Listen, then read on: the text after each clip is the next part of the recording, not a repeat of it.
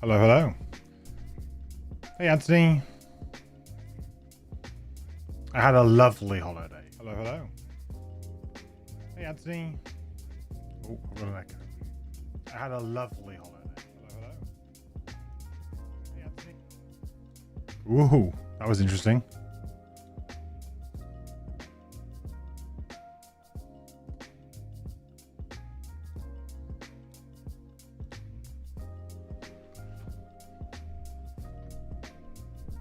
Hey, Brian. It was awesome. Yeah, loved it. Croatia is a really beautiful place, and it was so hot. We landed on I think it was their hottest day of the year so far, like 39 degrees. And we landed on the Monday. It was crazy hot. And it kind of hovered. It was like that was the hottest day. But it kind of hovered like high 30s for most days until like the final sort of full day. And then when we were traveling back, the day we were traveling back, it kind of dipped into the low 30s there, I think. But it was so nice. And we did so much as well. We saw loads of stuff as well. Viral, thank you so much for the follow. Welcome to the quest. Good to have you here. Hope you're doing well. Welcome, welcome. Hey, gangster. Yeah, it was like, Croatia was awesome. I ate lots of good food. Swam in the sea. Most days, I would say. At some point. I think. We went swimming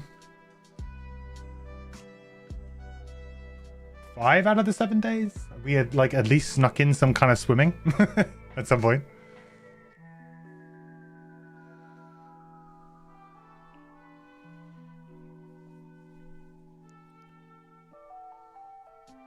Oh, nice, Brian. Nice Frosthaven digital binge. I see there was a nice update. Bug fixes. It's supposed to pull through onto my Discord channel, but it just doesn't seem to be working. Like, I tried to set up like announcement. I'm supposed to copy the announcement channel in the official one in our Discord, but it doesn't seem to be doing it properly, which is a bit frustrating. But it looks like they made a bunch of kind of decent fixes.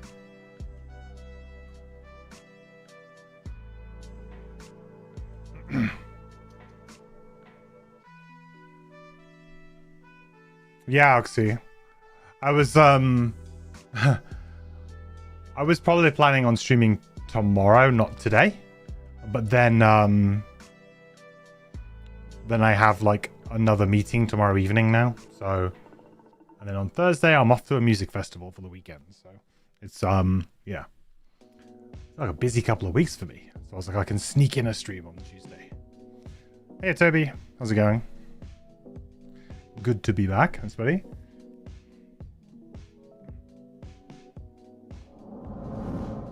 Yeah, hello everyone. It was super good. Croatia's awesome. I really recommend it for people who have not been, or like the idea for somewhere like that. Super interesting place. Split as well was very interesting. I learned a lot about the Romans. Super interesting place. Lots of history there. It's supposedly we had like we went to like all of the different parts of the palace that they have there. Oh, not a palace anymore, but was a palace at one point. And they were saying that it's one of the best preserved Roman kind of buildings. Well, say buildings or remains. Roman kind of construction remains in the world. The basement level of it, you can go into basically what used to be the old basement because they built over the top of it. Basically, the top of the palace was basically mostly just destroyed in the Middle Ages for them to create the medieval city. So, when the Romans kind of left, got killed, and then essentially the medieval city, people moved into to what the palace used to be and to build a town. But if you go in the basement is perfectly preserved. So you can go in and you can see basically, it's like the outlines of the old rooms and stuff. And saying how it's one of the best preserved Roman kind of sites in the world, which is crazy. So that was really super interesting.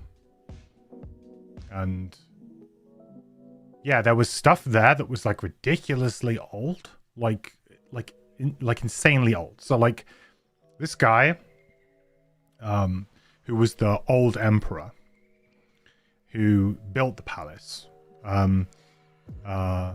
he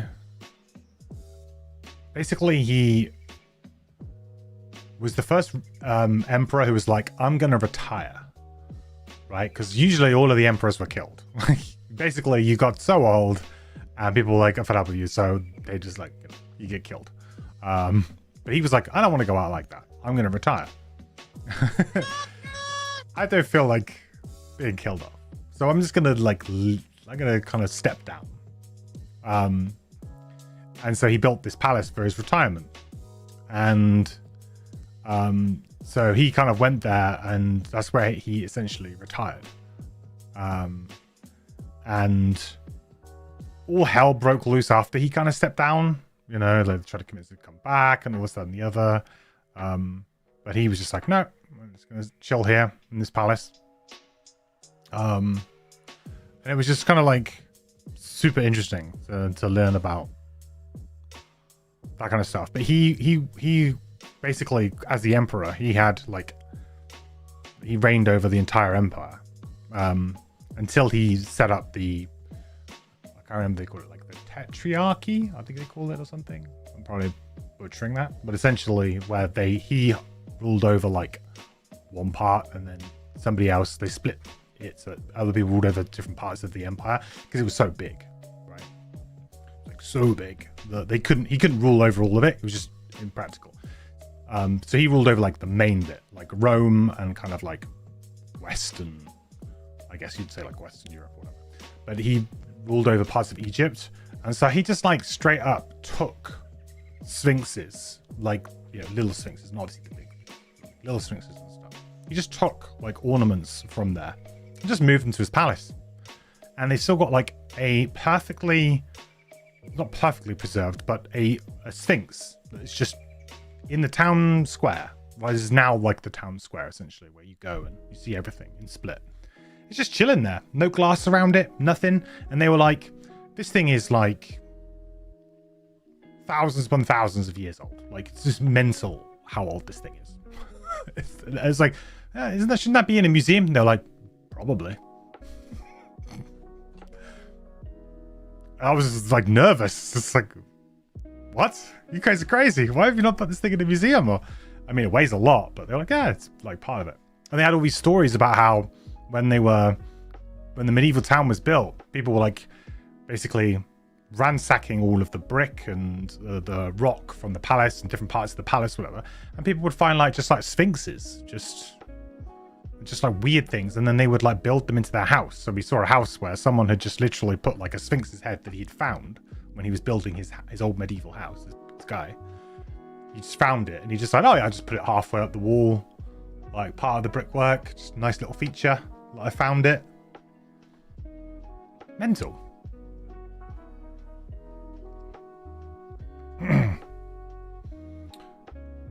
Hey Phantom, catching me from my time zone. Are you in the UK? Surprised I had such a short one. What, a week? I mean, so you can achieve a lot in a week. We did, so like we arrived, we had really early flights. We were there by lunchtime on the first day. So we spent like the first half of the day we went to the shop, fill up the fridge, get our bearings a little bit, and then we went to the beach. Like there's a few different city beaches that you can go to in Split, so we went to one of them, and just sort of like, it was so hot, just swam, enjoyed that. Then the second day we did like a walk around the palace, and we did a walking tour with a guide, which is where we learned all this stuff, which is really cool. Then on the Wednesday we went up to the national park and went to see the waterfalls. Went to Kirka National Park, Kirka Waterfalls, which was just like insanely picturesque. Like it's the most picturesque place I've ever seen in my life. It's ridiculous. It's like, it's crazy. Beautiful place. So we kind of went up there, and it was like a whole day trip thing. So we went on a coach to there's a town called, I think it was Skalding or Skadling, I think something like that, which is like basically near the entrance to the national park. And we went swimming in the river, the kind of where the waterfalls kind of run down, and then the river kind of goes out to sea. So we were swimming like in the freshwater river, which is so nice. And then hopped on a boat and went up the river to the waterfalls, and then walked around the national park. That was super good. And then the bus picked us up and we drove back. Well, we also went to a vineyard as well, first as well on that day. So we did a lot on that day. Then on the next day, we were like, we just wanted to chill out. So we went to a beach. So we went to one of the local beaches and just kind of chilled out for the day on the beach, which was nice. Swam in the sea. Then the next day, we went on a boat trip to Trogsig, if I'm pronouncing that right, which is a kind of like a little town, which is like the other side of the bay split, which is really super old medieval town as well. They have like a fort there, like a kind of an old castle fort. So we went in that, had a look around that. Then we jumped on the boat, and then we went to the Blue Lagoon for a swim. Then we went to like a shipwreck to go and have a swim and have a little snorkel and dive. That was super cool on a speedboat. And then we like boat trip back to Split.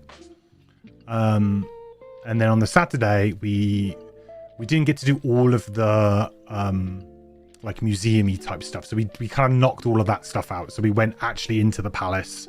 Well, not into the palace, but into the what is now like a cathedral.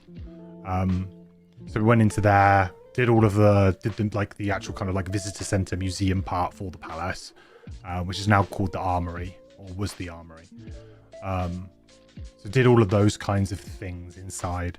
Then in the evening we went up to the park. There's like a viewing point where you can view all of Split. If you go like right up onto the hill. We didn't go all the way to the top because it was quite far. We went up there like around dusk to just sort of see the sun go down over Split. That was really nice. And then yeah, the last day we just like chilled on the beach again because we didn't really know, we kind of done everything we wanted to do. It was great. So yeah, no, we did a lot. Love boat trips. Yeah, me too. It was super fun, like just speedboat around. Our speedboat driver was mental, absolutely mental. He was like, so the boat trips, right? They all kind of leave. So we were on a half-day trip. They do like full day, half days, or we were on the afternoon because we were like, well, enjoy the afternoon. We'll do sort of like have a lazy morning. So we went in the afternoon, and they all kind of leave around the same time. And our speedboat driver was purposefully like slowing down a bit to allow the boats to go in front of us to like make all of this wake, and then for him to like purposefully just like go at it as fast as he possibly can. And we were catching air off this thing, and it was just bouncing up and down, and he was having like a whale of a time torturing us. It was like me, my girlfriend, like there were 3 other like young German guys who were there with us in the front of the boat, and then there was like a family, there's an English family of like 4 people behind the boat.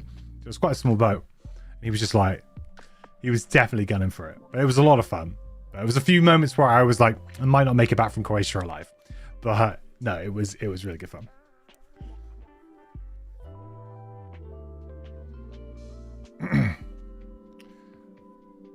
Yeah, we only really got to go to Split, Makibex. I was thinking about Hvar. Hvar was on my list, but when we looked into like the ferries and stuff, we were like, it was going to eat up quite a lot of time, and we were only there for a week. And so I was like, right, let's do a boat trip and we'll kind of hop around a little bit. So we went to like the Blue Lagoon.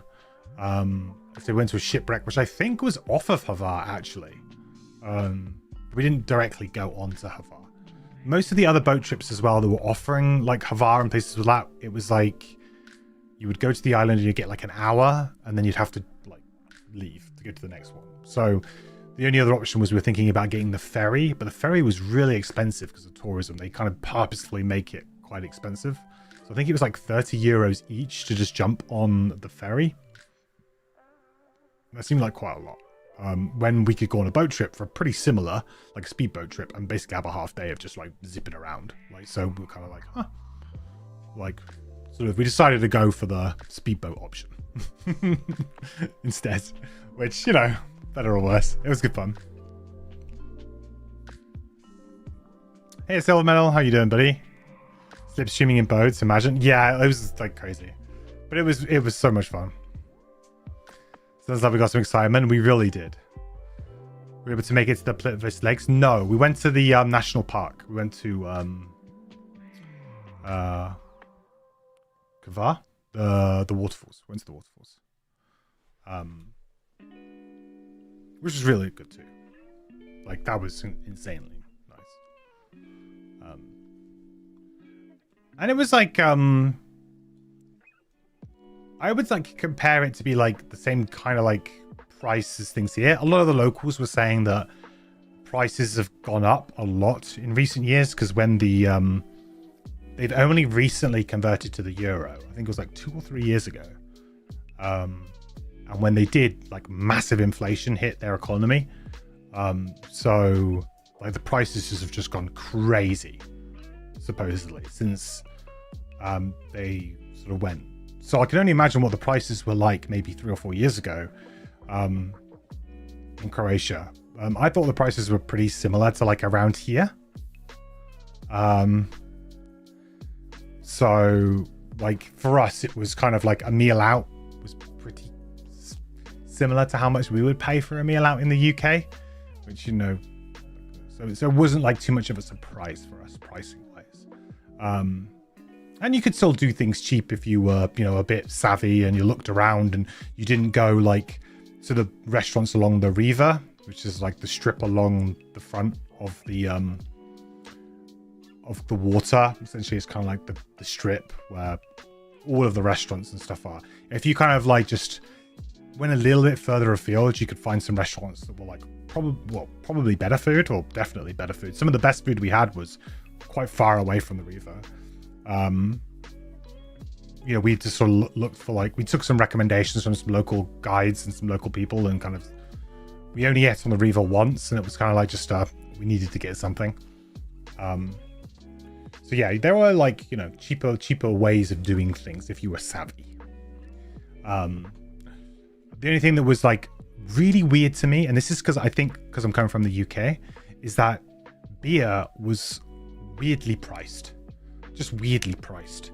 So we have tax on our beer here depending on how strong it is, what the average of, you know, the volume is, the ABV of the beer.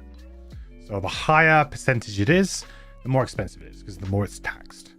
Whereas that didn't really seem to be the case in Croatia. Like, you would have a 4%, you know, or 3.5% lager, you know, just a pilsner kind of, and then you would have a 7.5% dark beer, like a dark lager or like a porter or something like that, and they would be the same price.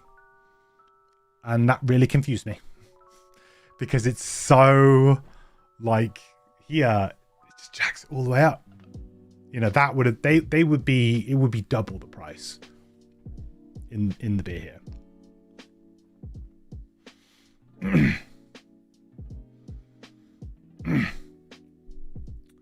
Is Frosthaven a fish day now? Yes, Silver, it is. It is in early access, but it is out. They seem to be doing a lot of patches. There was a patch this time last week. I don't know if they're doing it like, I think they're doing it pretty ad hoc. I don't think there's maybe like a timeline for when they're going to release, but it looks like last Tuesday, they did a big update, like just fixes. It doesn't look like they added loads, just like, well, they added quality of life stuff, to be fair, but they didn't add like anything content.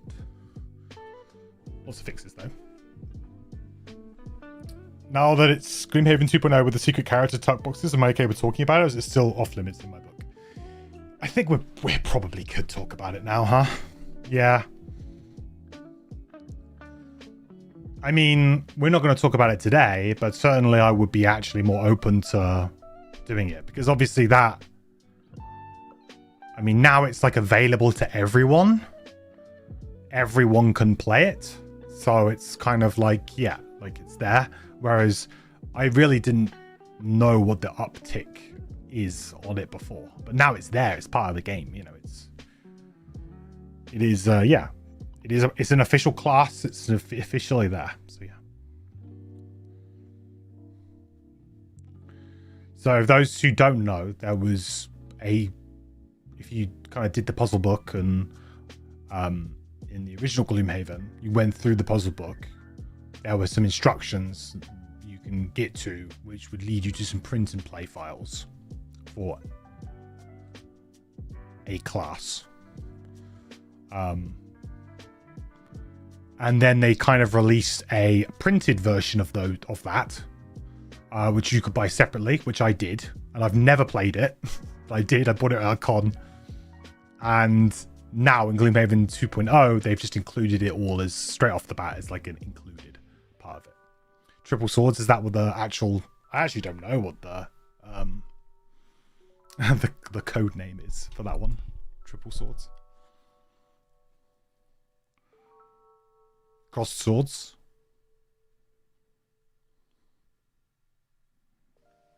Yeah, treated like any other locked class now. Yeah. Definitely we can definitely talk about it now. I haven't played it yet, so I wouldn't be comfortable doing a thing, like doing a guide or anything. But what's my dream team for Frosthaven? Good question.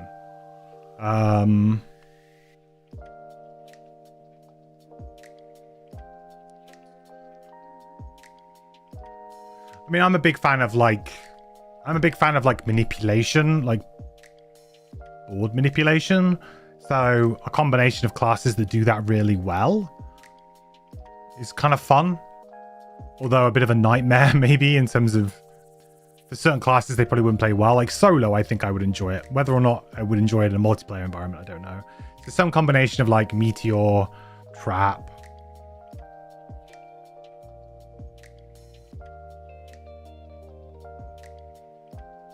because there are classes that I really enjoy independently, like Prism, but it's not like I have like I'd love, you know, wouldn't make my dream team just necessarily the pairing of all my favorite classes, you know, because you'd want to come up with a really cool, fun combo of stuff. And I really do like board manipulation. So Meteor, Trap,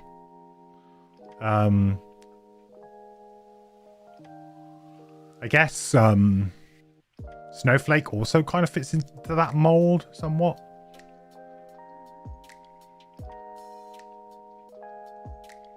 Not a class that is like super... It's actually quite a powerful class. It's an underrated class for sure. Coral. Yeah, Coral.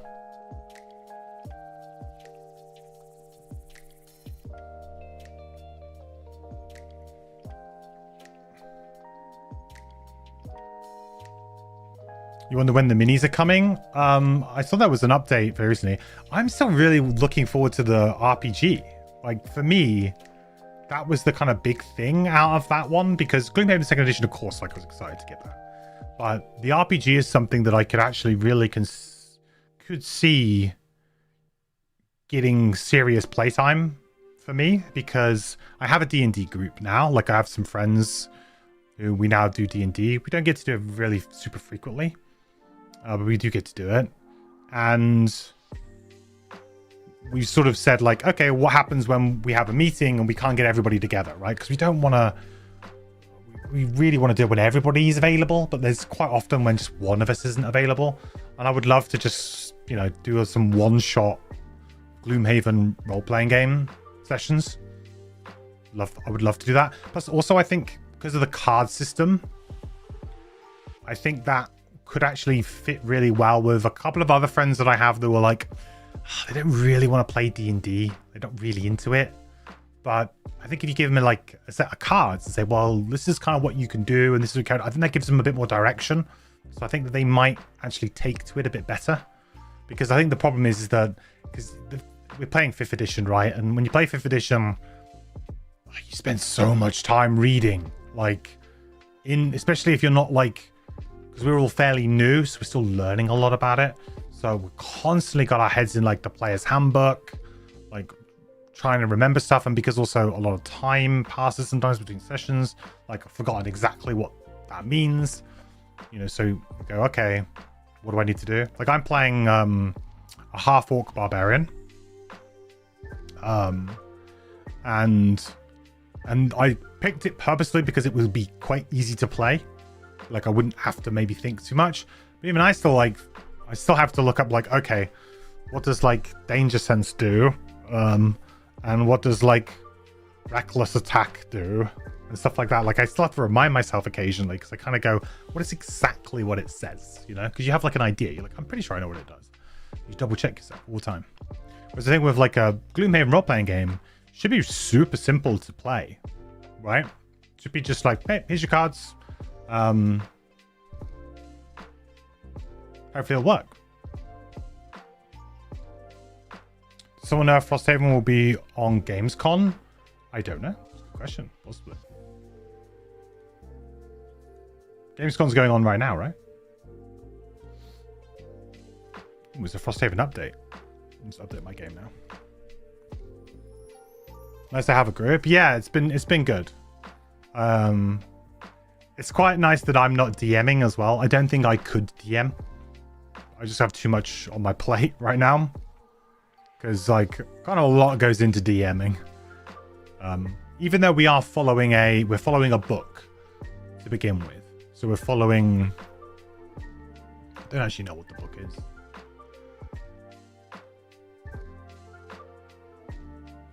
But we're following a book.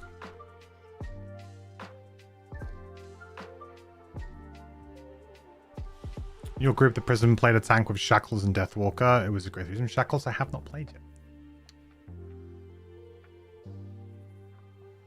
That is one that I know quite little about.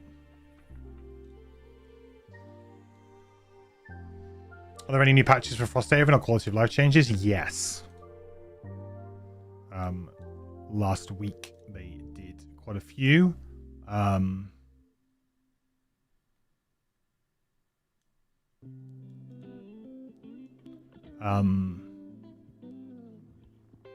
think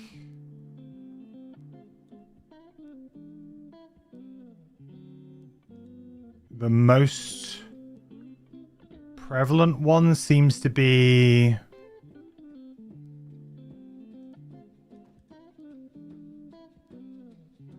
I mean, there's lots of little fixes. It's kind of hard to say.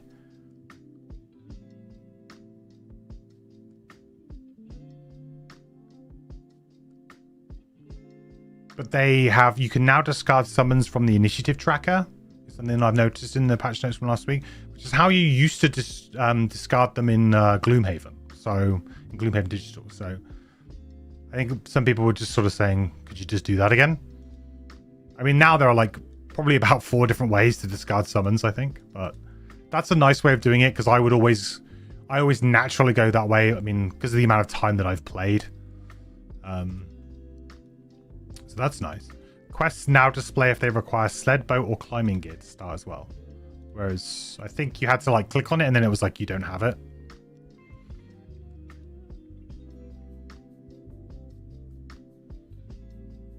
Finish of the Curse of Strahd campaign with your group in June. Nice. I don't know what mine... I should try and find it out. All I know is that we... It's definitely... Is it Dagger Coast or something? Or Sword Coast?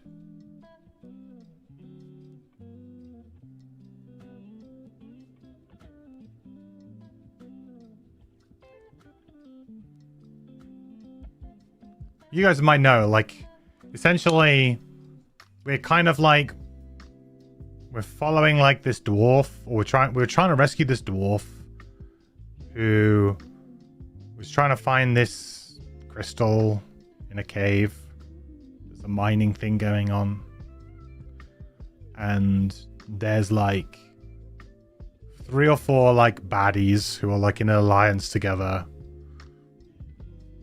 There's like a goblin king and like a wizard. This is probably describing every single D&D campaign ever. There's been no dragons yet, I don't think. No. I'm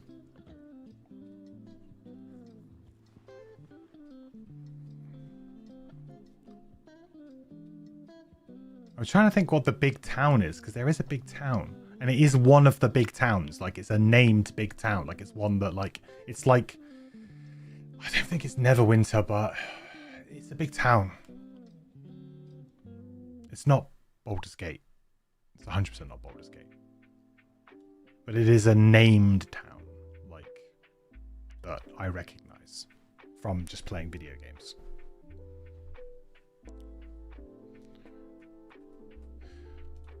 My game is updating. I wonder if they've pushed an update today.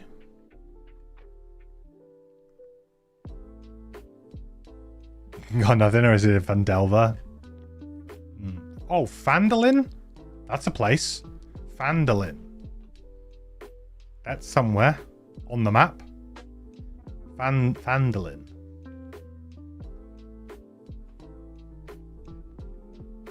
That's a place on the map.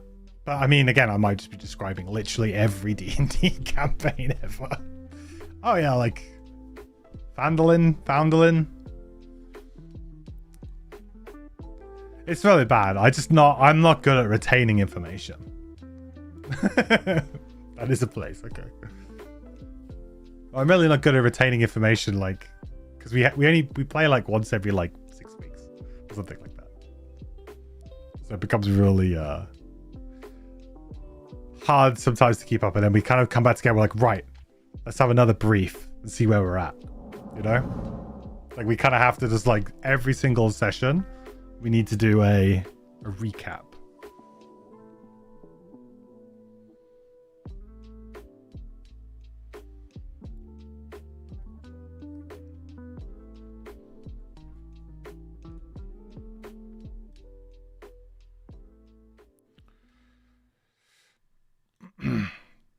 Scenario 19, so annoying. What's that? 19.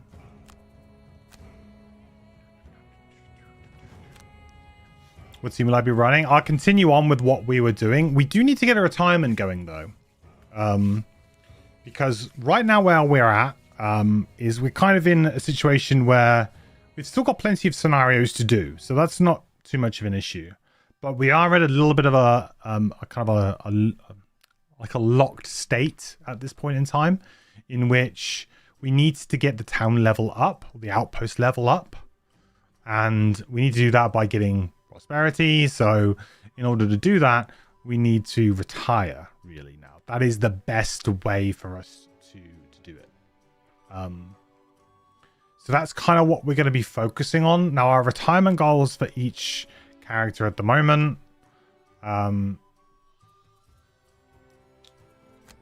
This is probably the one that we are closest to, at least kind of. The problem with this one is that even when we do this is actually one I did in physical.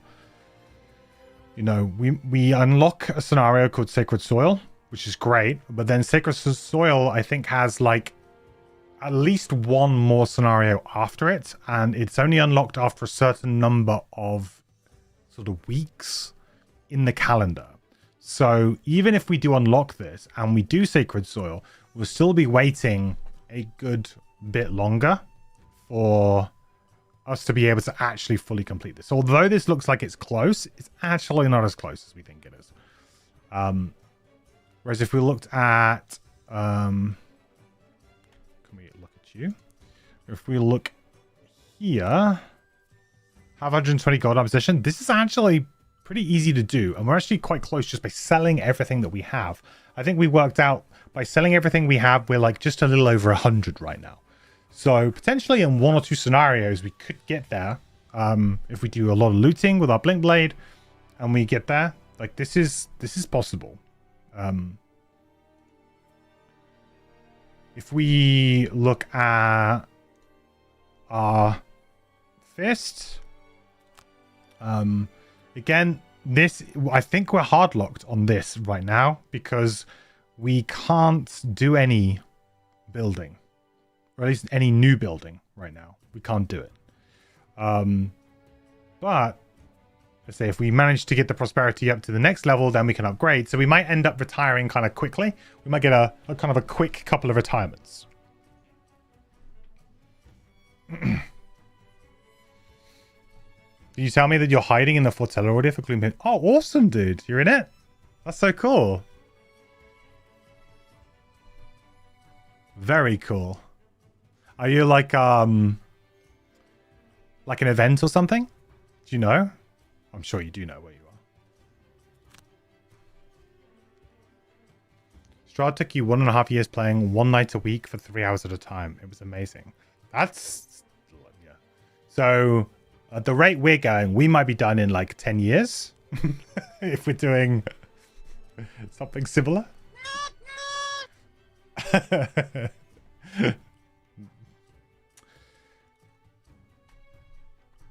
So I think what we want to try and do is we're obviously going to work towards the Bone Shapers one as we can. But I think the one we really want to do is we want to do the Blink Blade, right? But also I'm quite happy right now to just be doing scenarios because obviously during this early access window, because not everything is available to us, the progression is going to be wonky anyway, right? It's not probably going to truly reflect what the progression would normally be, because right now we would be in a state where we would have at least one more class unlocked, for sure. So, you know, there would be a little bit more variety right now, and potentially another personal quest or whatever we want to go on. So, I think there would maybe even be more buildings as well. I'm not too sure actually. I can't remember. But either way, the progression is going to be a little bit balked, right? Because it's just, we don't have all of that there. I think what we want to try and do is we probably want to do something like work freeze.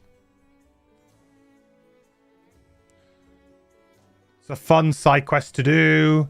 I think we're still after axe nuts, right? Because we haven't even had one single axe nut. There's lumber, which will help us obviously with the Bone Shaper. There's plenty of gold cards.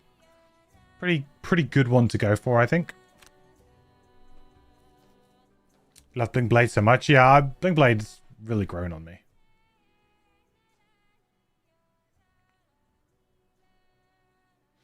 Research and quality of life improvements game, like being able to save decks. Interesting. To save like setups. Like presets. That would be kind of a nice idea, yeah.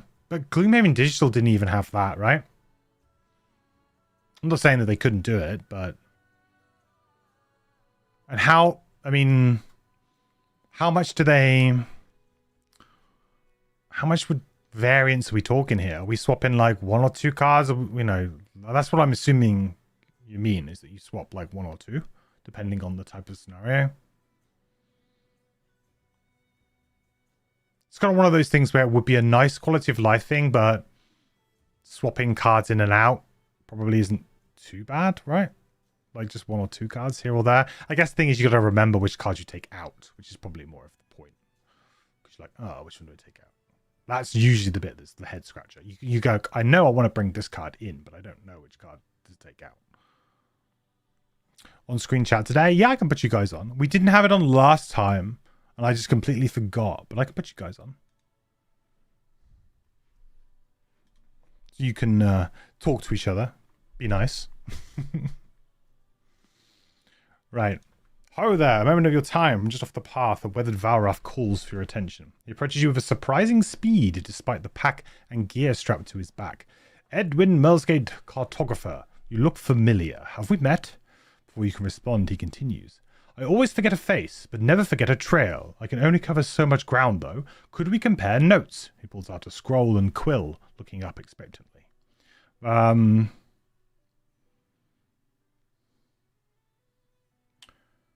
I think we did share notes is a pretty good one here, I think.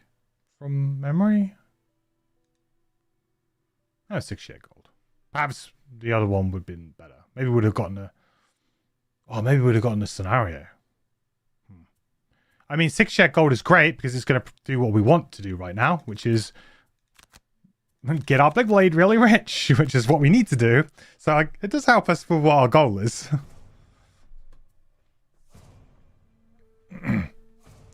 It would be nice to have presets for both cards and items. You have like so many hand items, you keep swapping items in and out depending on. That's true. I think you do get overburdened with items pretty fast in Frosthaven, actually.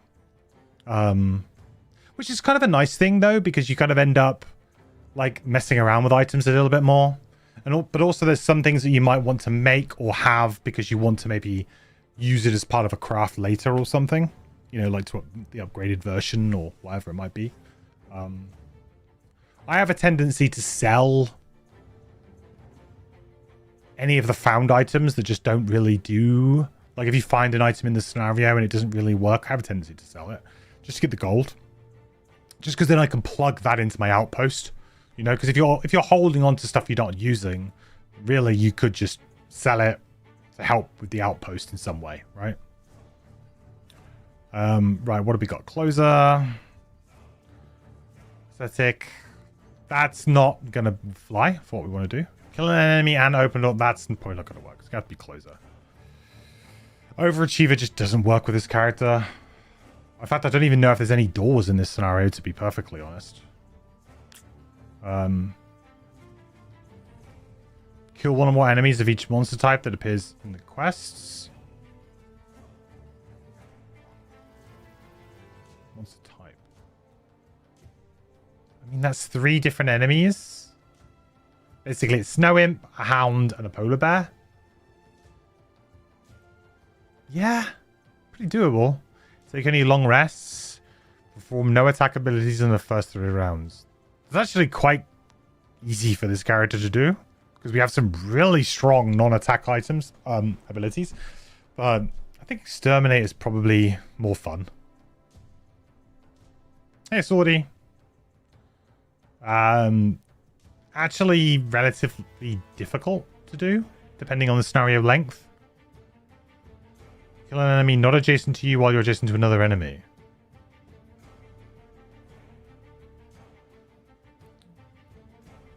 We are mostly melee though. Mostly, but we do have a few AoEs which could work. Astral, lose a card to negate 2 or less damage. That we...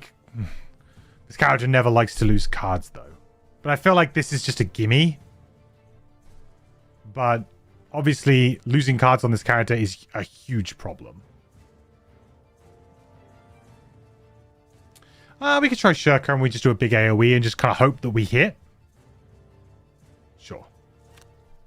Pentadroman's explosives are surprisingly light. You hike up the pass to the demolition site, where the enthusiastic tinkerer hopes to create a new shortcut on the road over the mountains. You head to the spot marked on the map, where you find a natural stone plateau that could indeed lend itself to wagon travel, were it not for the heap of fresh landslide rubble perched directly in the path.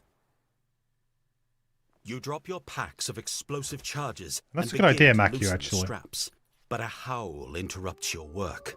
A pack of wolves poke their heads out of hiding, and a polar bear emerges from behind a large boulder. You were warned about the aggressive wildlife in the area. This is why you were chosen for the task, after all. But as more and more animals appear, you realize there's no end in sight. You'll have to do your work while fighting off the locals. Nice. Luckily, you figure the explosives you brought will work just as well on beasts as they do on rocks. This is true. That might be a good idea, Macubex, for like because I was thinking that I should probably do, like, you know, I had my kind of Gloomhaven spreadsheet, like kind of like just where I chucked a load of stuff into essentially just a load of useful stuff into a big spreadsheet. Potentially we could do a Frosthaven version of that, and that kind of thing would be very useful, I think. Some guys have actually made one. Oh, there you go. Well, if someone else has done it, then I don't need to do it.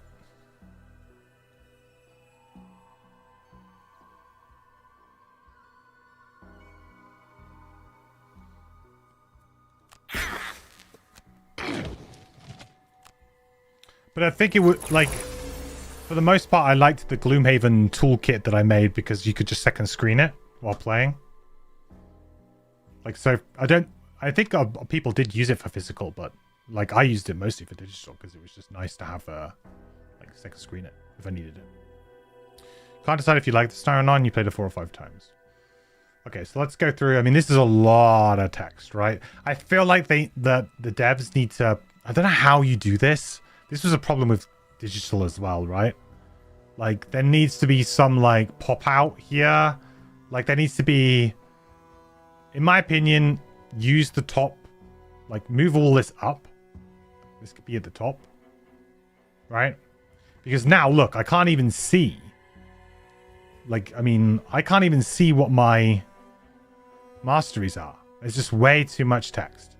So I feel like we need to have like a little pop-up thing here, like a little pop-out panel that explains it.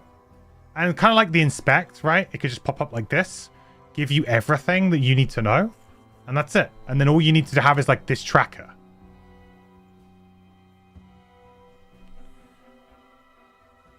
Something like that. I mean, I'm no UI expert here. But, okay. Destroy 7 piles of rubble. Nice. Any hero occupying or adjacent to a highlighted hex can forgo a top or bottom action to gain 1 detonation charge. Each hero can only carry 1 detonation charge at a time. Any hero can drop a detonation charge at any time during their turn in an adjacent empty hex. Charges cannot be picked back up. Enemies avoid hexes with drop charges. Drop charges can be targeted by attacks and abilities that cause enemies to suffer damage. If a detonation charge suffers damage to any or any figure enters its hex, the charge detonates, causing all figures and piles of rubble occupying or adjacent to its hex to suffer 8 damage. A carried charge will detonate if the hero carrying it suffers any damage from attacks. Okay, so you kind of need to go like late, pick it up, and then go early, something like that. God damn. It's a pretty fast start though, huh? So it's basically like a go late, go early type situation. Taking that 2 damage to start the scenario is not the best though. We'll go for 1 with the mountain, of course.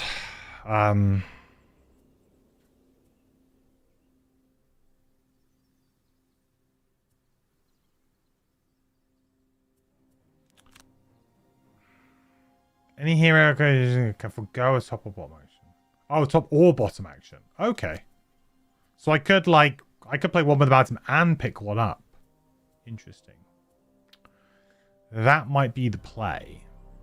Or we use Frost Eruption to maybe get a heal. We're going to have enemies on us pretty fast. There's a spawner there too. These are going to spawn enemies like crazy. You can drop the charge mid-movement. Ah, okay. That might be useful for moving around. I mean, we're obviously going to go slow. We're obviously going to play overdrive, but we could... We can't play overdrive too early.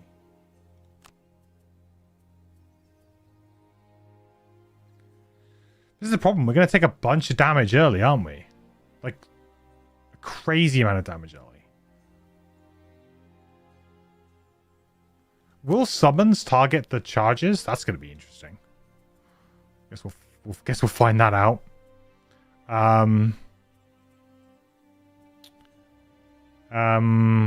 Should we just kind of get the skeletons going?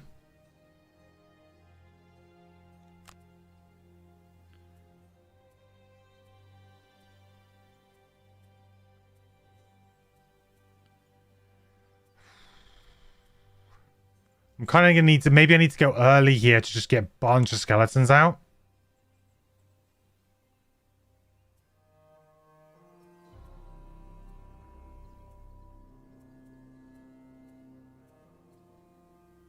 Say that, but I haven't really got a good way of doing it, have I? Grave digging. Should we just play the bottom of Putrid Cloud? Do we just go grave digging, Putrid Cloud, and then it just kind of... The double burn, 28. Because everything else just doesn't work right now.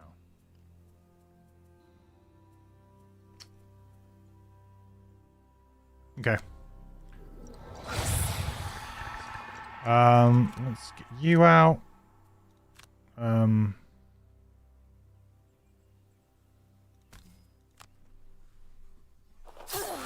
hope. Gonna go for the snow imp at least.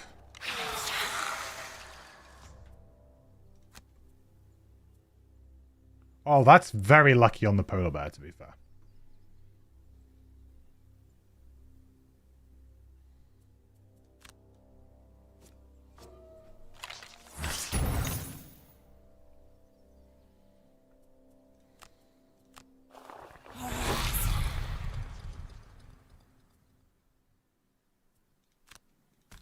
We're not taking detonation charge. I think we just let skellies kind of do skelly things. You know, we need them to kind of just shield us a little bit, I think. So what are you doing? You're doing move to... Oh, he's got Pierce anyway. I don't think we should use the scepter then. I believe that's my armor here. What is an attack of 1? I don't think we want to use the armor on an attack of 1. It is poisoned though, but we all have regenerate, so basically fragile does nothing. Let's just let that go. The right choice was made.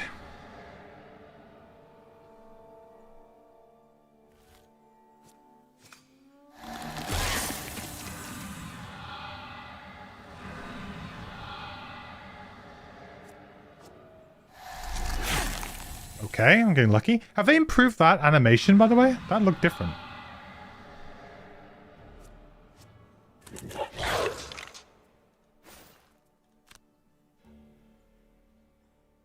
Oh, because of the fragile, right? Oh, yeah.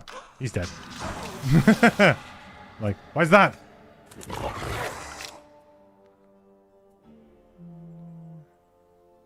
That's fine.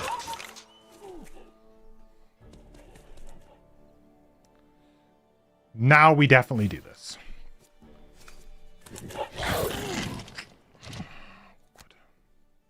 Awkward. Okay, so we have to play one with the mountain.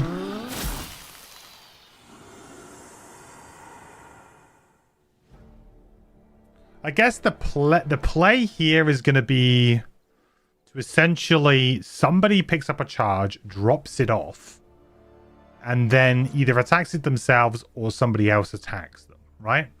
It would make more sense for like the blink blade to like take it, I suppose. I don't know, actually. Do we just forgo the bottom action here? And then we go, yeah, and the blink blade. No, because someone needs to hit it like with a ranged attack, right? Blink blade doesn't do ranged.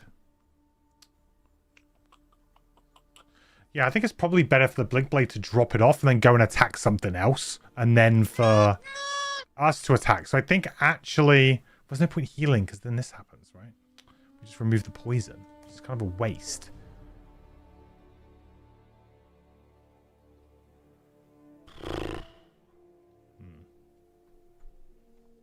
Hey, Brownbeard. How's it going, buddy? Hey, Green Freak. Hey, Batman. That was a quick vacation. Well, yeah, a week. I mean, here in the UK, like, a week. I rarely take all of my vacations, like, together. I know, like, it's a pretty common thing in, like, other parts of Europe to just take all the vacation at once or, you know, take an extended vacation. For me, I usually just take a week. I don't think I've had 2 weeks in a row off. Probably for like over 10 years of work. Like I always just generally take some time off because I'm still kind of like banding around the idea of going to Essen. So I was like, well, if I take a week, I come back for a few days, then I go to a music festival on Thursday, and then like I'll still have like 4 or 5 days left this year, so I'll be able to maybe go to Essen. I'm leaving that door open. I think we forgo it just because it doesn't do anything.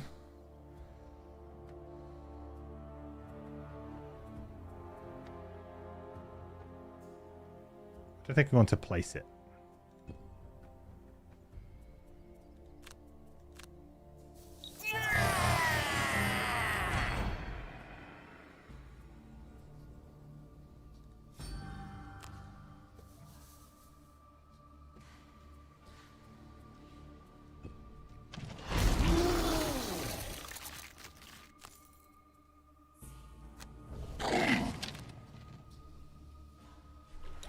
Right, so the plan for this round is going to be then to go... Obviously, we need to go fast now because otherwise the charge goes off, which is a little bit nuts.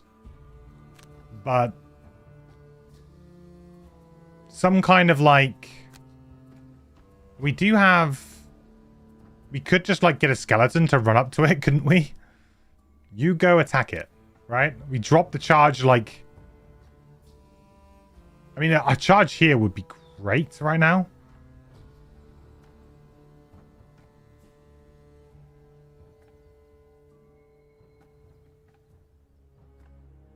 Charge here wouldn't be terrible. Is there a door? This is a door, right? Yeah.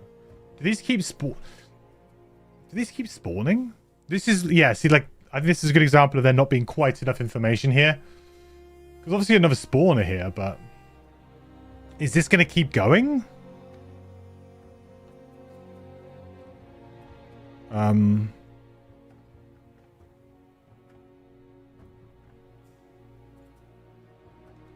I'm obviously going to use Encased Punch. And then I can use something like... Shard Launch to target it. Right? Something with the Blink Blade. I mean, if I go even earlier on the Blink Blade... And we go for...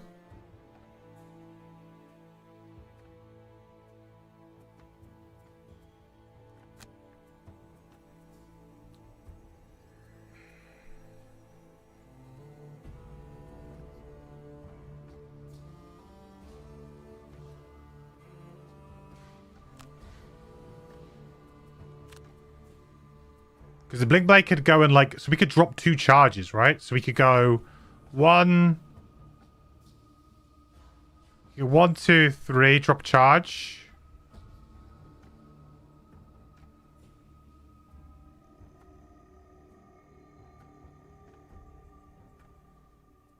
We have jump. 1, 2, 3, 4, 5. Attack. This is 8 damage, right? Attack the polar bear, maybe? Or this guy, to be fair, the snow imp, if he's a pain in the ass. 1, 2, 3, 4, 5. This guy. Drop charge here. Jump, jump, drop charge here.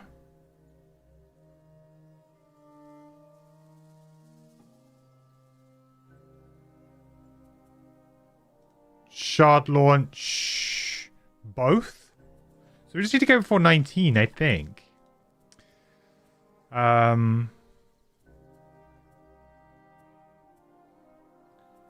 guess we just go like a 10. We just kill probably like this guy. This will tank this.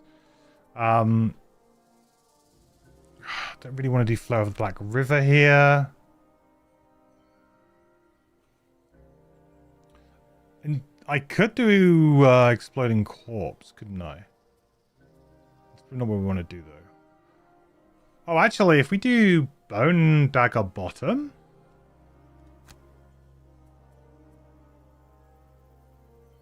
Hope this guy dies. This is doable. This is doable.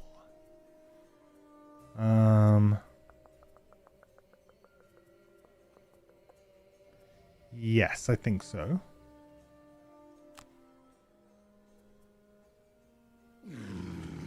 No, because it's this round, so we need to do it like super early. Or after shard launch. To stay like that. Okay, we do Flow of the Black River. And we do Bone Dagger Bottom. Because this will actually... Yes, I only heal 2. But I think in theory... We've got a very good chance of... It's only 2 range, though. We've got a very good chance of this dying. No, because it would already be dead.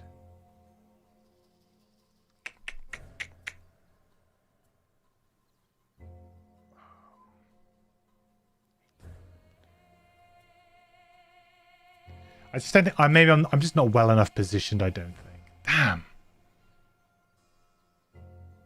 Exploding corpse bottom is interesting, though. In theory, that could set off a lot of stuff.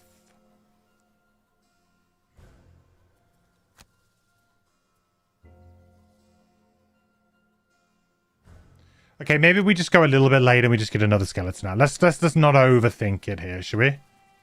Let's not overthink it. We've got a really good turn on other people here. The door will open once I've destroyed a few of those, and then they'll stop spawning. Okay, thanks, Brian. That's great. Good to know.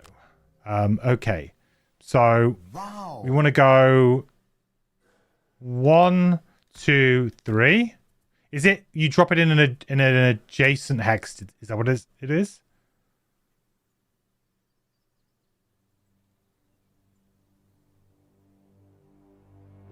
Oh, I could make this work then. Yes. Okay, so I need to go like 1. Can you not jump over this? Well, that's not annoying. 2, 3. Oh, that's super annoying now. I mean, I guess I could just go after this Hound Elite. Or I could just go after this one Hound, right? Because he's going to not be targeted. Okay. So we could go 1, 2. Let's see if this works. We do 2 movement here. We place the charge here.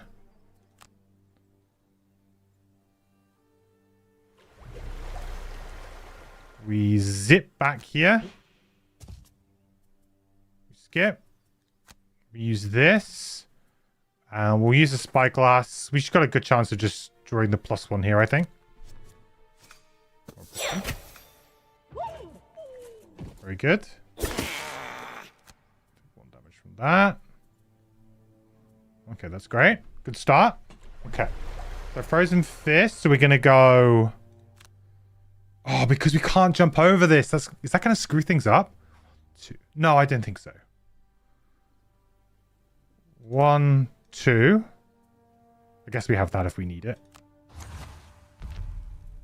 We go boom, boom.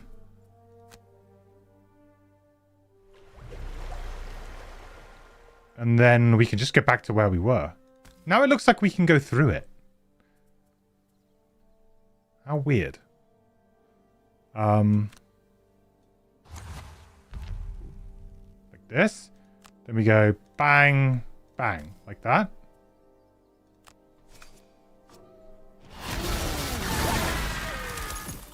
Oh, baby.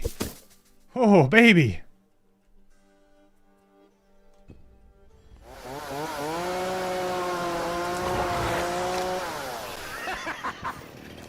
No, that's a lot of damage. That's a lot of damage. Yeah, a little bit spicy. Nice. Hey, Ken. I had a lovely holiday, actually. Thank you. Really good. Nice. Nice.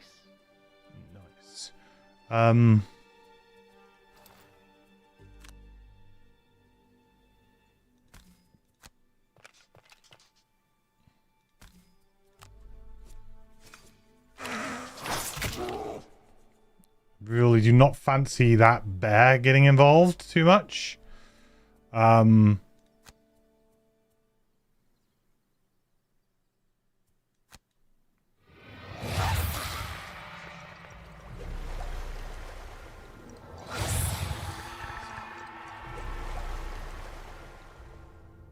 Could pick up a charge here. It's a... it's not really my role, is it?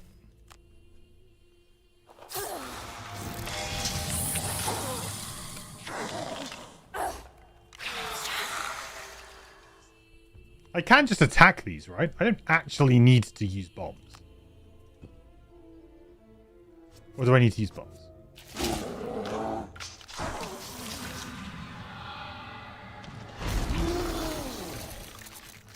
I feel like Shard Launch is maybe going to be my most important card in this matchup. It's like one of my only ways to like reliably trigger the bombs.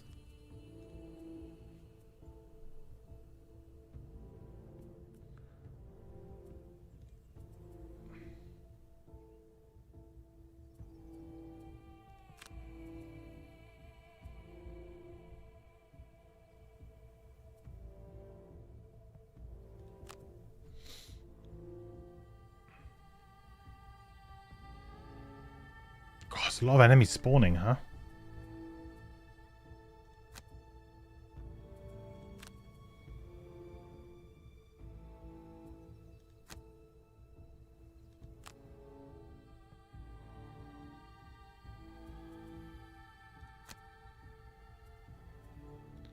I really, really want to use Bone Dagger Bottom, but I've just not been good at. I've just been not good at pulling that off.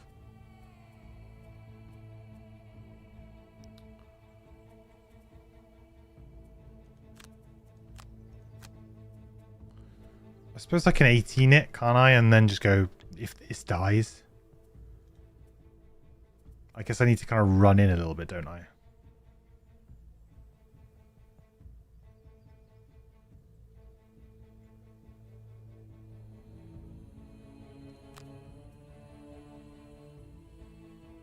I mean, I can kill a lot of stuff with a fast blink blade here, right? And then we just throw another bomb.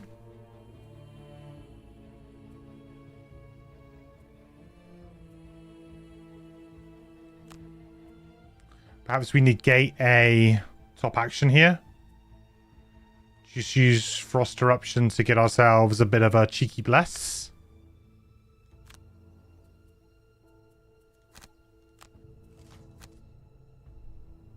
Oh dear, that's not good. That kind of... Oh, actually, that's not so bad. Oh, I've gone too early. I needed to go 24. Restart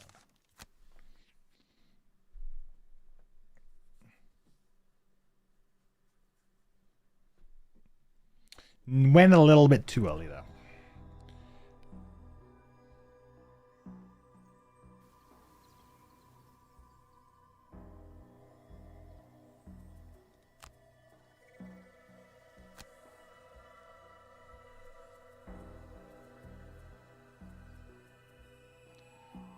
So Twin Strike needs to be our actual, and we use precision timing. Yeah, so 24. That's fine. This and this.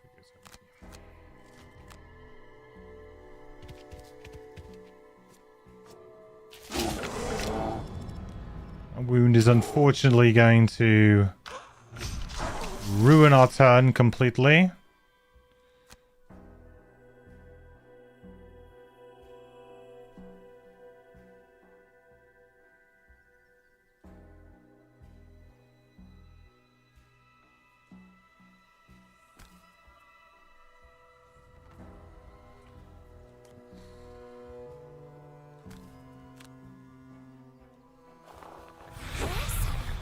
I mean, we can try, right? I mean, it's a bit... not really what we want to be doing, but... in theory, this kind of works.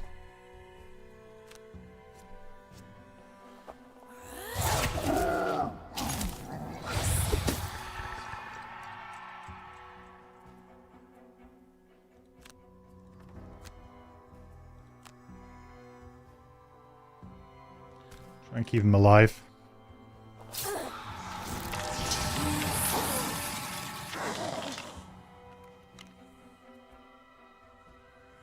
Oh, just do this, right? Flexible slippers this. Why not? Wood! Oh.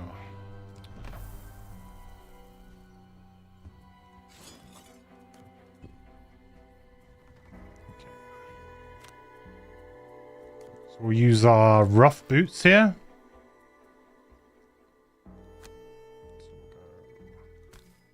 Yeah.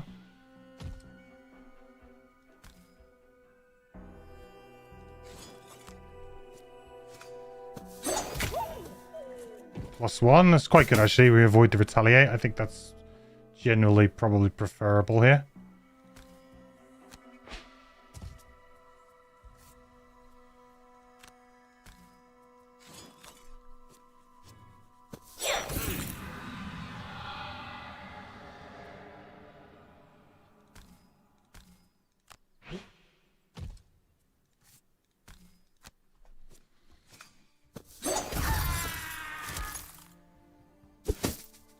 Not a bad Blink Blade turn, you'd say. Oh, lumber. Wrong way around. Come on. Sure. We're gonna get a long rest anyway soon, I think. Oh, what he had a... Oh, he had strengthened anyway. Oh. Seems a bit unlucky.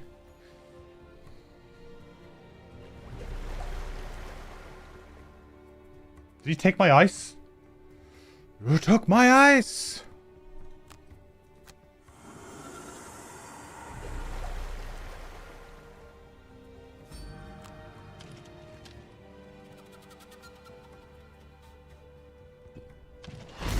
Oh, I didn't see there was another one back here.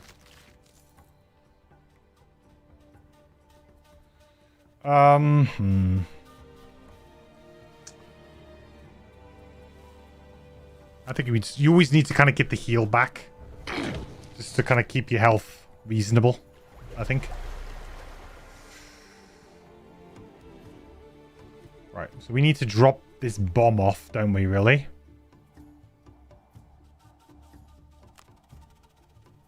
But then we basically just have to go as early as we possibly can. And then potentially we kind of... I don't have any way of... Oh no, I do. I could...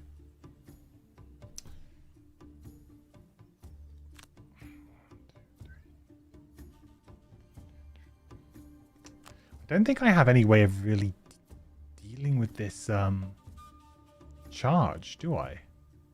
You have to go slow here and make it count as just like too good to not use, really. Experimental adjustment will give me options too. So this is the problem. It's triggering this thing.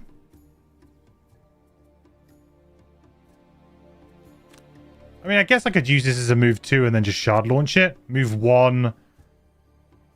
1, 2. No, I need more than that. Oh, I have boots though, right? I think. Oh, I have boots. It's fine.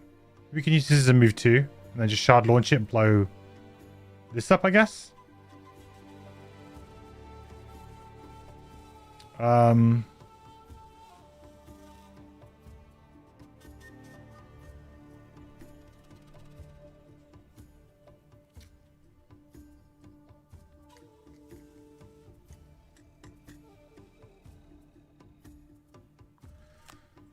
Make more skeletons?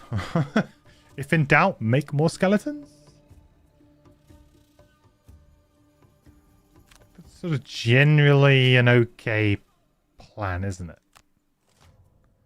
Okay, that... Oh, dear. That's not... That's bad. Very bad. Very, very bad. I don't think there's anything I can do about that, though. But that is very, very bad.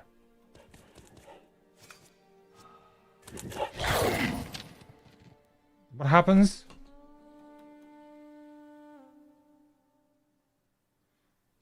Am I just burning 2 cards here? Is it game over? Wow. Oh, this could be it. I mean, we burn... Arguably, we burn our higher level cards here. Because we just need to kind of keep alive. The charge is going to go off and make me burn another... What?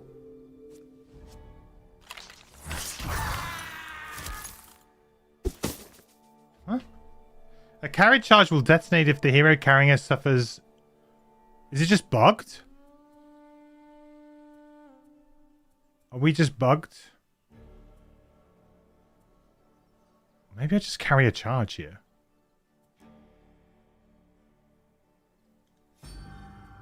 Ah, screw it. We just carry a charge.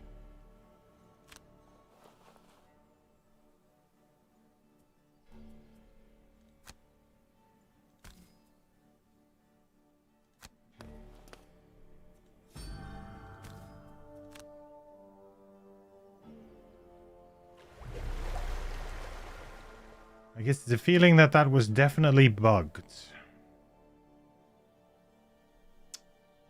But awkwardly, I can't place...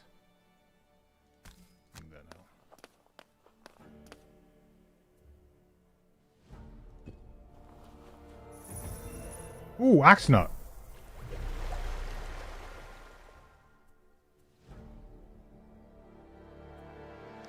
I mean, this is just super awkward now.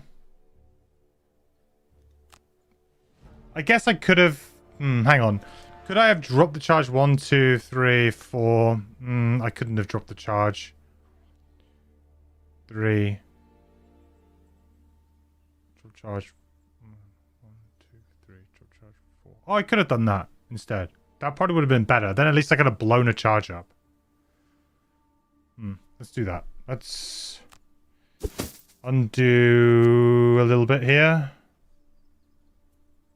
So I have the charge. We'll go 1, 2, 3.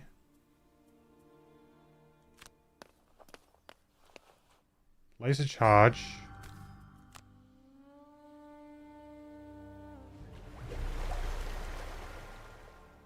That's a weird heal animation going off.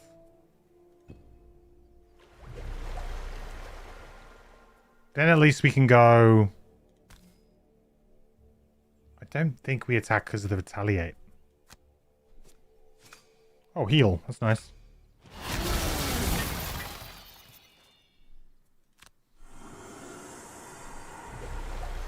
I negate the damage with the lost card. Oh, it was all together? I kind of assumed that it would be 2 separate instances of damage there. Maybe that was wrong. I kind of assumed that it would have been 2 separate instances. Does that make sense? Like, I would have had to burn a card for the attack damage, and then the charge went off. But if it counted it all as 1, then I guess that's fine. Unlucky, but fine. We can deal with that.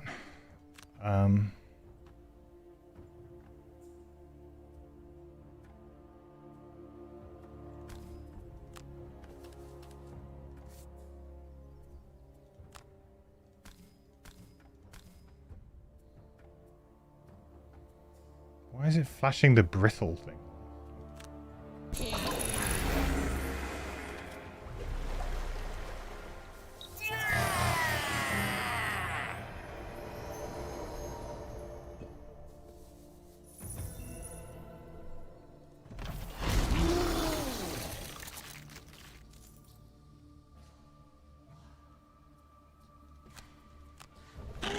In fact, we will probably be long resting soon enough.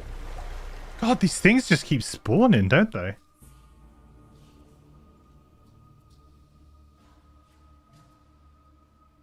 I mean, I can go fast now, but why would I want to at this point? I can do another shard launch.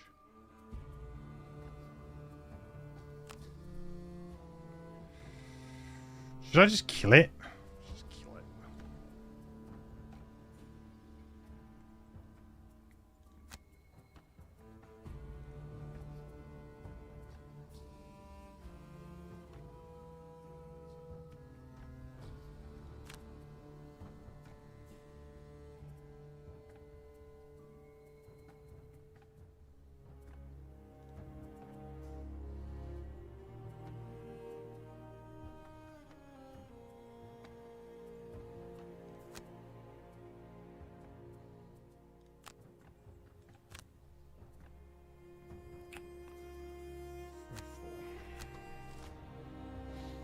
You can wait for your crew to play Gloomhaven 2, so you play the first scenario just to get your fix.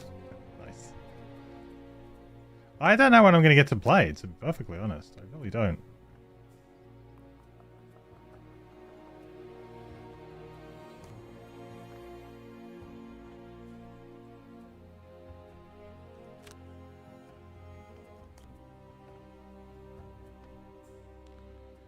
Well, my plan was to kind of go after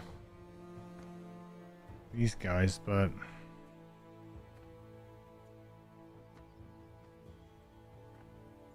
I wanted to get here.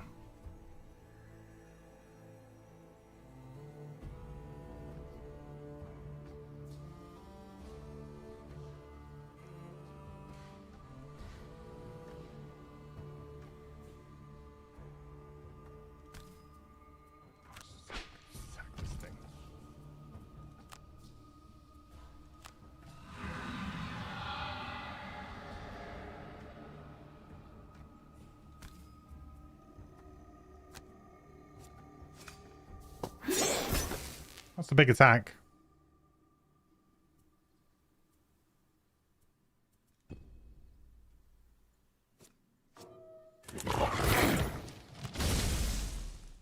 What? Oh, now the bomb goes off. Whoa, whoa, whoa, whoa, whoa, whoa, whoa. Oh. Okay, because I burned the card. I see. Because I burned the card, I didn't technically take any damage, so therefore, technically, the bomb didn't go off. Is that... That's... Okay. Right, we're learning. We're learning. Okay. I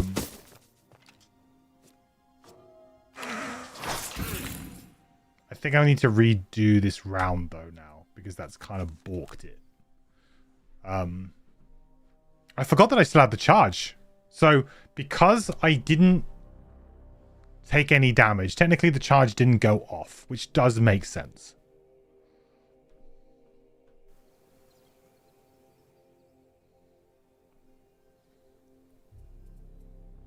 But what that means is that I kind of need to do what I was doing, but I need to actually kill this guy.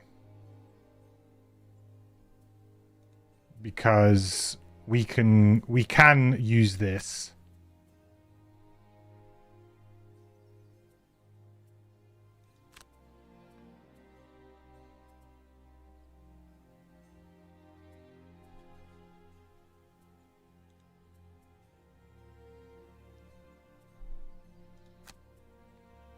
God, why is it so confusing?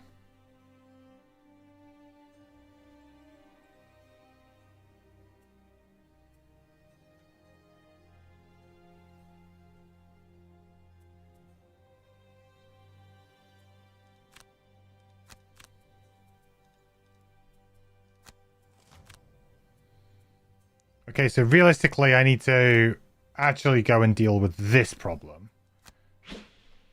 That's what I need to do.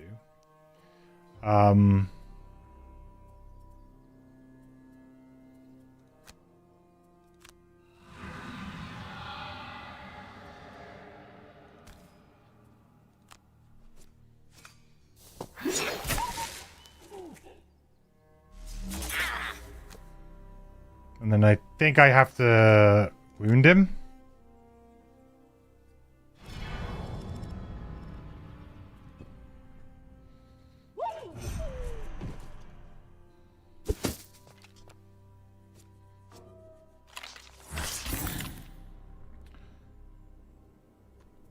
This scenario is kind of odd. I'm not gonna lie. It just feels... Yeah, it's just odd.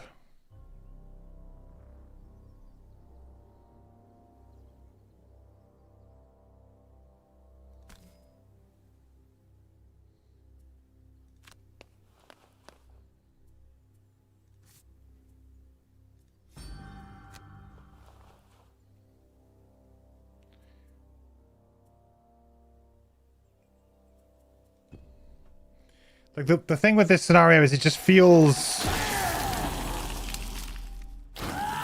The spawning is mental, in my opinion. You know?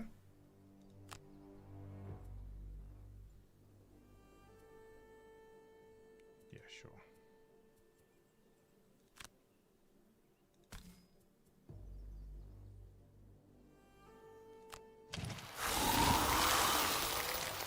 It's actually probably pretty stupid, because now I can't get to the...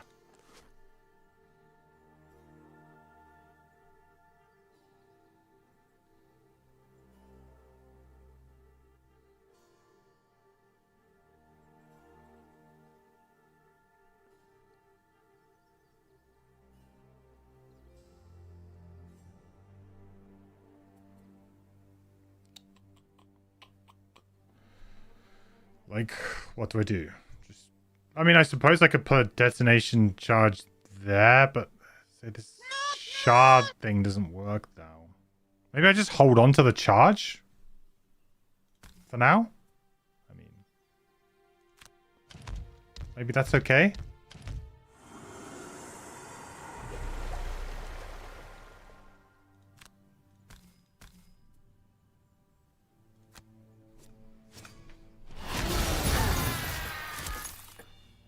Hey, Vandalay. How's it going, buddy? Nude. Just doing briefly at work. I've had a great holiday. I did. I had an awesome holiday. Thanks, dude. It was wonderful.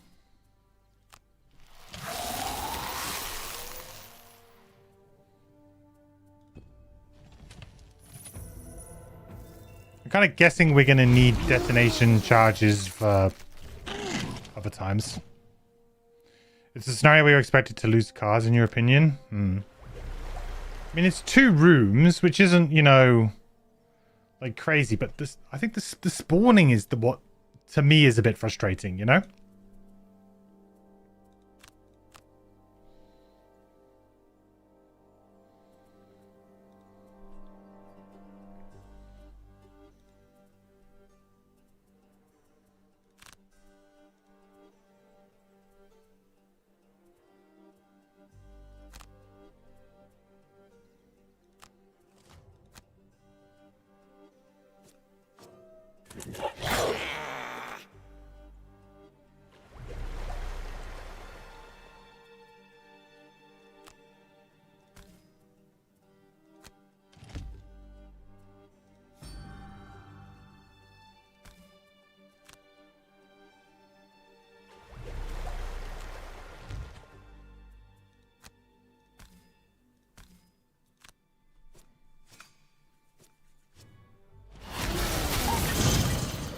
Oh, it just just straight opens the door too.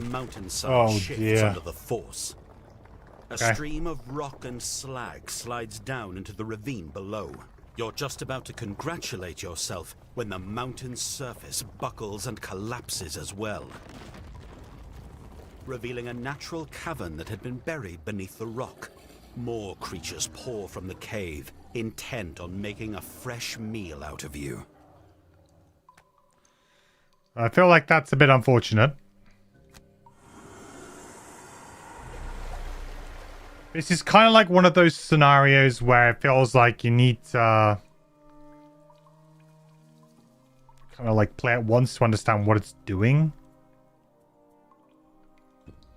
In digital, at least. In physical, I think you probably would know what's going on. Like, you would know that that was probably about to happen. I only do a few more. I'm wondering if I even bother with the charges, Brian. Do I not just smash them, you know? Part of me is thinking, do I just do that? I actually think sap speed's pretty lackluster in this scenario for me. Too much retaliate. Too much faff. Ooh. No, it's a kill anyway, right? It's muzzle anyway. What? Why even give me the option?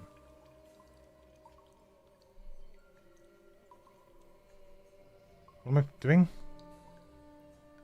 Reclaimed essence.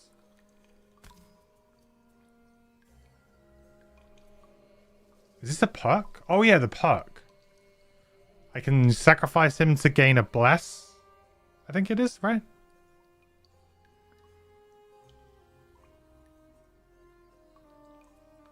I don't want to do that.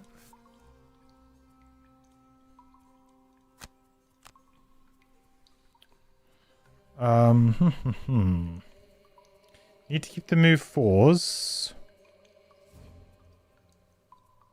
Exploding corpse could be an interesting one to just sort of get in somewhere, you know?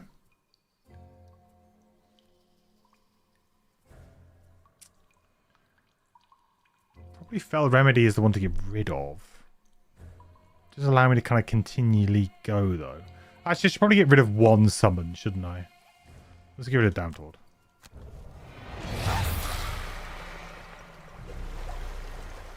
Know a guy who approves of smashing rocks? He's still on vacation.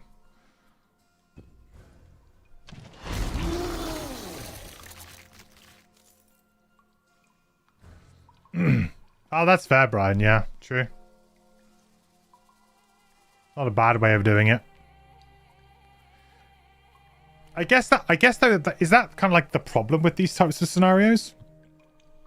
Is that the best way to beat them is to kind of not play? Does that make sense? Like, and maybe that's an overall a bit of an issue with Frosthaven. Is that some of the scenarios are like, hey, the most efficient way to win this is just to pick up charge, go stand somewhere like someone who has a high Hand limit. Blow up. Done, you know?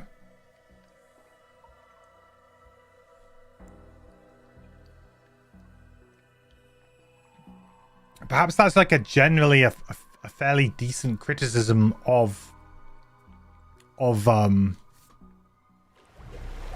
Frosthaven, is that there are so many scenarios that kind of just encourage you to play a bit weird. Now you can play this obviously normally. There's nothing to stop you from just playing it normally.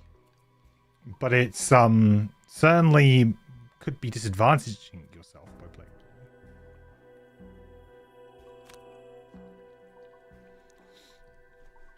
it normally. Scenario feels like you're playing the scenario rules and not really playing your characters. Yes, Muffin, exactly. Yeah. And there's a lot of Frosthaven scenarios kind of like that. And certainly if I'm like a newer player and I come into a scenario and I'm seeing like all of this, I think that kind of puts you off, right? I mean, look at the amount of text and stuff you got to try and remember. And I think it's a very cool idea for a scenario. It's a very cool idea. But it does mean that you're kind of, yeah. Maybe not really playing when you want to be playing.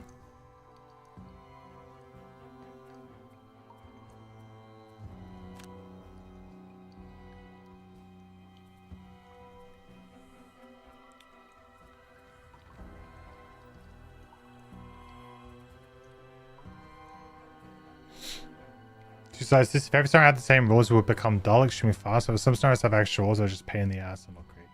Yeah. And I think when you do the actual count, if you count up the scenarios in Frosthaven, I think it does actually have a, like, overall, a relatively decent balance of kind of kill all type scenarios versus do a very specific thing. So I do agree that you don't really want it to just always be kill. Because also you want to open up space for certain abilities, right, that aren't necessarily attack abilities but are really good at doing certain things. I think we want another charge before we go anywhere.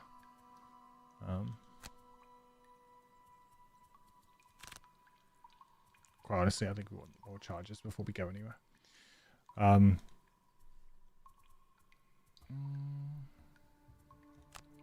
going to be a short rest here. Oh, I think we will have to redraw on that one. Lose our next best card. Fun. Do we have a charge? No, we don't. Who has a charge? One charge here. Okay.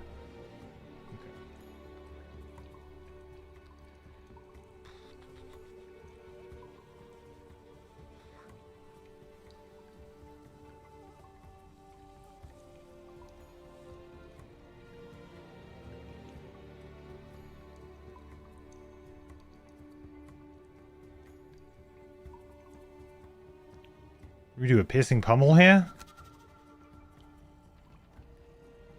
I mean, in theory, could be quite good. Oh, we're crushing crystals for sure. 100% we're crushing crystals.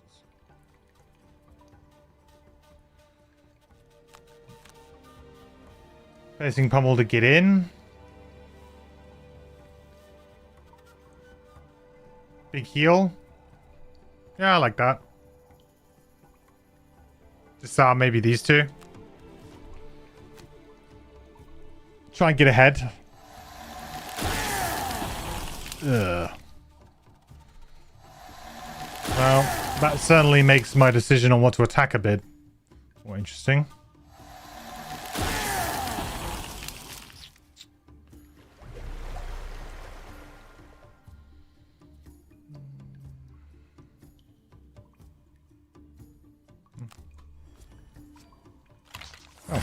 I don't know the perfect time to draw a curse, though.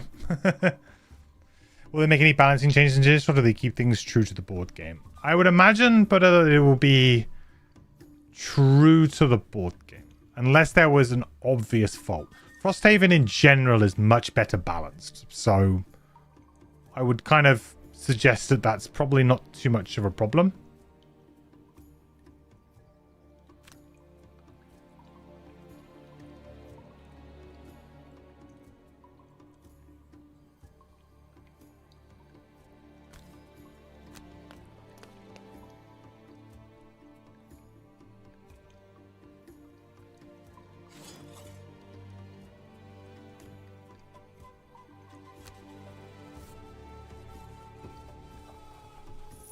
Lumber, please. Oh, come on. So I don't think there will be any balancing changes. Particularly, there'll be potentially scenario balancing changes. I don't think there will be classes. Like I could see them saying, okay, this is too good. We probably should change this.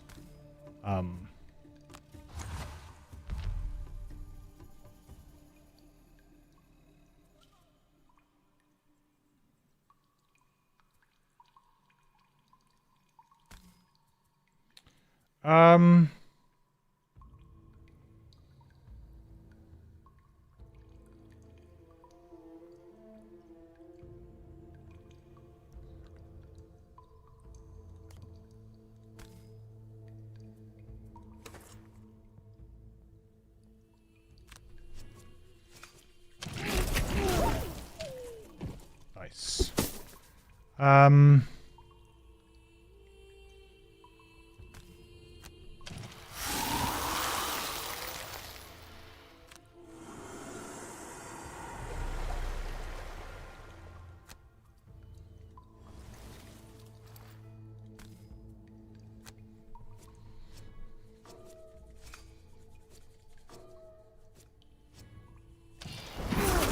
Confused with how much damage that is. But that'll do with the lucky dice. They weren't so lucky for me there, I don't think. I feel like I only want to use a vial if I'm guaranteeing a kill, but we won't use it.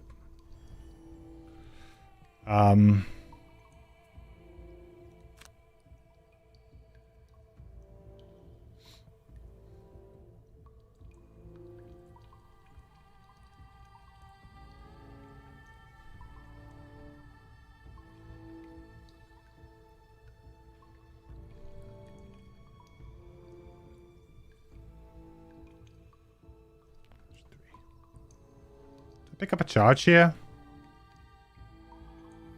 It's quite tempting to pick up a charge, huh? But also, like, going here and just kind of healing everyone is also pretty good.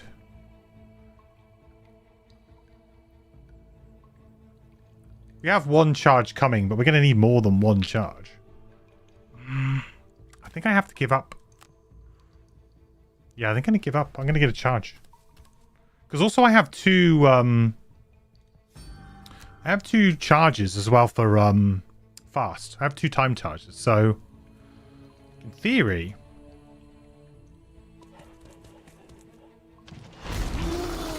I'm actually going to get there pretty quick.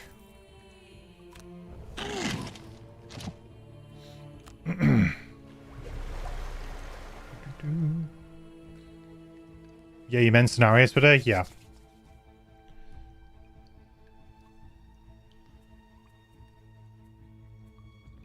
Scenarios, definitely. I would assume that that's what's going to happen.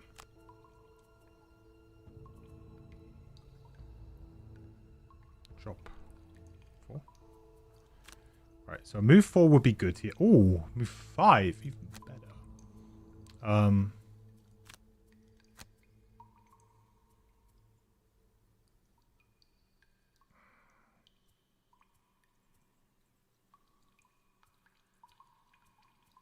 Essentially play a Skelly as well. 26, then what are we on? We're on the shard launch plan. I think we are.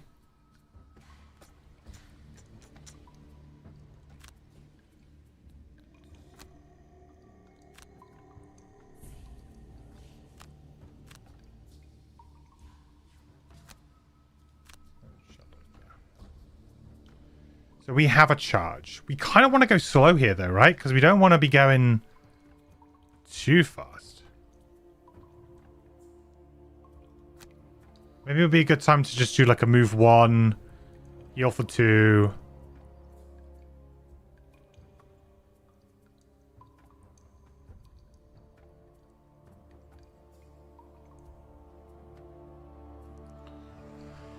Problem is, it doesn't really leave me with anything else to do, does it? If we go fast, we could do like a big 7 here.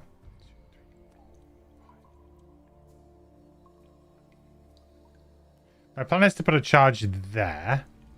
Ideally, there would be fantastic too, but there's good.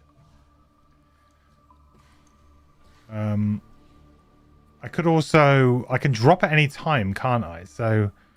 could, in theory, also use something like Twin Strike to kind of get even further. 7.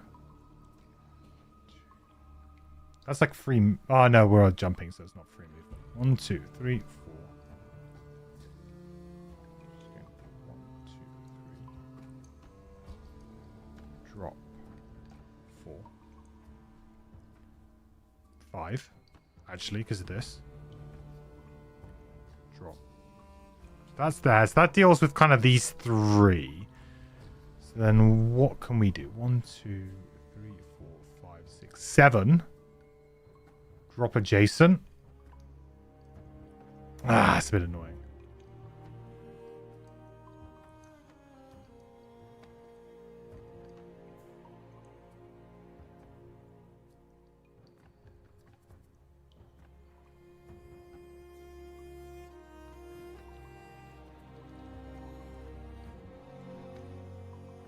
I feel like attack 5 with some level of advantage with Twin Strike is going to get there. So I think I can probably kill this, kill this, kill this, and then we win. Feels like a bit of an anticlimax, but I think we can probably do it if we go early enough. The question is, can we survive on 52? That's the rough part. Okay, well, 80 on the polar bears is certainly going to help. Okay. So I don't think we actually need this because we're going to go 7.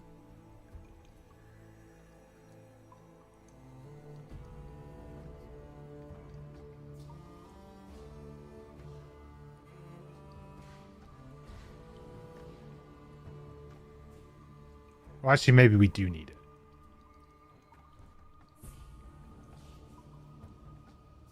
I think I miscalculated. 7. Because the thing is, the Twin Strike is then I need to attack. So essentially, I need to drop it off, right? I need to kind of drop off the charge while I'm moving. And then get to the next one, which is kind of tough. Because I can increase this to 8 move. But that doesn't quite get me there. Because I could kind of go there to there. Then I have nothing to attack for 2. Then I move 2. And then I can attack this for 3. But even with all of my items, I don't think I can get it. I guess then with Shard Launch, though... No, because Shard Launch I need to attack both of the charges.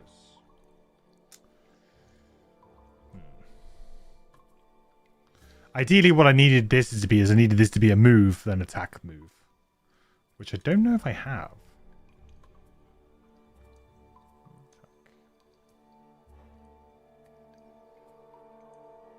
No, attack move attack.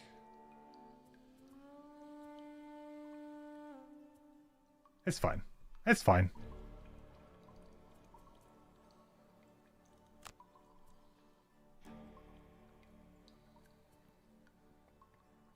I think it's fine, right?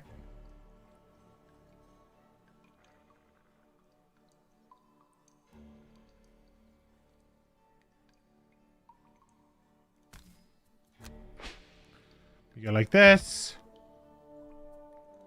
Place the charge.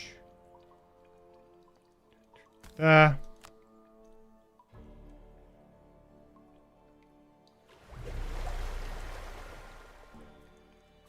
Obviously, we can't really attack. Do I attack once just to try and pull a a bad card out. I guess I get closer to the ×2. Ooh. It's like my my miss sense was tingling. Like that something doesn't feel right. Now I feel a bit better about it. ×2. Oh.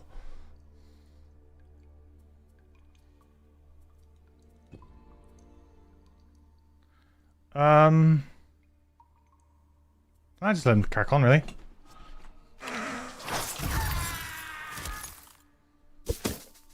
Bit of an unnecessary kill there, I think. Can you place the charge in difficult terrain? I'm assuming you can.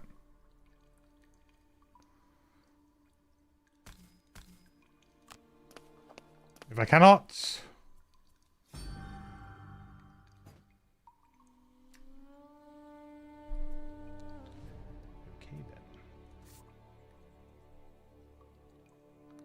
Makes it slightly trickier.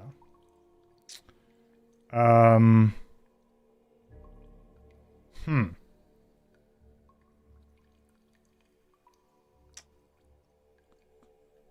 a bit of a problem. Just never why when you play this right, wouldn't let you drop a charge in difficult terrain. I'm not sure if they fixed that. Is that is it allowed? Is it supposed to be allowed? Control anytime. It says an adjacent empty hex.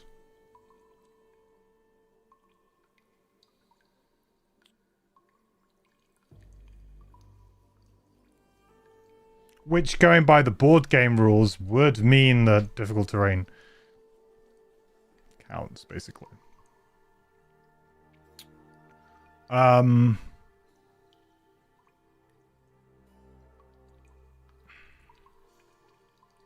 However, what this does do is I could set up a chain reaction now and actually potentially win this. Oh, I can potentially win here anyway, right? Because if we go like this, place detonation charge here.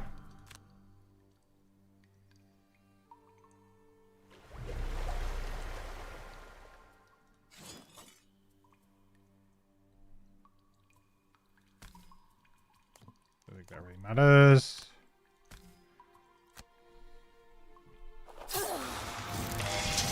Because what we can now do is we can target just one of these.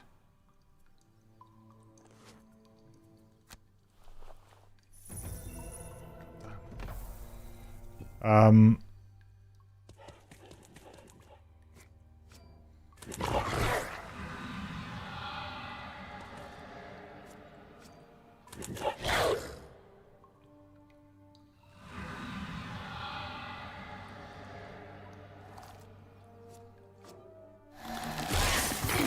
don't think we really care. Do your worst.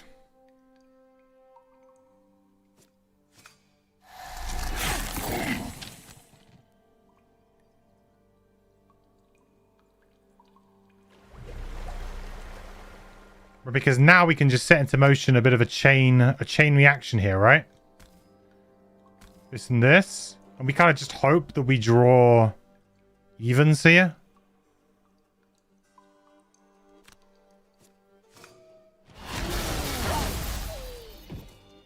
Quick! Reverse it!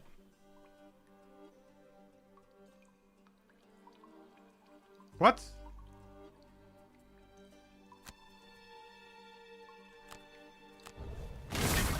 I was gonna say, I'm like, hang on a minute. Surely.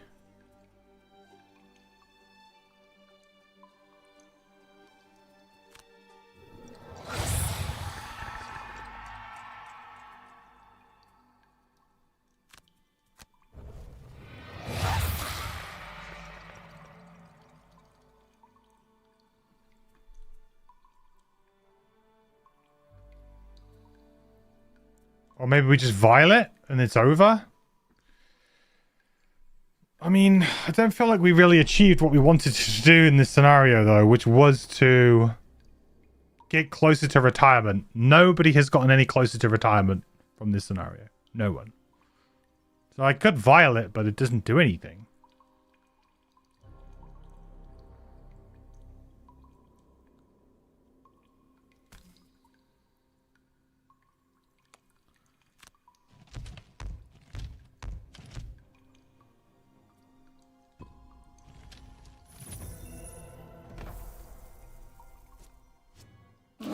I suppose we did get to... I suppose we did get to herbs. We did get 2 herbs, which is something. I don't think I've managed to get any wood on the bone shaper. I haven't got a single piece of gold here, which is just awful, really. Like, what am I doing? Do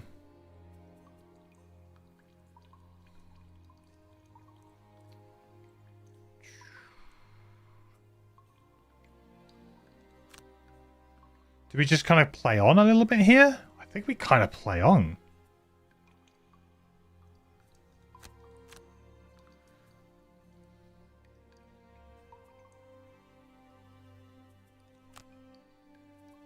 Because we just want to try and get something going, right?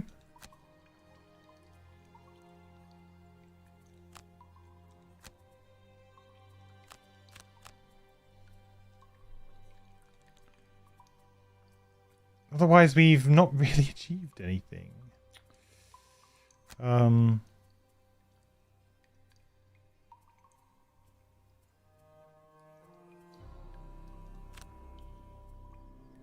Something will have definitely died, so I think we'll be okay. No, polar bears! This is poisoned, I suppose.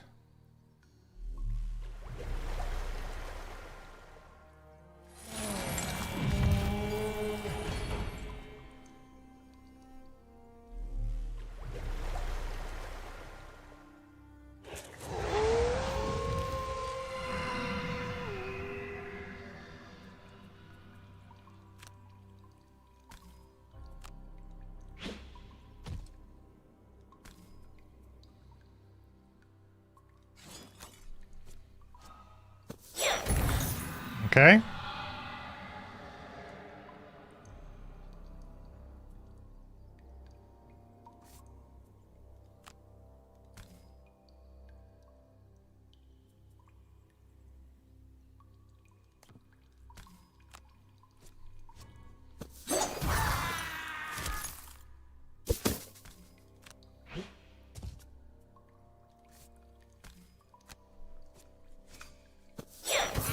Double wound.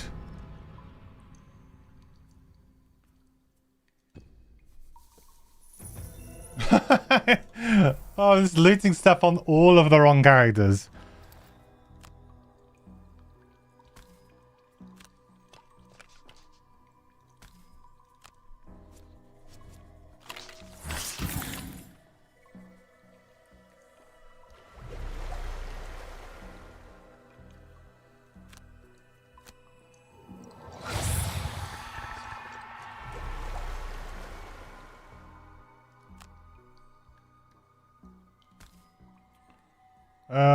Maybe we go back towards this loot.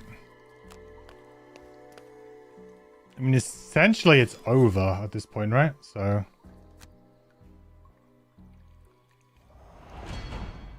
try and survive. I mean, I don't think it's going to happen, but try and survive. Okay, then.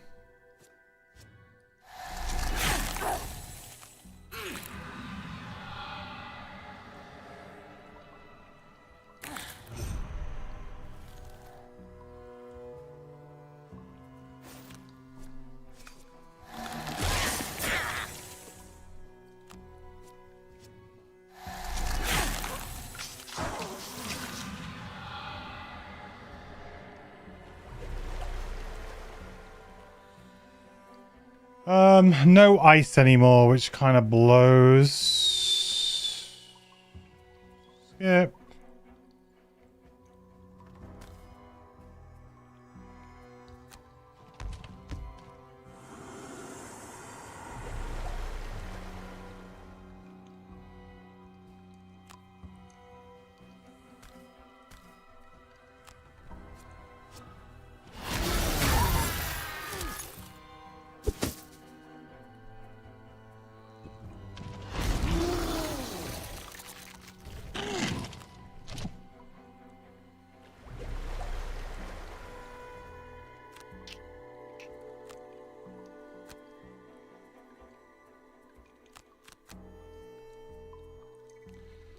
Well, we have to go slow here.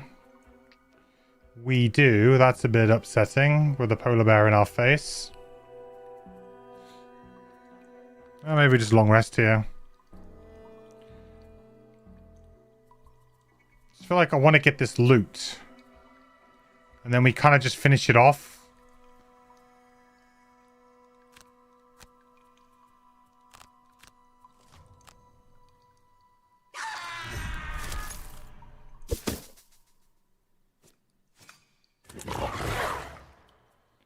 Ow.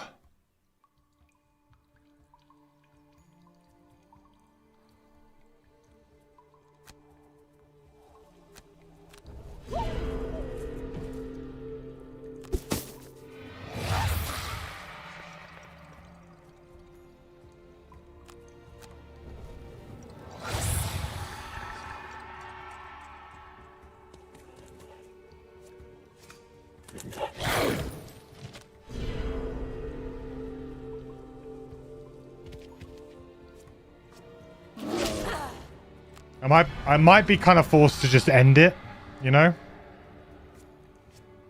Because we're kind of getting to that point where...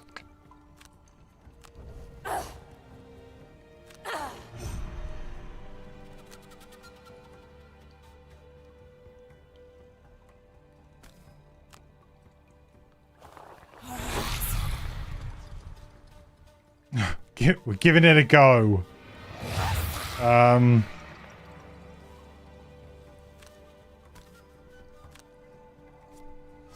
Haha. No. It would have come close.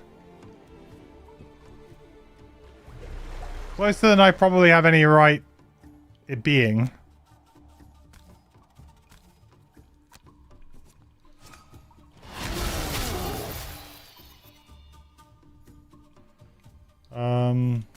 Sure. Let's heal up, get a bless.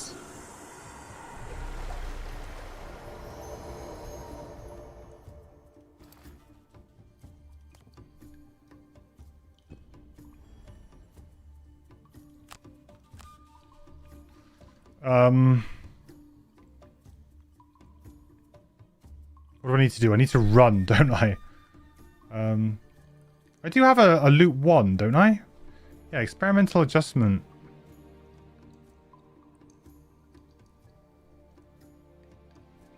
I mean, if I go fast, I can just jump over him and land there anyway. So I should probably don't really need that. Position timing's pretty nice. I guess I get rid of make it count now, huh? I don't know how much more looting I can really do. I think I'm being probably pretty greedy now.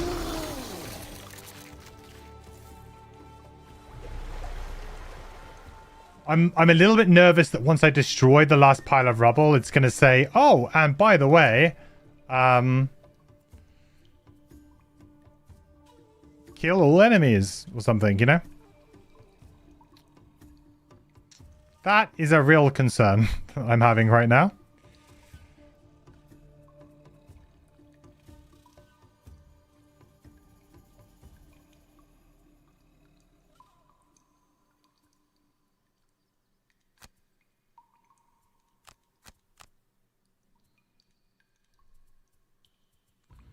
It is something that I am aware of. That's fine.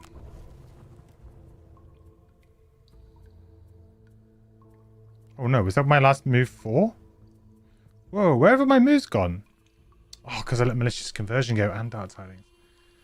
Okay, that's not good. That means I'm really not going to be able to get there. I mean, I have to kind of remove this thing.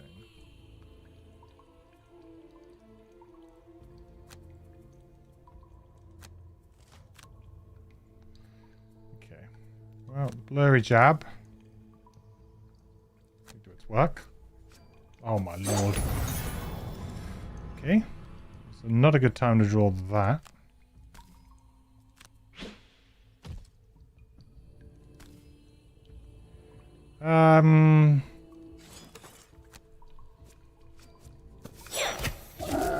Wow. Oh, that got my exterminator, though.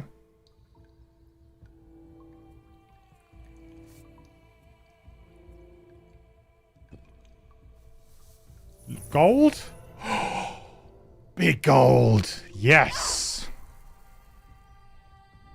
The new Spellweaver Coldfire is, am I allowed to disclose? I think so. Fine. It's not a, it's not a, unlockable class, so it's not a spoiler. Even though I know a lot of people do like to have the cards being a little bit secret. I personally don't. And that's not an official spoiler, so.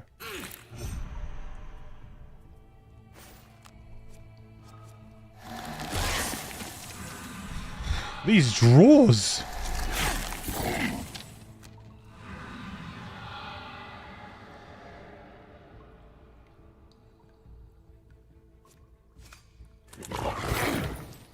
Oh, we might be dead. This could throw a bit of a spanner in the works.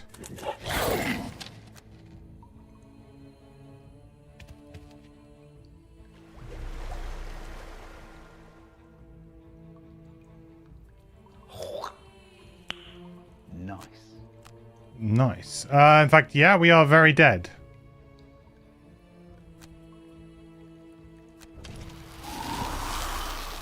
I think that means it's time to call it a day and kind of hope that this is enough, but I don't know.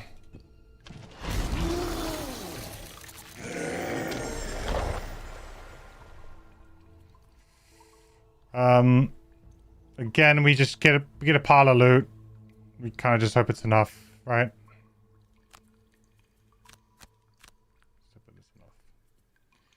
And we go and finish this off and just hope that this is it. You're 870 kilometers away from Nando's, but still looking at the menu. Why are you looking at the Nando's menu? I mean, don't get me wrong, Nando's is great, but...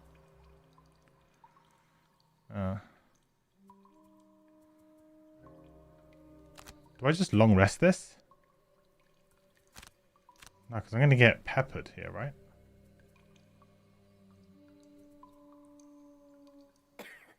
I can go fast. I can go experimental adjustment next turn. But I have to go slow now and then I short rest.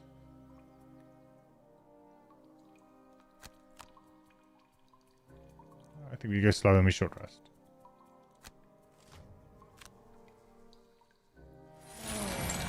Go Weaver. So instead of stun, no summon to create fire every turn. So it says stun, no summon to create fire every turn. Inferno more balanced, still decent. Your black hole is great bomb action.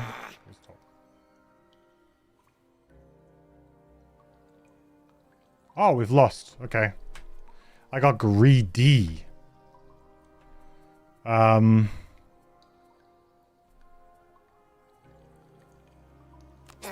We are restarting the round.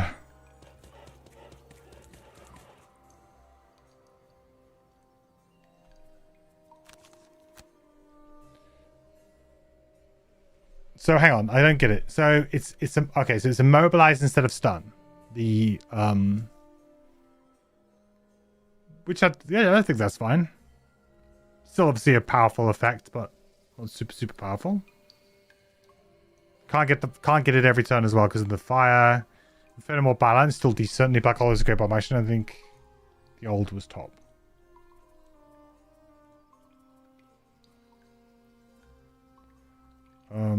So I have to short rest here to get more cards in hand to be able to burn one to that damage. Yeah, basically. I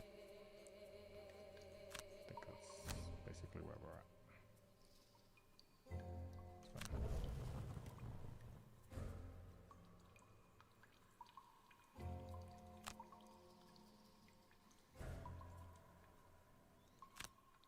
at. To wax at it, maybe.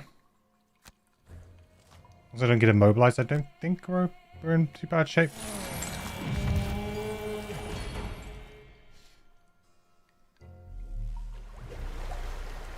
Think is so cool. You love the Mind Thief changes.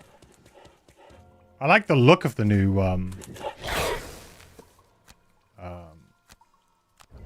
Do tinker.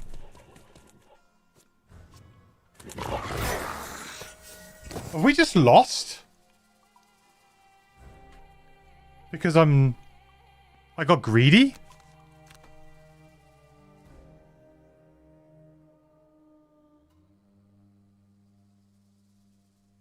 Like, there's nothing we can do about this, right? I think we just lost. We might have to roll back, like, several turns.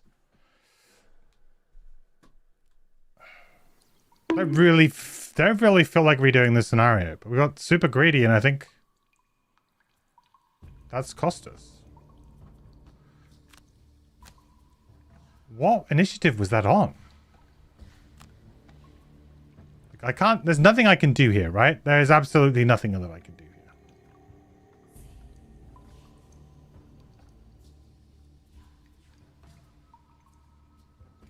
And I can't move fast enough to get over there to kill this anyway.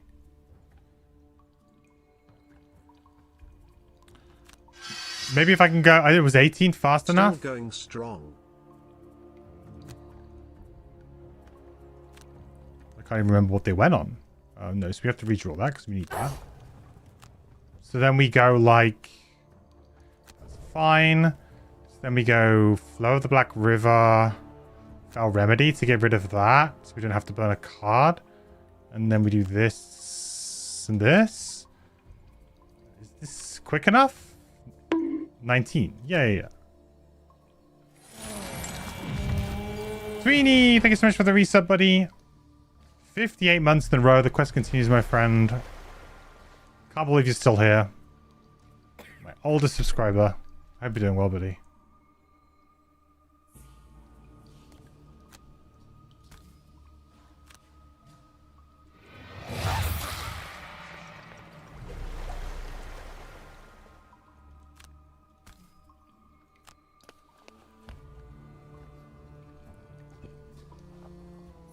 Not sure if this even does it.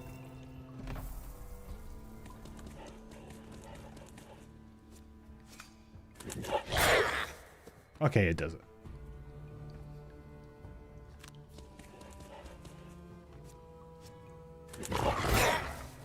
Oh, except I can't get over there, right? Because I don't have jump. And he's gonna kill me now anyway. Oh, it's over. We're gonna have to do the big old rollback. We're gonna have to roll back like several turns.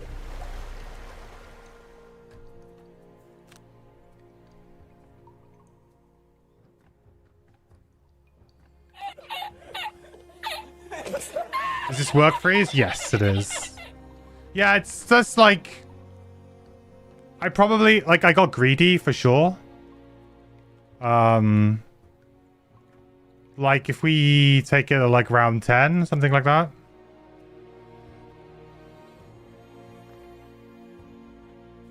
I got super greedy because we'd kind of already won. And then I just decided, let's try and get loads of loot. And just get XP. And then I basically threw the scenario. Can the Virgin Shaper move close enough to take one hit there? I guess it's possible. But then I think the problem remains that I don't have jump. And I need to get to this, right? I think the problem is still there. Or maybe not. Let's look at that one round. Why not? There might have been something.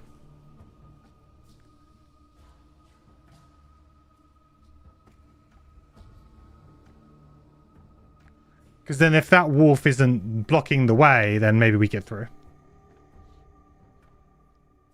I think we have boots. Oh, sorry, that's round 13, and we need to go round 12.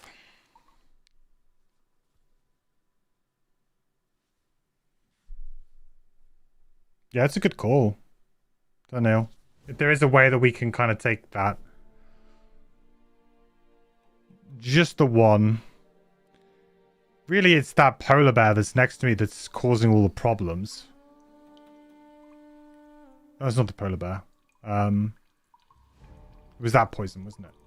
So we short rest here. We short rest here. We know we have to do that. Anyway, we know we need to redraw because we need the low initiative. We get rid of that. We're fine losing that.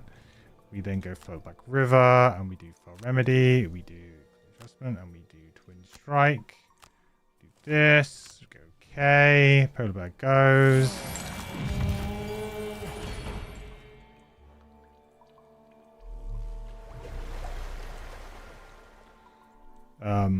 We heal you.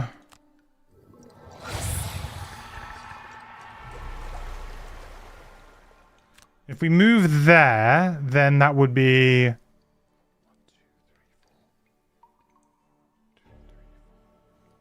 I think maybe we'll end up taking the second hound. Kind of depends on the way that... Yeah, it's going to avoid this. In theory, I can burn that card now. Yeah, that takes that. Burn. Whatever. Back our low initiative. Rejuvenating Charms has actually been quite useful. Then we shouldn't die to this now.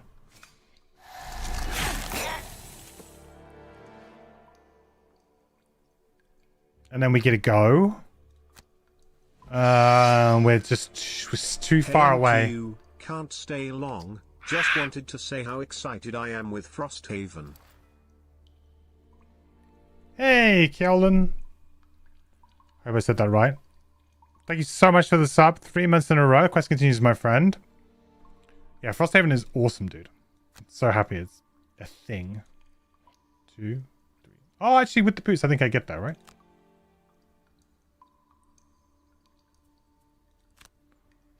And then we just get two goes at it.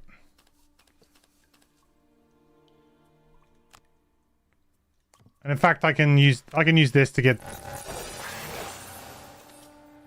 these two back. So we'll just do the first one normal. But anyway.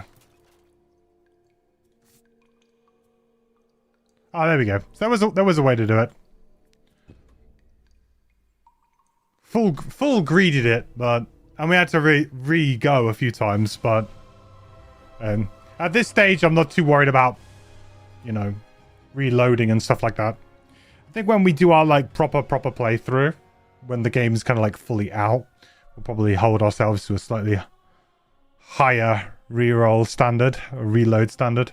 But for now, just getting through the content I think is good.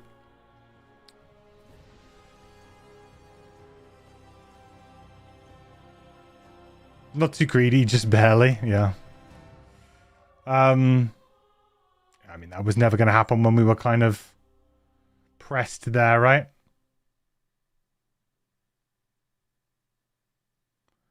Yeah, that was never going to happen. Let's try though. And we got a little bit closer, I guess. Marvelous! Outstanding! Oh, it's beautiful! Pinter Droman stands at the site with a work crew behind him. I couldn't have hoped for a better result. The Tinkerer gushes like this for a while, racing around gleefully to inspect the stability of various parts of the site, which is now a mostly clear slab of flat rock connecting the two sides of the valley. Well, we'll need to dig up quite a bit to make it ready, of course, but no need to concern yourselves there. I'll be sat and descend for you when we reach the next phase. All right. Yeah, interesting scenario, that one. Like, I think as we were discussing before, and this is totally, you know, on the actual original development of, you know, the board game. This isn't on the digital version at all. But those kind of scenarios where it's the kind of scenario that I think if you're an experienced player and you understand, like, your cards are a resource, it's a bit like when you play Magic, right? And when you start playing like Magic the Gathering or any of those kind of games, you know, when you start to like get really good at the game, you start to understand like, you know, your life is a resource, other ways of like mitigating things, of like kind of playing the game at a kind of slightly better mechanical level. And I think like that scenario is kind of one of those where if you really understand like, wow, the game is just basically stamina, and if I can just burn cards to damage, I can get it done super quick. It means that the scenario isn't particularly like rewarding. Came here as a break from Magic the Gathering. Yeah, I mean, come on, we gotta make a Magic the Gathering reference somewhere. But it kind of is that, right? Because like when you start to realize that like, oh yeah, my life's a resource and I can use it for different ways and to do different things, and I shouldn't be so shy about it. Whereas, you know, a new player would be like holding on to their life total, you know, they'll be like, no, there's no way why would I do that? You know, if it gets, I'll lose the game. It goes to 0. And that's the kind of scenario where like you get taught, don't burn cards, you know, don't burn cards unless you have to. Don't take damage to burn cards. But this is a scenario that actively kind of goes, actually, for this scenario, do you know what? You probably should. And it makes it quite a bit easier if you do. Which I think is like interesting. It's interesting, but I think difficult for a new player to kind of get to grips with that. Like I could see a new player bashing their head against the wall on that scenario several times, and there's one of those where someone just says to them, oh, by the way, you know, you could just like run in and burn a card to damage and just blow everything up like pretty quick. Like probably within,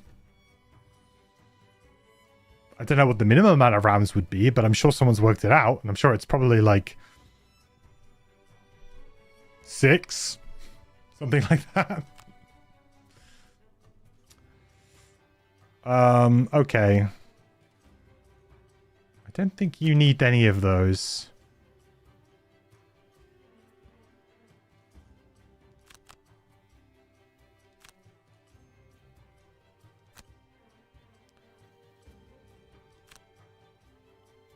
I mean, maybe 1. Sure.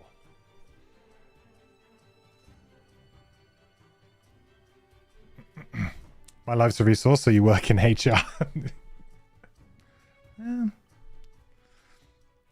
You find Crane, much as you left him, cloistered in his small room, surrounded by his serendipitously begotten books and muttering to himself. However, unlike last time, he's up and moving around. My pugilistic chum, he says when you knock on his doorframe. What a pleasure to see you again so soon. Have you already cracked the cipher then? The Quattrel clicks his tongue and examines your findings. He mutters, looks at his own notes, which are now nailed to the wall. Ha! Crane shouts. Fancy that. Look here. He tears down one of his sheets and brings it over. On it are several lines of the ancient numerical system, apparently copied directly out of the source text. Using your new system, he translates a few of the lines and ends up with a fairly basic equation that he solves without trouble. You've done it then, Crane says, with a bit of guarded surprise. Had you marked as a fighter, though? Had you marked as a fighter through and through, but seems there's a scholar trapped beneath all those muscles. He lets out a high, cackling laugh that carries on far too long. You wonder when the last time he got some fresh air was, and ask as much. Fresh air? There's no time. We have the numbers. The numbers! Now I can get to work on the alphabet. Then we'll know what secrets hide in this book. He holds up the musty tome and a few pages fall onto the floor. Which reminds me, he retrieves another slip of parchment from the wall and hands it to you. This one is scrawled with the section of text copied in the lost language. Let's see how you do with this. Take note, there are some scribbles there in the corner concerning 2 unrelated words. Something about ancient technology. Not sure about any of it, but if you have 2 words that fit there, it might lead to something else. Visiting trader? Ah, my best customers. It's the old traveling merchant and his carriage full of items of suspicious origins. Okay.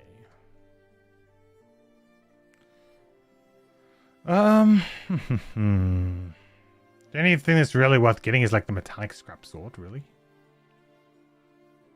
I don't have any space. I mean, Thief Sword's very good too. I think one of the things that I would like to see on this screen is a way of seeing what items the characters currently have. Because I find that that's really...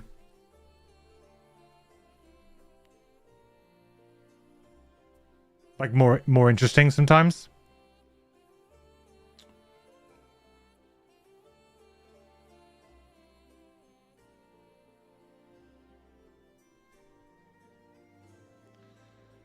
Like a thieves hood could be a good item to just kind of have. But I'm using like the telescopic lens, right? Also, you have to play a loot 1 ability to make 10 into a 2. I always thought the flea bitten shawl is an interesting item. On the blink blade, it's actually probably pretty good, right? Because if you go fast all the time, you generally tend to gain attention.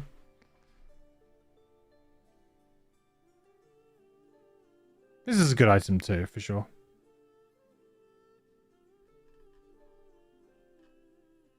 I just don't want to buy anything, I don't think. It's a bit sad. Mail call. Open up. You open the door to find a grumpy quattrel with a low-riding sack of mail. She tosses a lumpy... I have leather armor already. ...cord to you. No name, but this address. It's yours Started now. with it. As she walks away, she snaps her fingers, remembering something. Oh, right. This too. Oh, do you mean She instead hands of over a the letter flea addressed to you. bitten shawl? As Yeah. she wanders off toward a Yeah, drink, yeah, yeah. I mean, the it's... letter open to read a note scrawled in excellent cursive. Please do not open the package. We will retrieve it. Leonidas and Maximus. Yeah, it's true. I mean, leather armor is just the easy pick, right? Because then you don't have to worry about the positioning. I think flea bitten shawl could, in theory, be a little bit better in certain spots, in certain scenarios. Especially if you have somebody who is physically playing a tank, like is playing a lot of shield. But I guess the problem is the scenarios very rarely end up that way. You know, it's very rare where you can be like, cool, I can go here, I can pull off my attacks that I want to, and you will take the damage, sort of thing. You're always going to end up either further in front of your allies or something, because you're so fast with the blink blade, you're zipping around so much, your positioning is just really good. I guess the difference is the blink blade might be able to use it a little bit better than some other classes, just because you have so many like attack moves, move attacks. So you can kind of like, sometimes you can attack and move away, and that could be quite a good way of using it, maybe. What do we do?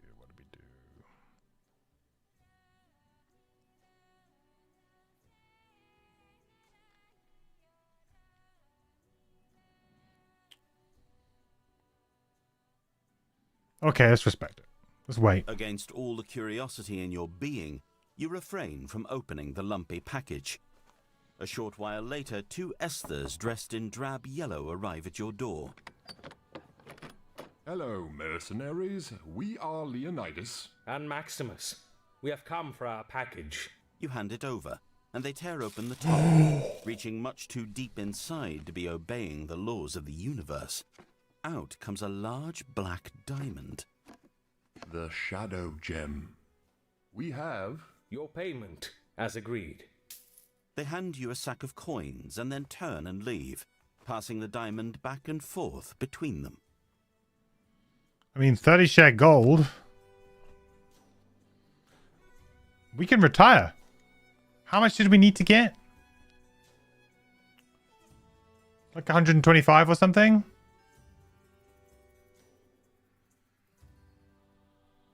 Is it 125? Or is it 150? Because that could be the difference between who I give money to and not. I mean, do I really need 10 gold here? No.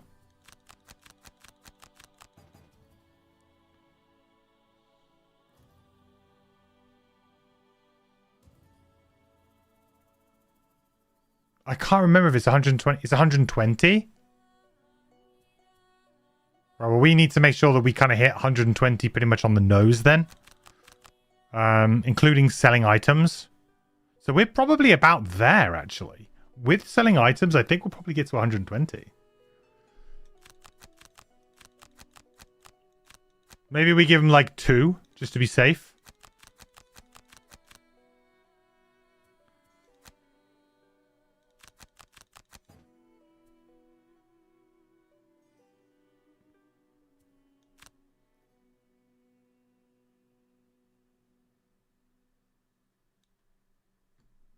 I really hope it's 120 now.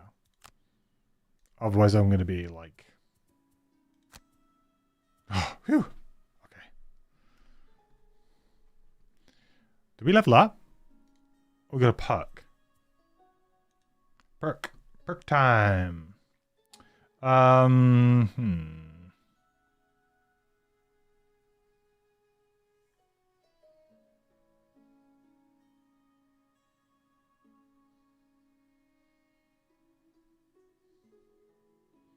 Oh, we like the rolling heal cards, right?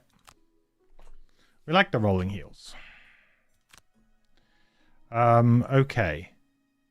Well, let's do it then. We just sell 10 gold's worth of stuff. Let's see if this is bugged. That's all.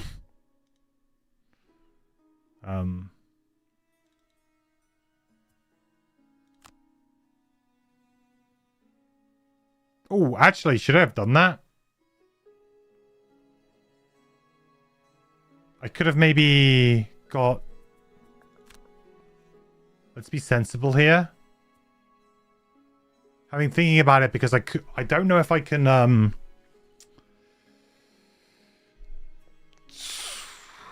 what is it? My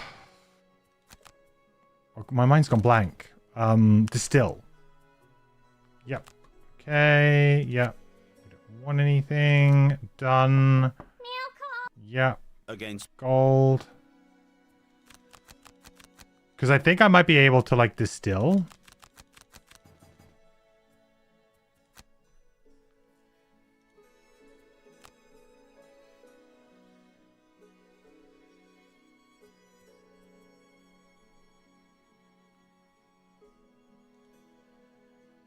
Yes.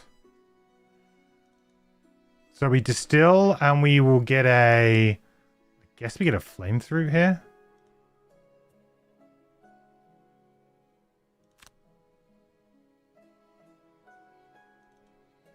And we'll get a rock root. Nice, okay. Make sure we're doing this right. Then we should, in theory, be able to just sell out here.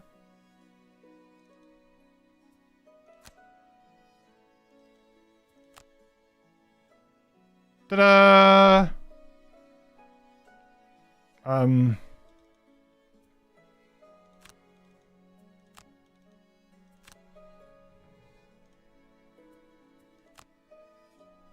Let's do this perk first before we do anything. All right, ready for retirement. Retire. Goodbye, Blinky. I would have been nice to have played these characters all the way up to like level 9, but we'll get there eventually. Hero is ready to retire, having achieved what they have set out to do. They are no longer motivated. Feels bad. New Outpost event unlocked. Announced retirement.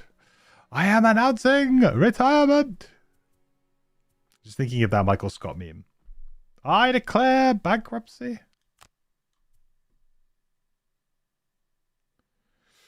Oh. That's fine. Okay, we'll probably get that for the next one.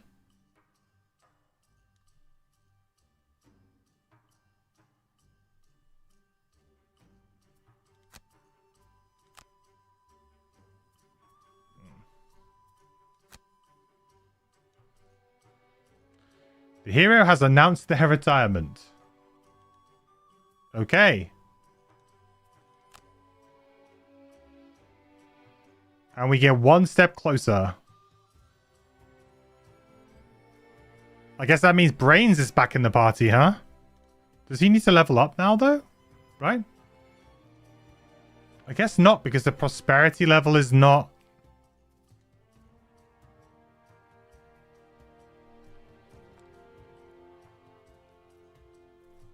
Bring Brains back? Create another print plate. I mean, shouldn't Brains be a higher level now? Or is it no, because it's the Outpost level, right? So I guess it's like half the Outpost level, so really no, he wouldn't be.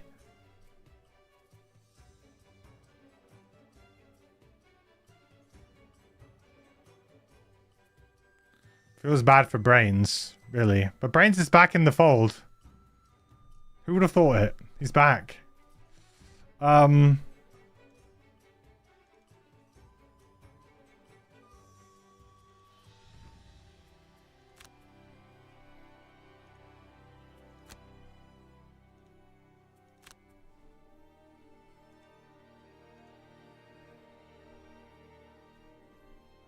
Brains really has very little.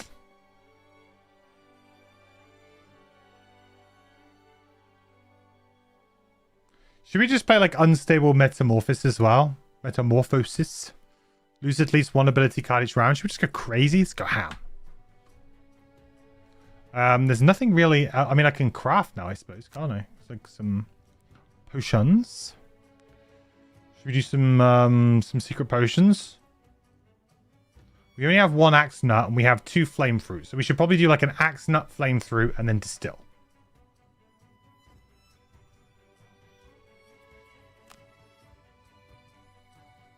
Muscle potion. Ooh, it's quite a good one, though.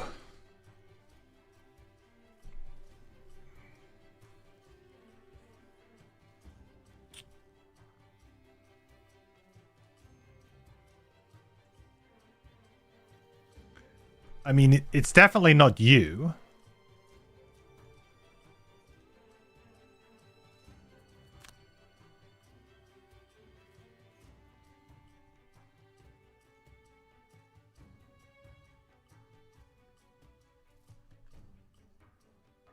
I guess we just knock these out a little bit, though, huh?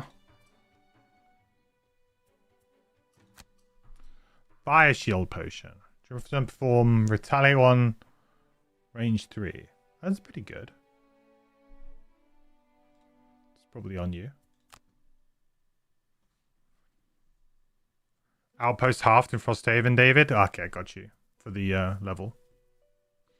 One more question regarding perk marks for retirement. Do we get more perk marks or perk points for future characters upon retiring an existing character?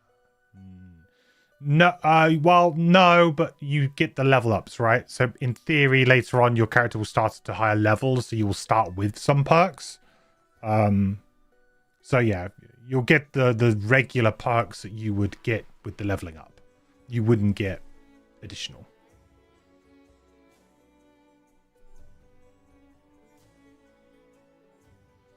I mean, I think we keep the muscle potion. I don't really care about the fire shield potion, though. Explosive vial is just, in my opinion, just better. But do we need like a snow thistle flame fruit? No. Oh, we still haven't got a corpse cap, have we? Really, we need to distill an axe nut. So it's going to be either the explosive vial, which we could do. Get the axe nut back. And do an axe nut.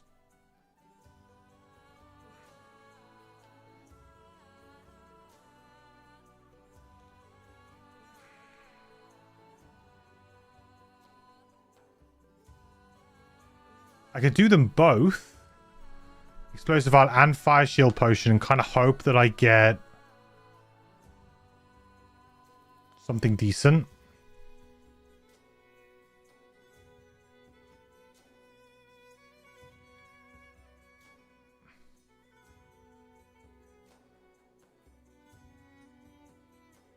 Just try for the rock root axe nut.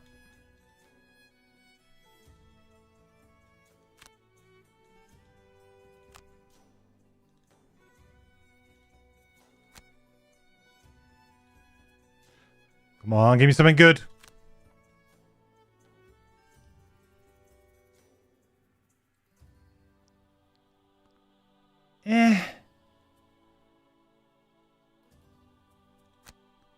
Not great, really. Definitely not better than the 2 that I gave up for it, I would say. Oh! Hello, though. Why didn't I see that? We do have a, Hang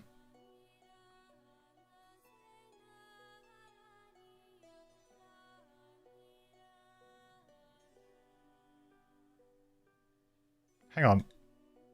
Why can't I decompose? Can I not decompose it? Hello?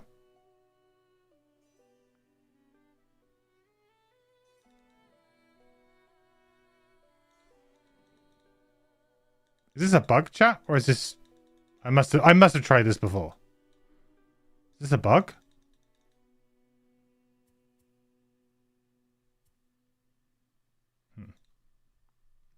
Definitely bugged. Well, we've nearly done all of this now, which is quite nice. So, cool. Well, I think we should. I've probably got time to just do one more scenario tonight. If we do like a short one. Edge of the World isn't particularly short, but I know it very well, so I think we can do it quite quickly. Avalanche. I can't remember if that's. I think that one's potentially long. Edge of the World is not really long. I know it quite well. I think we can probably speed run this one a little bit. The hero has retired. The Beyblade finishes reading a long letter delivered by the mail carrier and then folds it up and tucks it in their pack. Well, looks like I'm needed elsewhere. You stare at them, somewhat stunned. I've been offered a job by the Merchants Guild in White Oak, the Blinkblade says. Apparently activity of the Sinra Syndicate has increased recently, and they need skilled operatives to fight them back in the shadows of the capital. These Sinra are insidious jerks, and if you don't nip their machinations in the bud, well, the Blinkblade shrugs their shoulders. There goes your whole city. You slowly finish packing up their belongings and then move to leave. I can't say I'll miss this cold, but well, I may just miss you lot. The Blinkblade lingers at the door for a second. Just a bit.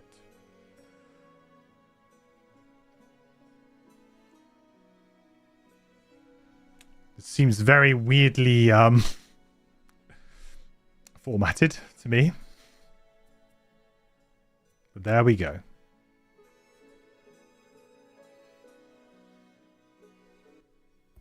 If there was a landscape that told a story, it's this one. Heaps of rusted metal dotted with punctures from crude long spears and skeletons of fallen Orgoks intertwine in a tapestry of carnage. You're picking carefully through the remains when you spot it. A robotic corpse with a still glowing chest. Yes. It looks as though its designer had attempted to make a savate out of metal, and the core powering it has remained charged long after its host passed. You pull the power core free, and it hums in your hand, warm and pleasant. In a sea of death, this object beats on.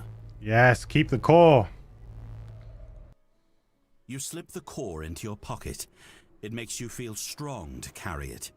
Alive. Thump thump. You can hear it thrumming in your pocket. Now to decide what to use it for. I think one thing that like digital could do like to improve is we should have something in the outpost phase, right? Some button somewhere. Or maybe this pulls out or something, or a panel that kind of has the stickers, right? Because I feel like if you're playing this game, are you going to remember that you have the core? You know, one of the cool things about the physical game is you have the campaign sheet, and it would, you know, you'd have all your stickers on there, so you would know if you've done this or not, right?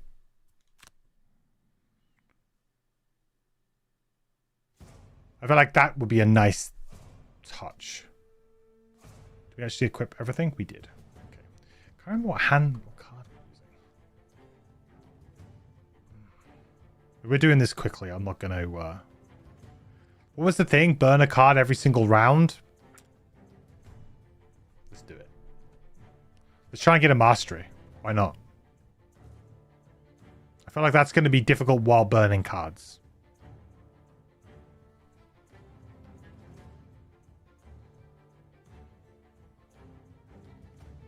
Sure.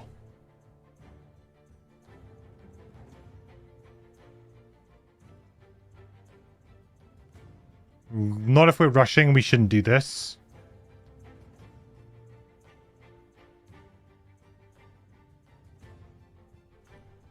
That's really hard, actually. Maybe we might manage to get it done.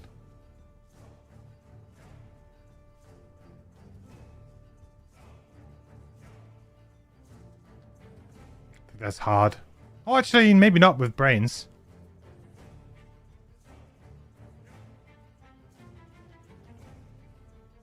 That's good. We're trying to go for a fast. Following up. We're going for a fast one. We'll skip through that. We've done this scenario. We did this scenario with the devs.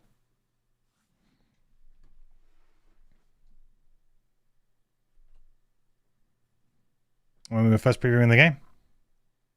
The accident art in digital looks so weird. And doesn't look anything out of the ordinary to me, I don't think. Seems okay.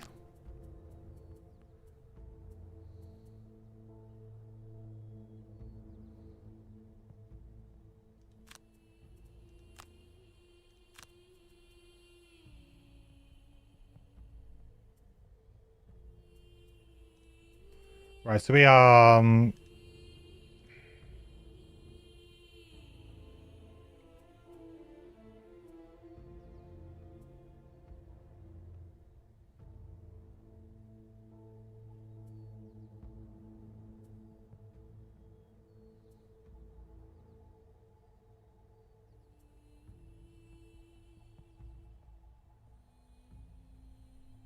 should we disarm two things?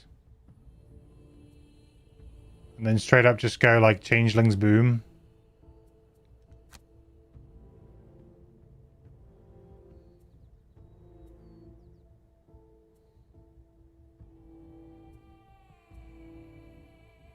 Problem is then I need to like burn. I guess we would probably burn like draining pincers or something.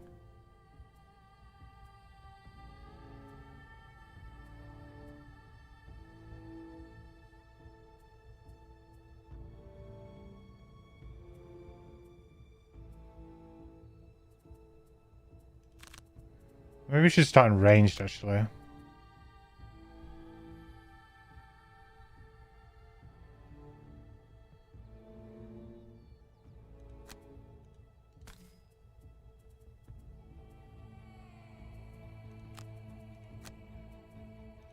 One thing that I think they need to change is that when you click the Geminate card to select it, it goes the same color as the other form.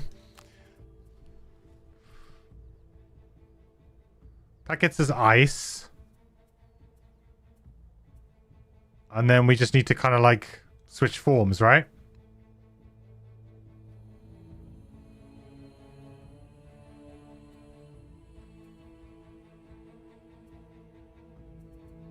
Thing is that I think I would like to actually use this on something that's good. So maybe we should wait. Melee first. Melee first better.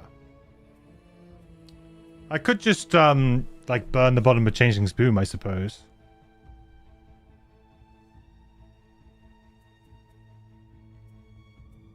Wrong, everything else looks exceptional, yeah.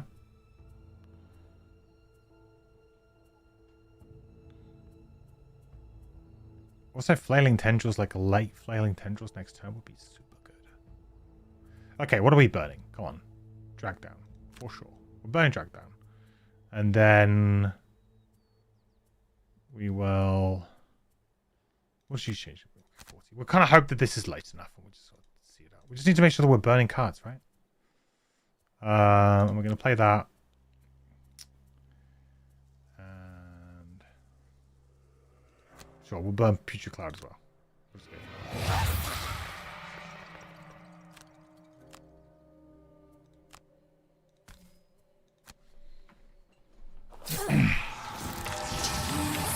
Am I going for Switch 4 Mastery? I'm going for burn a card every single round.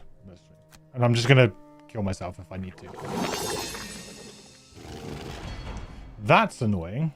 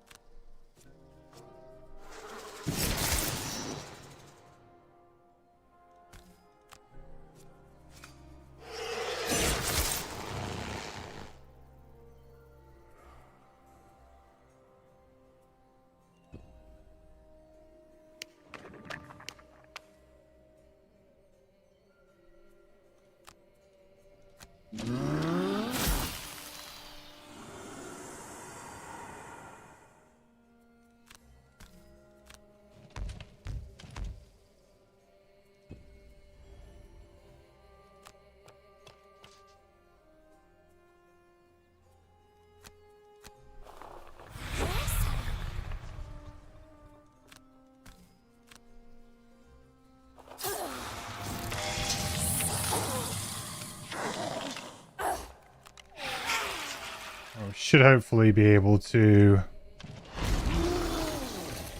relatively quickly get in and start doing some damage. Right, so we need to burn a card again. I mean, a really good Icebound Quilt here would be super good, right?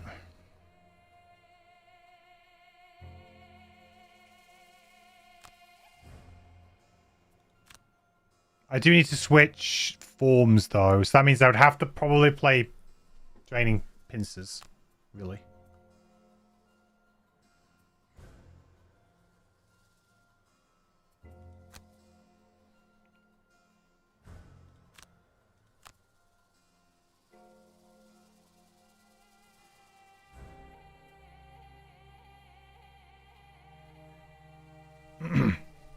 Switch form master is bugged right now, so you can only get it by taking short rests. You can't take long rests and get it like in physical. Ah, okay. Thanks for that. That's a good call.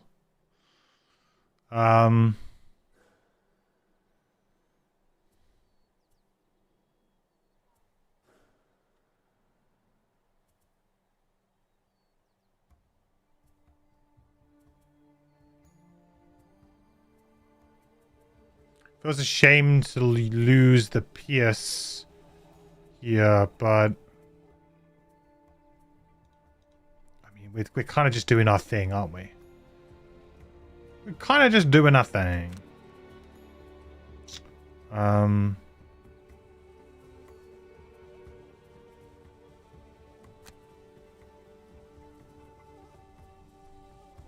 we're using the ice, which means we don't have the ice here.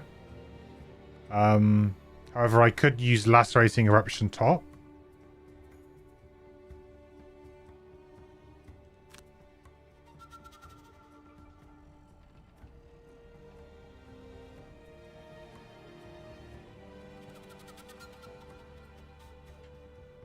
We could just try and make more ice. Shard Launch. Shard Launch is like basic as hell, really, but it kind of just does the job.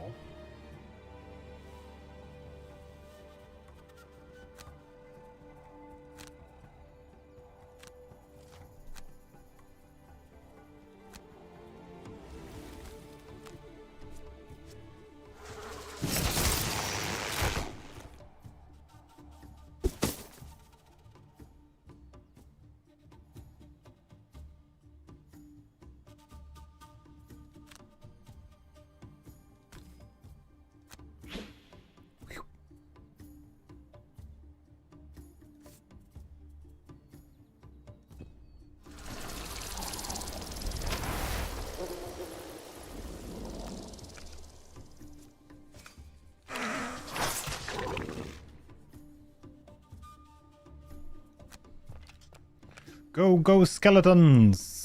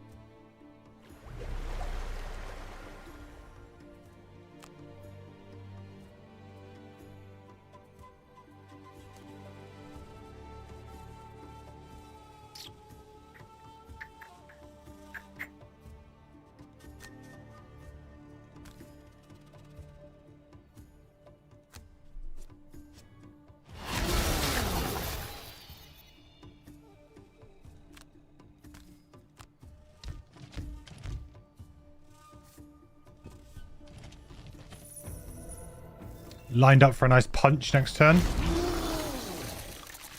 We're good. Nice one to have back. These guys can kind of crack on. I'm going to spend a lot more attention, I think, on the Geminate than I usually do. Just because of, like, obviously our level and the fact that we kind of need to...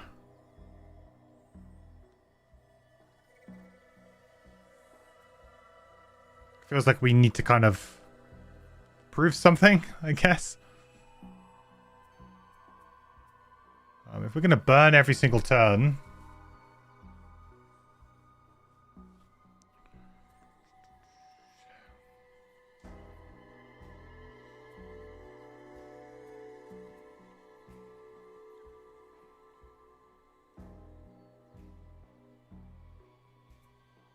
We don't really want to switch here. So it feels like Hail of Thorns is probably the best thing to do, right? The problem is that we're kind of we're going to end up switching without wanting to switch. I get the feeling that's going to happen. Hail of Thorns, but then maybe that to move. I don't know.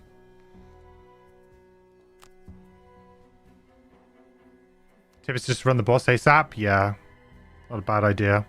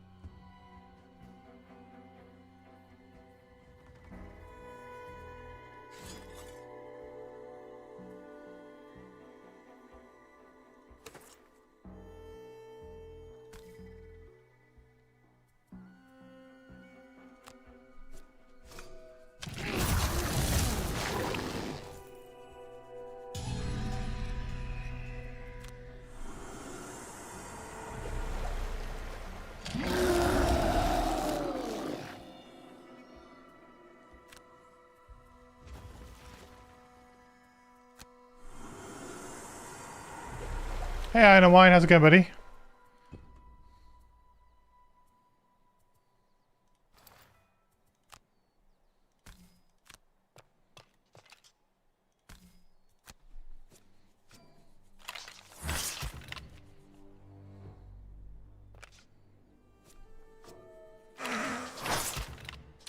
Well, skeletons are not particularly great at this one, I guess.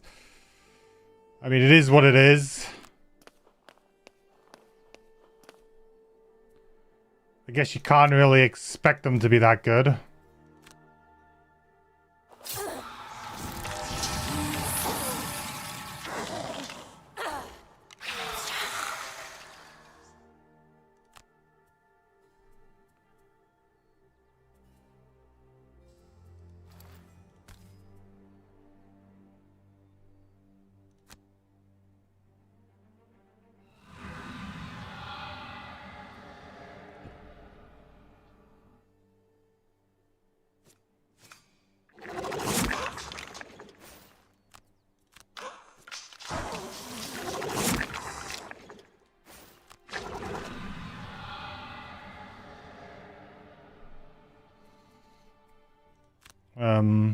Everything with range 2, right?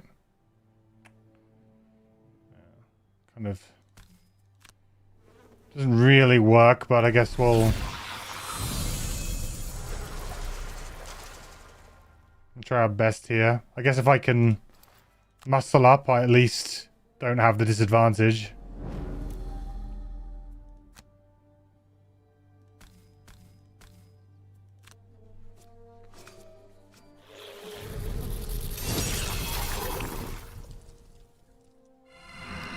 Going to see a movie with your wife. You finish the stream later. Thanks for the stream. See you next time. See you, Brian. Thanks for stopping by, buddy. Enjoy the film.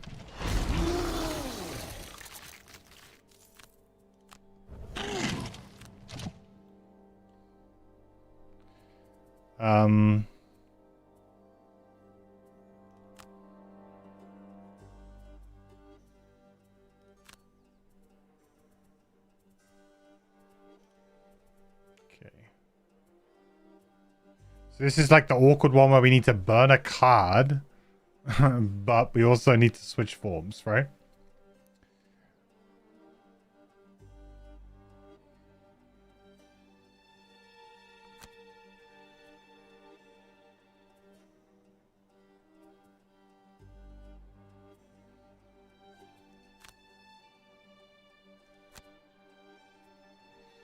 Firefly Swarm.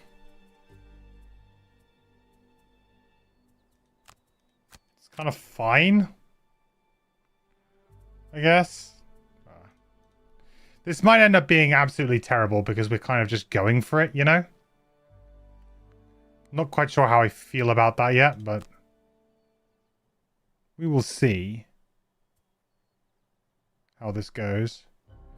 You know, I can crushing crystals, which is pretty good. Get it back.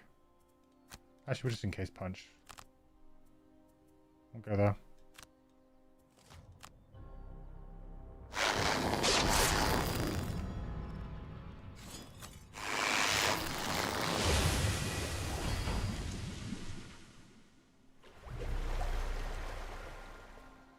Yeah, that kind of sucked.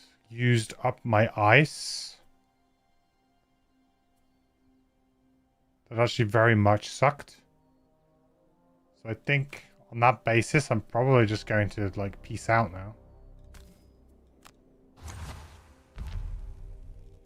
She kind of diddled me there.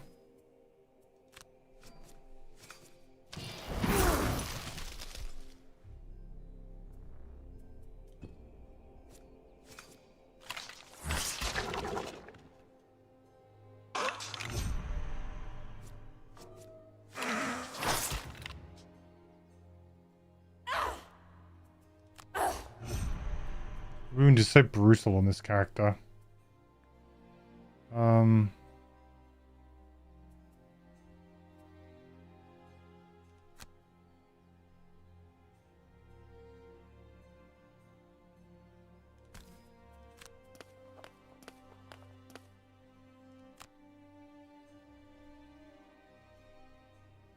Oh, I can't even heal myself with this, can I? Forget that all the time.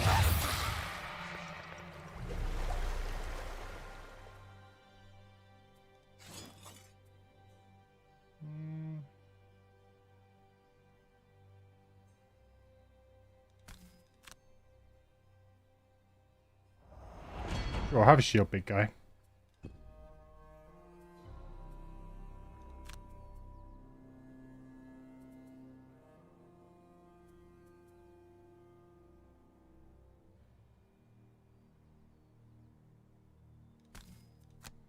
Maybe I can just sort of chill and deal with this room while I let the other guys go and do the other rooms. You know?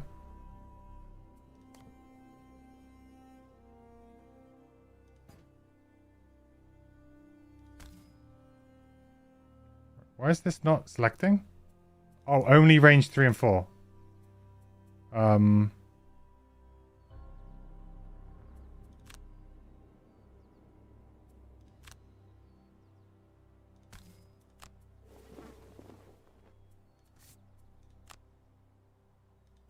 There we go. Got the strength at least.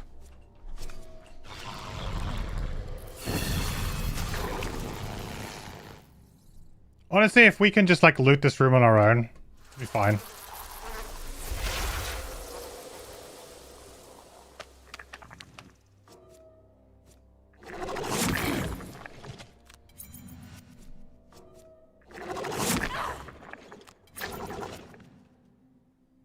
Luddle's actually pretty clutch against these guys, huh?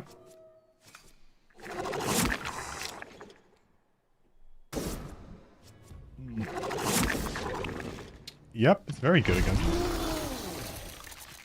them.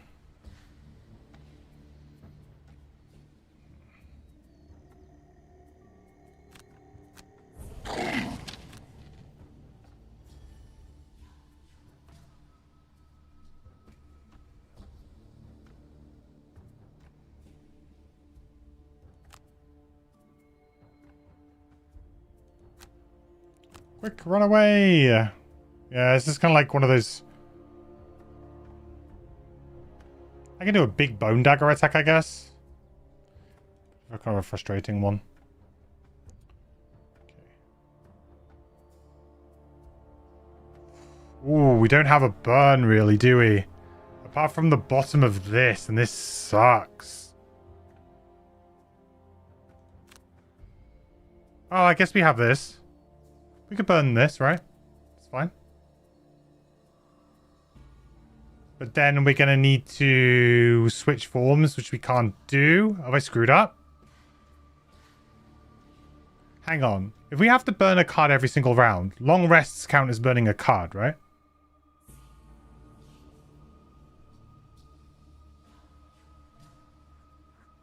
Oh, is that how delayed the chat is, Hans? With the poison vial? Is that how delayed YouTube is? No way. Or maybe you're not watching live.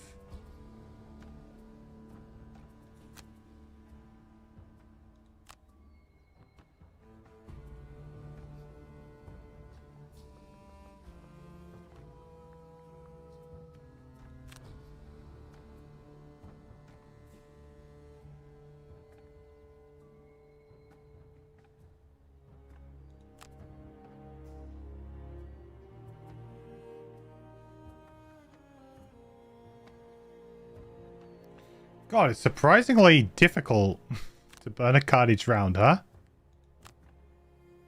Annoyingly difficult.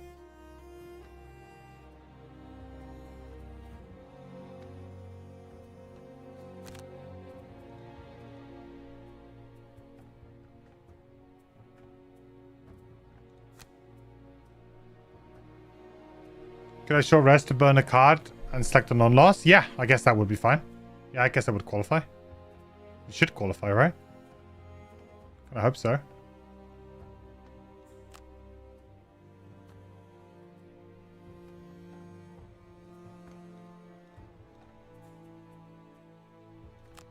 They're not going to get stuck in a form, right? I guess is the problem. Ugh. Really?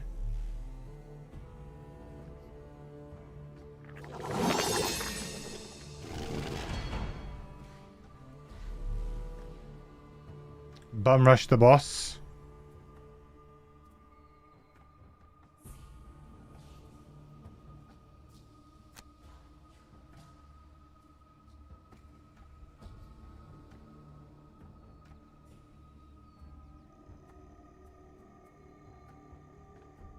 In theory, this should kill him.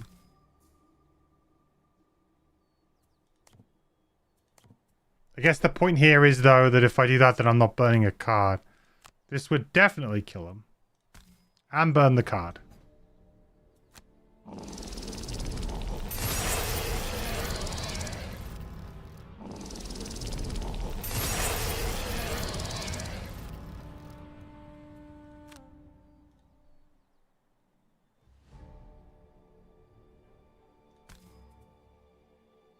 Any reason to attack him here?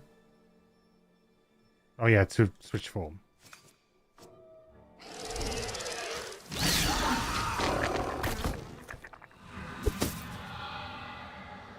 Poor little skeleton.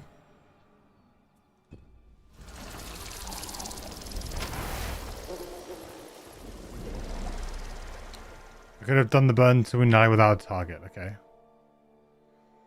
That would be nice. Would have been nice.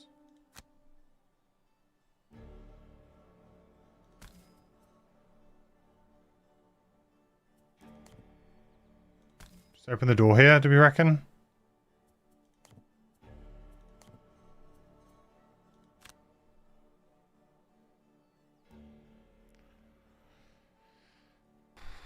I mean, these guys didn't do anything, so it's kind of a good time to open the door.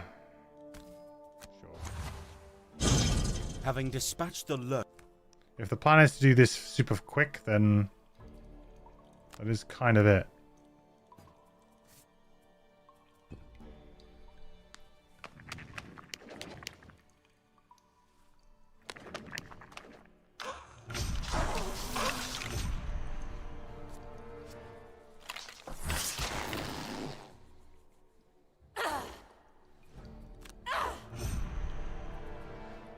I hate being wounded.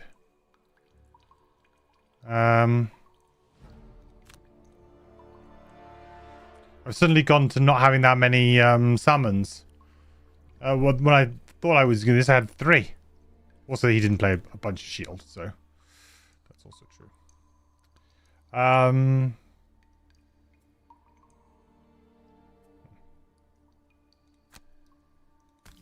Quite honestly, I think we just move away.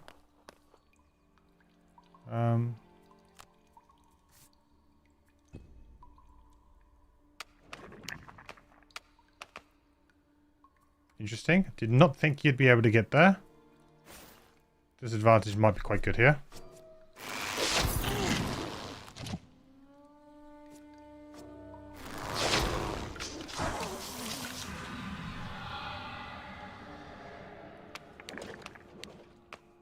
This feels like the type of scenario that if I had the Blink Blade, it would be like the simplest scenario ever. You know? Just boom, straight in.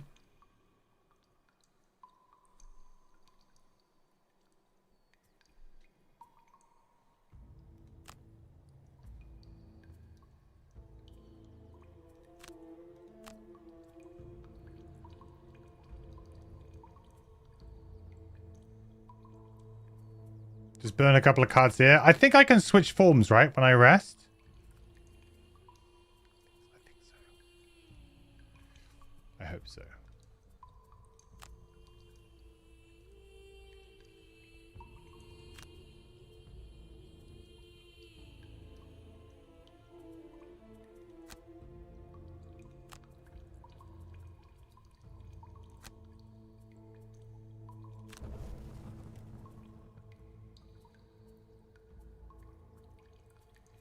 I very much need to heal.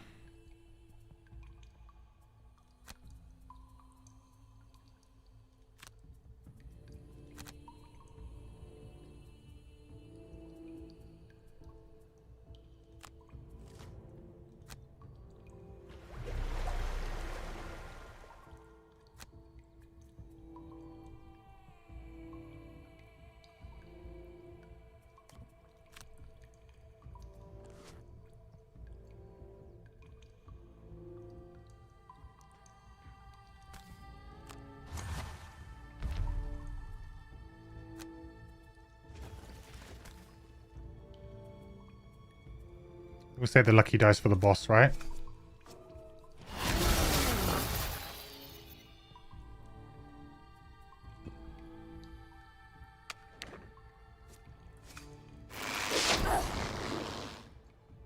That's fine.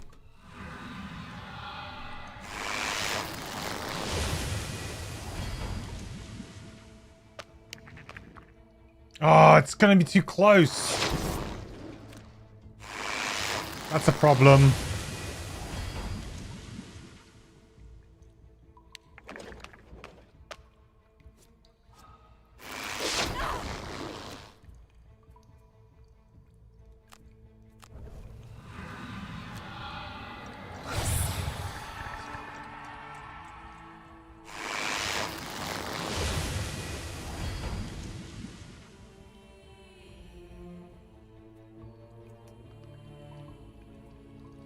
Dang it.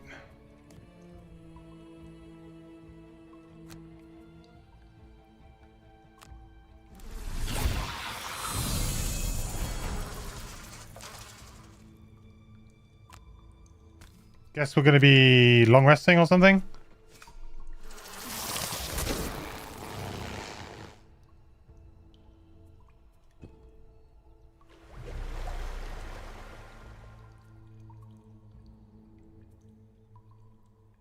I don't think anything died this round.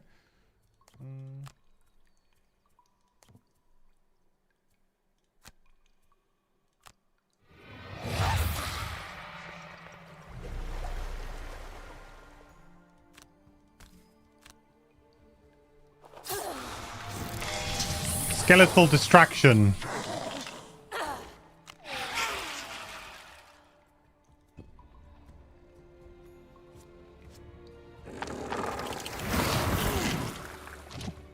That's nasty.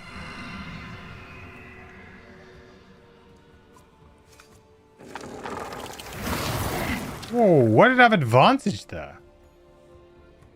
Does it naturally have advantage or something? Or had disadvantage? And yet still did 4 damage? Okay, feels good.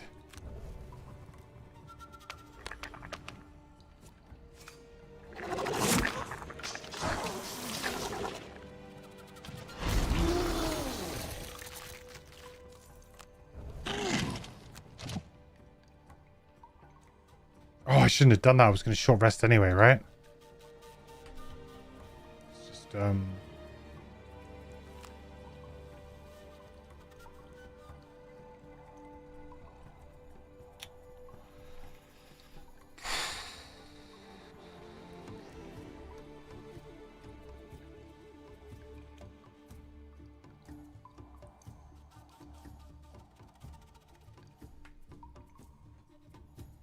let me load back the previous round.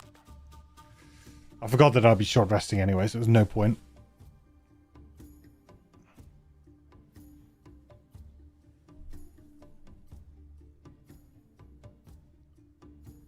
If the bone shaper could loot some lumber, that would be nice, but I just don't see that happening.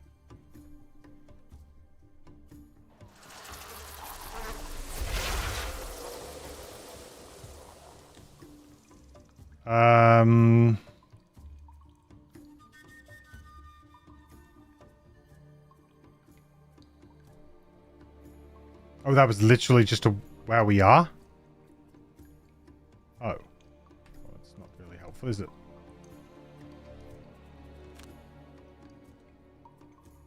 It's that load then.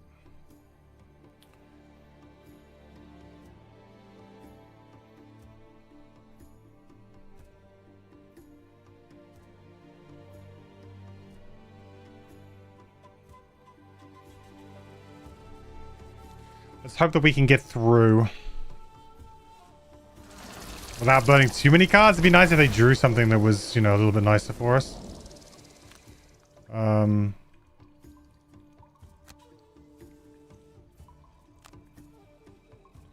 It kind of is what it is here with the Geminate. I'm not that bothered about it, to be honest.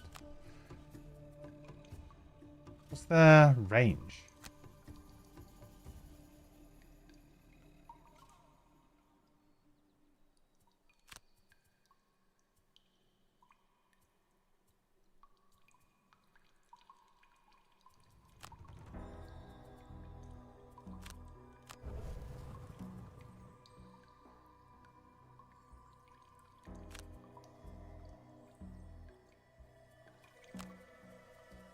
Summon a Skelly.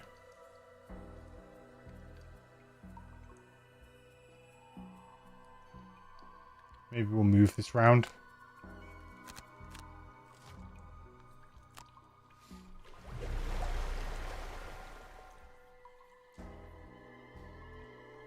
How many times have I been asked about facilitating a visit by Crag? A few times. A fair few times.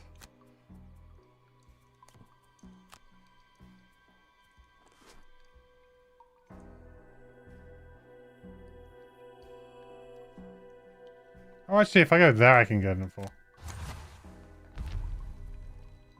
The problem is that, I don't have the kit for him anymore.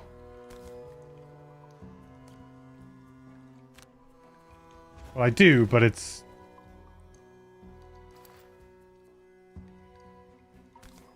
Hang on. How do you even get this to work, right?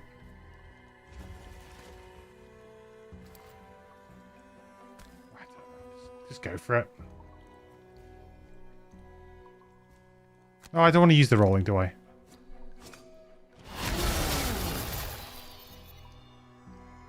We don't want to use the rolling.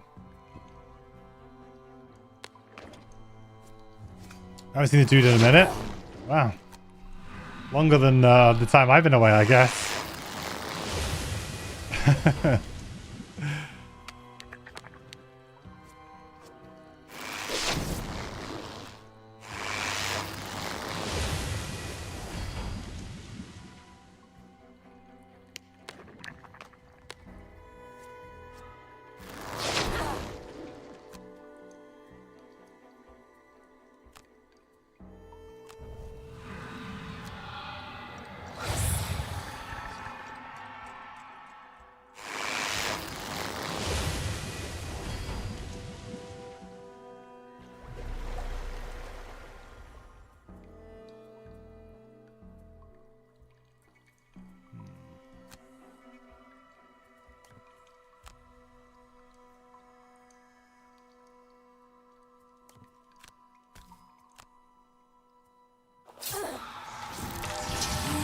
kind of in trouble here, aren't we, a little bit with our Bone Shaper? As we said. We're in a bit of a kind of untenable position, really.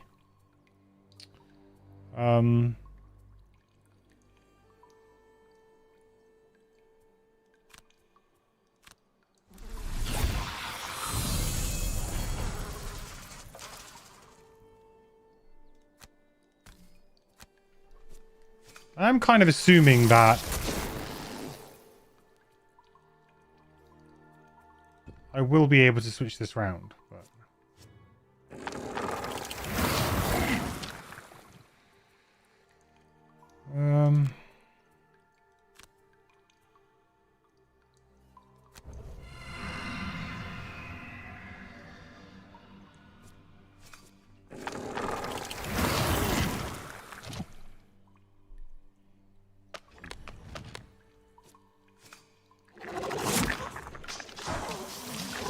potential to get a battle goal here.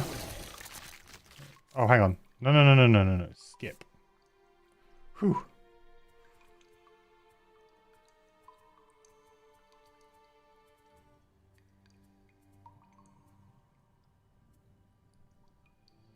Does it kill an enemy while 3 or more elements... Oh, gone.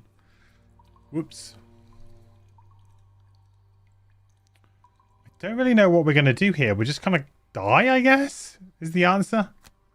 We're just going to die.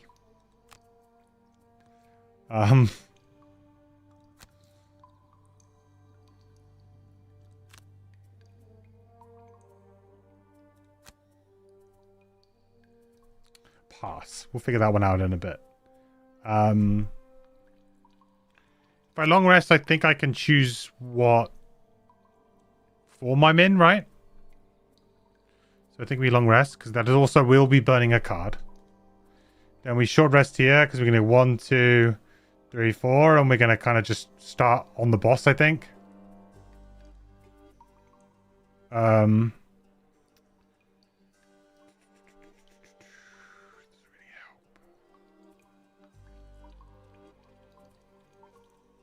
like I could place a skeleton. Oh, well, I can't place a skeleton. I'll die. I will die.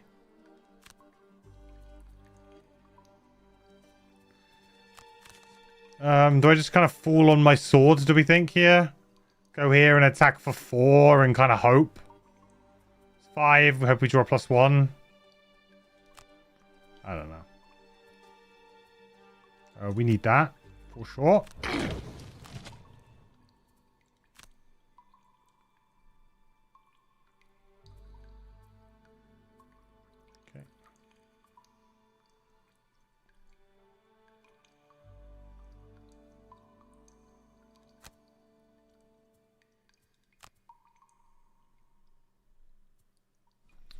May as well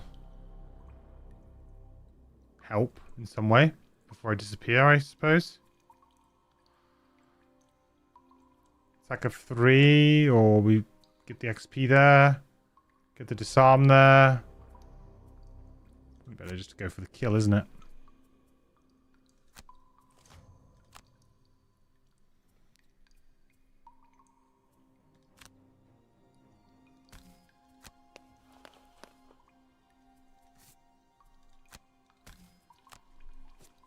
Nice.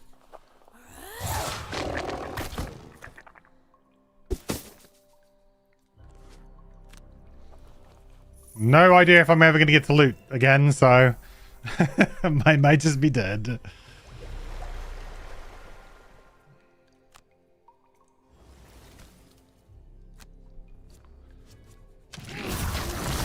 Very nice.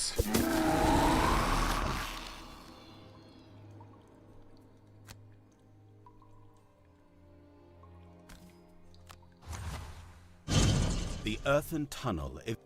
We're in.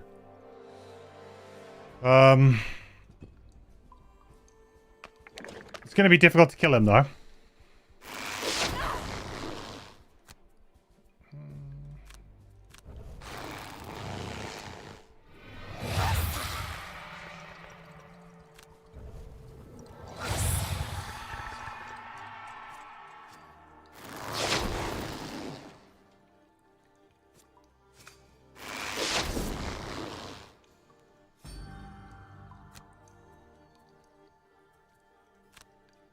Do they have pierce, do they? Oh, naturally. I mean, I guess I do that anyway.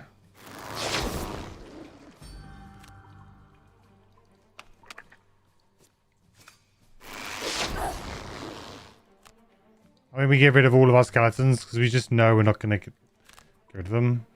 I should get rid of that. Is Rejuvenating Charm supposed to do this? Wow. Rejuvenating Charm is maybe underrated. Maybe I've underrated it all this time.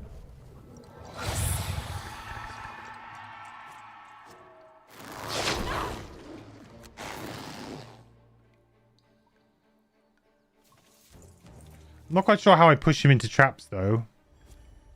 Don't have much in the way of pushing going on here. We may have ended up just sort of like, you know, botching this scenario a little bit by... we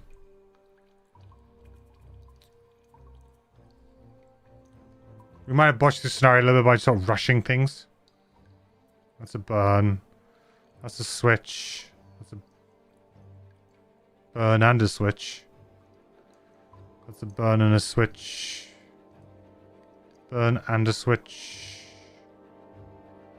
Switch.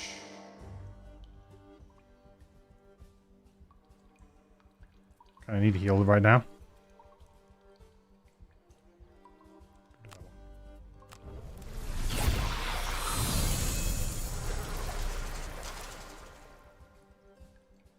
Ooh, I need that perk, right? To be able to change when I long rest, to be able to choose. It's kind of brutal without it.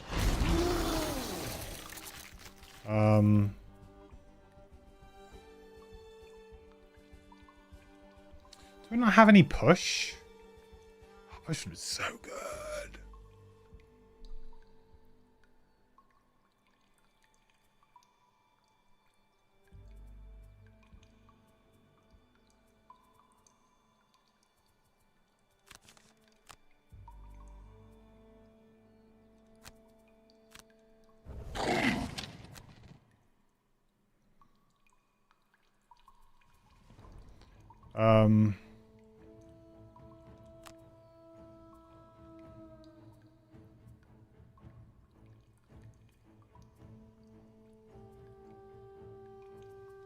I mean, do I just, like, drop a bunch of curses in?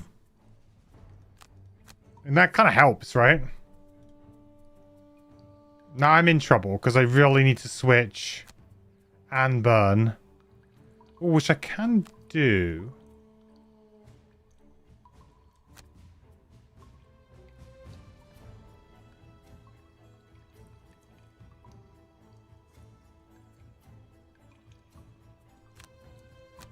So if we use Mind Spike and Selfless Offering. 3.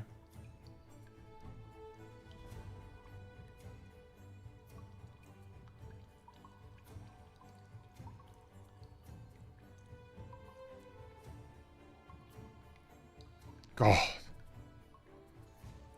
It's a lot of work, this, isn't it? Just to try and get something to work well. You mean to wound?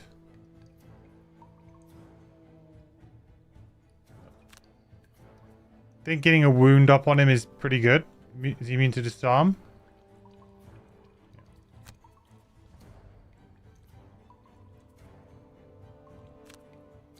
Yeah, I think so. We're going to have to burn a card and kind of go a bit hard and heavy on him. I'm muddled though. Now's not a good time. Now's a terrible time. What's his movement? Pretty rubbish, right? 1, 2, but he does have AoEs, I think. Maybe we go late, hit him with the crushing crystals, lacerating eruption. Hopefully he doesn't get us. Yep, that's fine.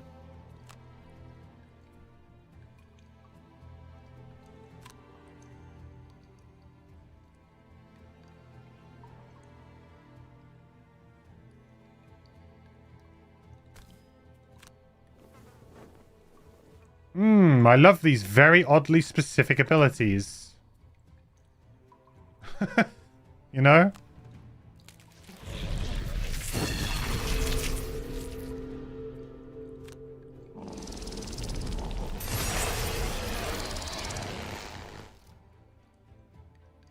So oddly specific. Oh, that ice isn't gonna be there for me now.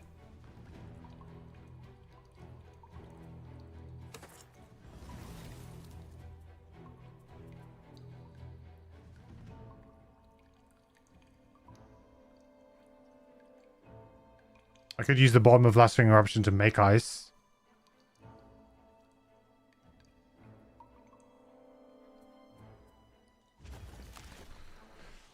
It's kind of useful in some degree.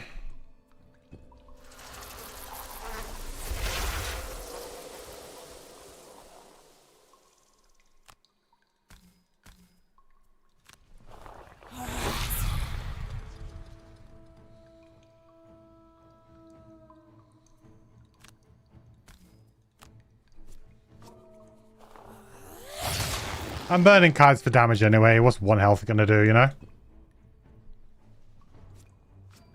Oh!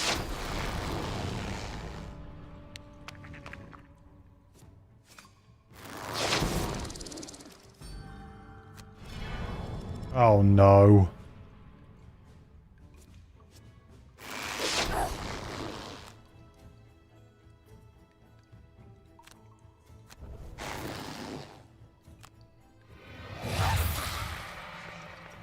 Rejuvenating Charm. Whew.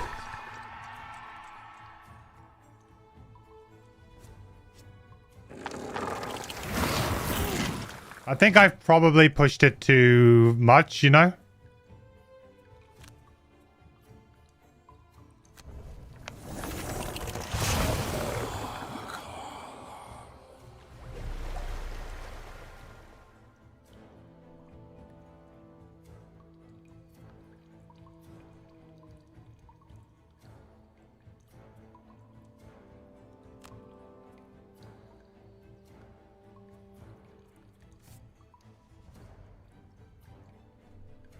I don't think I can attack him. He's going to move there, right?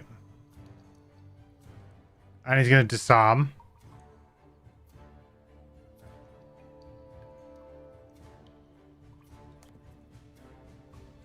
Makes kind of sense to try and heal one here. Or heal two. But then I don't have the ice. Do I care about the ice? Probably not right now.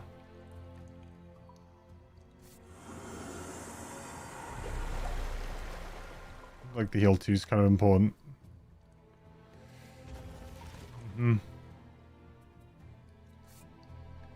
What difficulty are you playing on? Just veteran. Nothing too crazy for my first playthrough.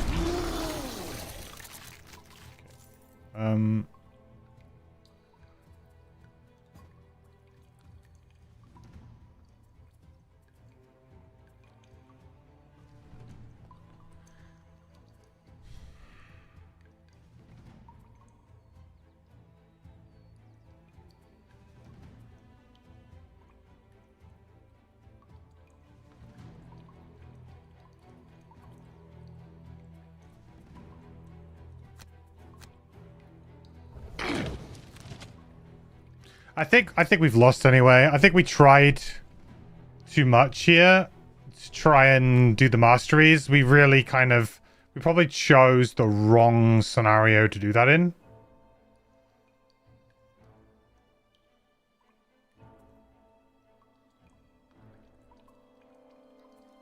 You know? I just think we chose the wrong scenario. It happens. If we had the Blink Blade, I think we would have been maybe okay.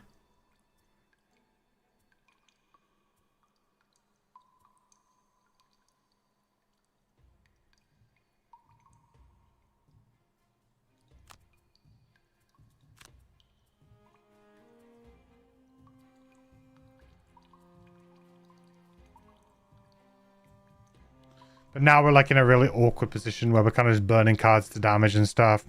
Is veteran +1, +2? It's actually standard. It's not even +1. It's actually just standard. +0.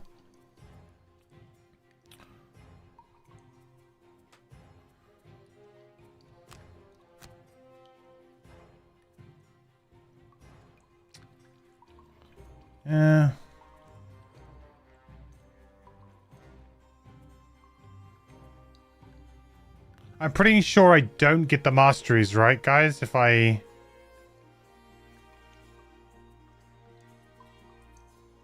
I'm pretty sure I don't get the masteries if I fail.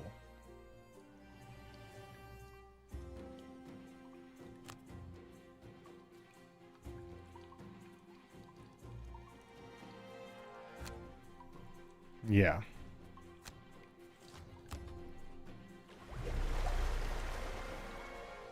No problem, Victor.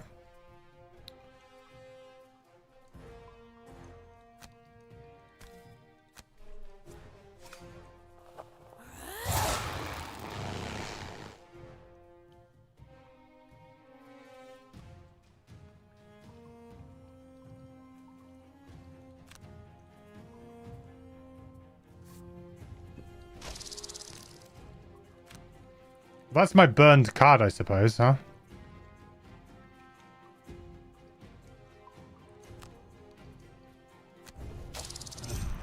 Don't necessarily need to burn a card now.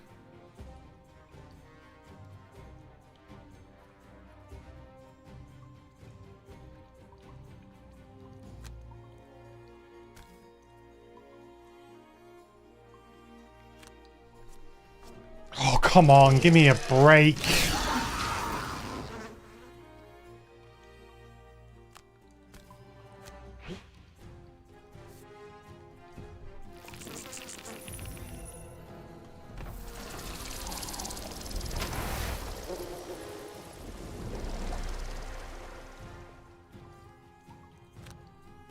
I mean, there's a chance I could get a big rolling here. There's a lot of brittle coming through here. But I guess I am kind of, retaliate 1? Well, you suck. Alright, wish me luck. No, come on.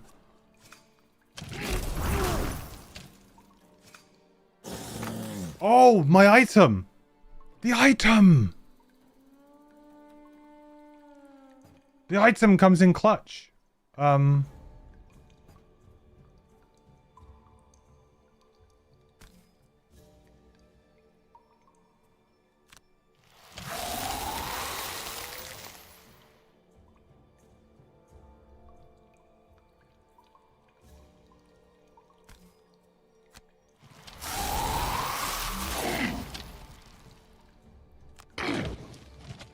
But then I heal 9. Oh, we're still in it. Never say never, I guess. Do I want to use the ice? Because are they pinching it? No one's pinching it. So maybe I leave the ice. Oh, no, the ice will go anyway. So I may as well use it.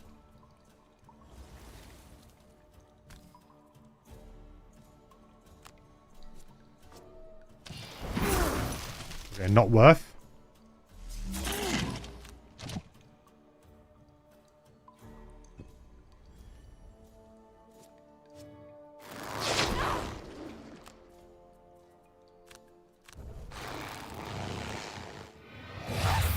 I love this, because then I can just burn a card from my hand on the next attack. It's pretty smart.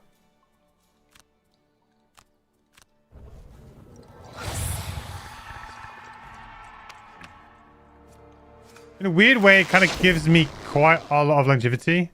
Longevity?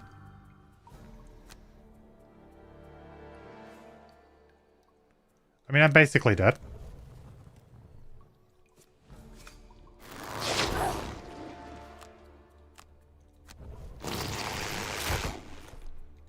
I'm kind of tanking over here. Kind of rules. Knowing how much damage I got from losing cards? Not really.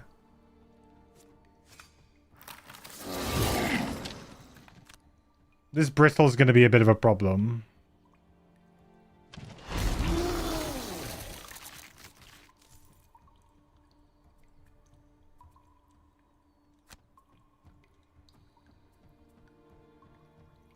I mean, I'm going to lose cards again. I mean, what do I do here? I just long rest? I'm dead. I'm just dead, man.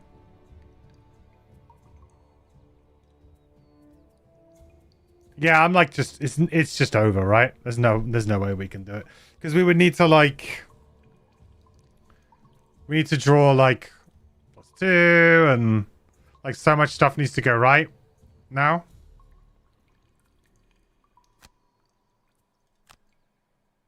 I can't long rest because he's just gonna beat me down.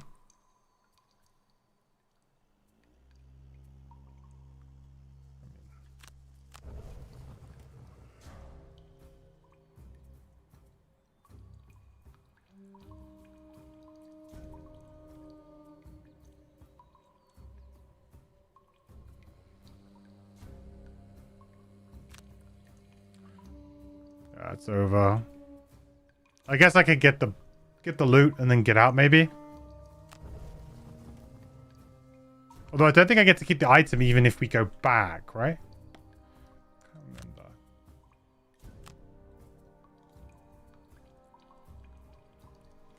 Yeah, that's a lot of stuff we need.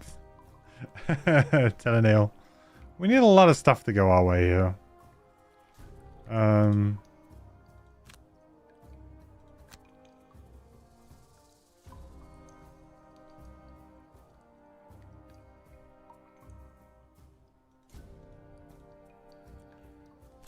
I think we probably just chose the wrong scenario to kind of really try this with. But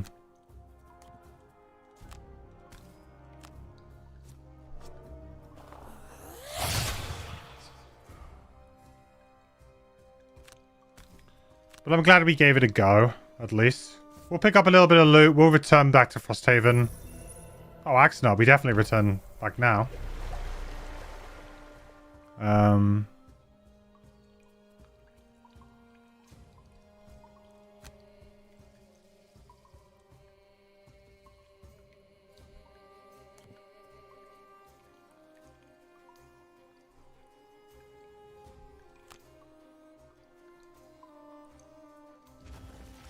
I think it's an item or something from memory. I don't think it's a particularly great one, but I think it is an item. Oh, so many heals.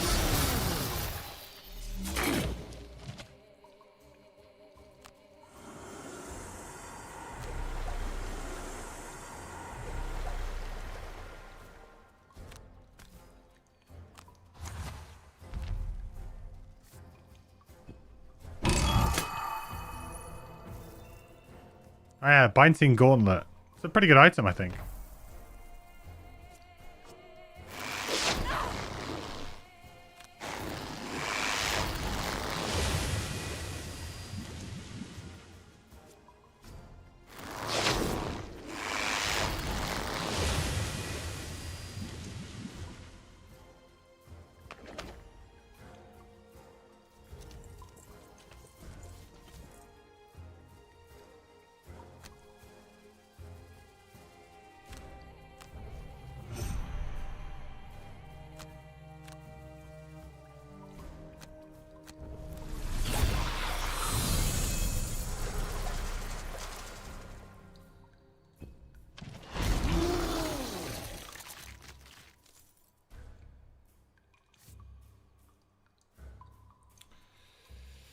Yep, that'll be all she wrote then. I don't think I can get any loot on anything here, right? I think we probably... Oh, hang on. Now it's letting me switch. I swear it didn't let me before. Oh, okay. Well... A little bit more XP ain't gonna hurt. We long rest here. We long rest here. And it should be it. Kind of tough, really, because we didn't. Like I said, we didn't play this particularly well. Give me some loot, please.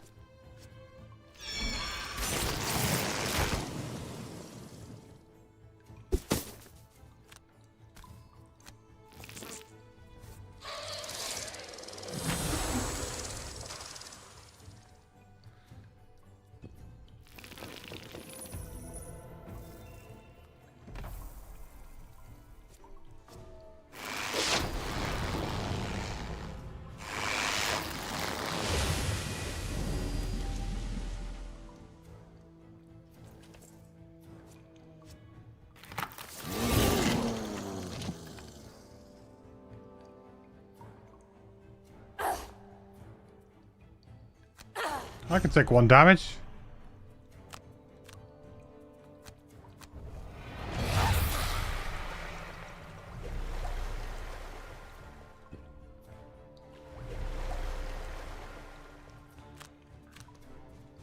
I would have liked to have done this one first time. It wasn't even particularly close, unfortunately. I definitely didn't play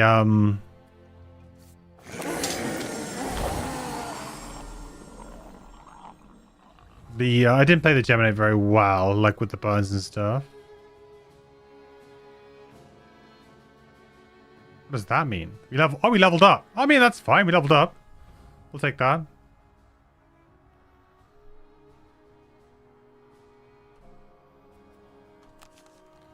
Let's go to the Outpost then. I mean, I wanted, like, I could very quickly sneak in there before I need to go to bed. One quick attempt. And that kind of worked out perfectly, even though we didn't win. Obviously, perfect would have been the win. More puzzle stuff, huh? It's troubling, Crane says, troubling. You find the Quattrel in his quarters, sulking behind a newly made desk, cobbled together from scraps of wood and the legs of his bed. He's poring over your work on the cipher, but it doesn't seem to be the breakthrough he was hoping for. You sorted their letters, Crane says. I much appreciate it, but your solution just leads to more problems. It seems the author of this tome has taken steps to shroud their work in deeper levels of obfuscation. Crane stabs his quill into his inkpot and slouches back in his chair. It's not complicated by any means, just time intensive, he says. I've got the title at least, Project Source by Mistress Torfil Lorgren. It appears to be a research journal. These Quattrel researchers were investigating some phenomena in the north. I can't say what they were looking for, but this section here, he holds up the tome, open to a page with a very small, very crude map surrounded by text. This tells of an experiment, the largest of a series of spires. They're apparently built not too far from here, but the experiment, I don't know. All I have is this. Crane hands you a small scrap of paper that shows a diagram of sorts. I'm sure you won't have any trouble working out what it means. See if you can find this large spire and get to the bottom of it. Obviously, this is like to do with the puzzle book, and I feel like, I mean, it's like, oh, it's just done. It's just done. I mean, I do kind of like that. Level 3! Winter arrives. It's been a summer of adversity, but your decision is made. This outpost at the corner of civilization won't make it through another winter without your assistance. Of course, it's possible they won't make it with you either, but at least you'll find out together. The Quattrel mail carrier cinches her bag and plods through the main gate. In her satchel is your final reconnaissance report to the guild at White Oak, detailing the condition of the town, the support it will need to continue, and your decision to stay. With a sober final thump, the gates of Frosthaven seal shut. The populace barely acknowledge it, but for you, it means you've linked your fate with that of this town. Nice. There, down to the left. The mining camp foreman points your way toward a narrow opening in the rock wall. Was just some scratches 2 days ago, now it's a whole cavern. A miner said it's been growing every day. He figured it was the night crew. He refuses to go any further into the passage. We don't have a night crew. You toss a torch into the dark chamber, and it casts light on the cavern walls. Long, finger-width marks carved out into a full room. Oh no. In the middle of it, a stone pillar looms ominously, seemingly chiseled by claw out of the rock of the mine. This is precisely the sort of issue anyone would happily pay a mercenary to deal with. So the question is, how much? I'm going to be reasonable, I think. We don't need crazy amounts of gold right now. Demand that you're paid based on whatever you wind up having to clear out of that room. You get the foreman to agree to a rate proportional to whatever horrors you discover in the room. A night demon has taken up residence, drawing power from a natural focus point in the mine. It's been harvesting the essence of evil and is pretty upset with your sudden interest in killing it. The whole ordeal takes just a few minutes, but you'll be digging broken claws out of your skin for days. At least the foreman was happy to turn over some extra coin when he saw the trouble you went to. Very nice. Dirty gold. I mean, come on, guys. Somebody here is clearly wanting. Could be the only way that we can get this character up a little bit more. 3 metal. I mean, we've got plenty of metal though, so that's fine. Okay. New buildings. Trading posts. Oh yeah.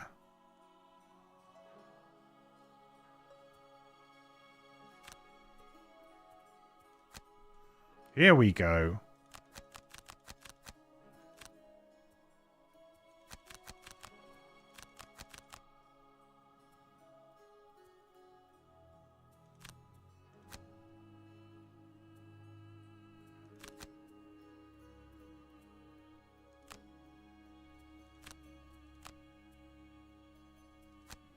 All right, trading post is being built.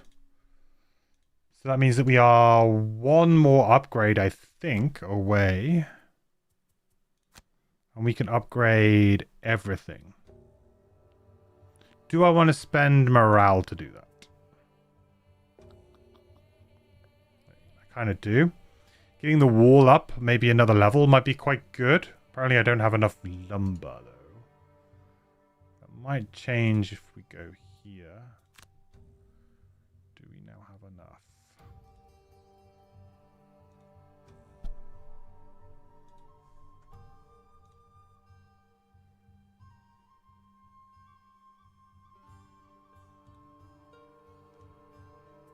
Let's do this actually quickly. The Gemini level up. Leveling up on the Gemini has always interested me because you're kind of like forced down a path here, aren't you? Like, in an ideal world, you want to keep your cards, your number of cards level, sort of, right? You could, in theory, try and focus on either a melee or ranged, and then eventually kind of start to phase out one of the other, and you just use it to literally kind of switch to then switch back, you know, kind of very briefly in it for a round or so. Maybe create an element that's useful, or do something that's useful to set you up, to then move back again. But also then there's the idea of you just being fairly balanced as a character, where you just kind of want to almost alternate. Like, oh yeah, I'll take that one, then I'll take that one. You're upgrading kind of both sides, which I think is kind of interesting idea. But it's very difficult to work out how it'll all fit together as a puzzle. You do need to take 7 and 7. Oh, you do you? Okay, I'm wrong then. I wasn't aware of that. You do have to take 7 and 7. But you could focus on one half being upgraded. Ah, okay. Yeah. I guess like the most ideal way of playing it then would be to kind of go relatively equal between the two. Great choice to release Geminate as a starter class. Yeah. Confusing, right? Because if you're stuck at 7 and 7, then you don't want... I mean, you could switch between the two quite fast, and... I suppose. Anyway, let's go through the cards, and we'll see which one takes our fancy anyway. So, we have a Retaliate 2, Range 2, and then potentially Disarm ourselves to give an additional Retaliate and an additional Range. Is this optional, or do we have to pay this? Seems a bit... I mean, I would assume that you're always going to do this. I don't see why you wouldn't. I mean, Retaliate 3, Range 3, that's super good. Like, if you're against imps or something like that, this just basically takes them all out. Very, very good ability. Gain 1 XP whenever you retaliate this round. I mean, you could comfortably earn, like, what? 4, 5 XP from this card at certain junctures, maybe, if you play it well enough. You could earn a bunch of XP from this. It is a one-time use, so... But as we know, like, kind of part of this character is just burning cards pretty freely when the situation is right. The bottom is an attack 2 with poison, which is also very good. This is a melee form card, so this would work quite well in what that character does. See, this is just great because it does something. Notably, though, this card does not switch forms, but neither does this, so I guess there's nothing really to be said there. Locust Host. Attack 2. Only at range 2 and 3. And it's a pretty big pattern. It's a very big pattern. 2 and 3 is actually probably a little bit easier than, like, what is it, the 4 and 5s and stuff. It's kind of crazy. A lot of rooms just aren't big enough, but 2 and 3, that's pretty doable, I think. Curse yourself to increase it to a bunch more.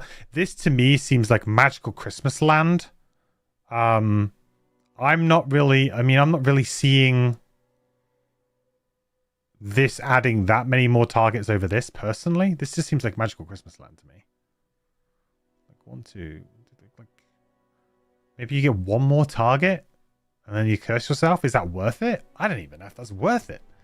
I don't know about this one.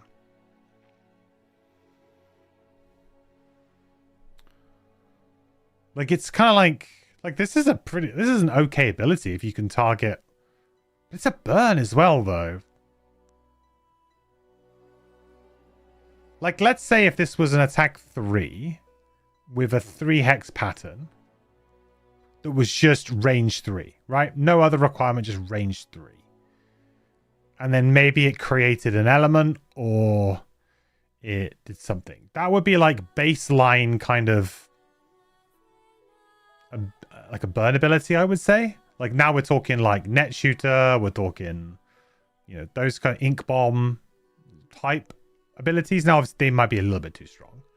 So obviously there's some balancing there. So an attack 2, maybe with these 3 creates element, or maybe it can muddle and create an element or something. I don't know. And mobilize, create an element. Something not too super crazy. I just feel like this is pretty underwhelming for a burn. Unless we have some way of really pumping up. Because I think you naturally think, oh, wow, I'm going to attack a bunch of stuff with this. But I think on average, this is going to be about 4 targets. And this is probably going to be about 4 targets. So it's like 8.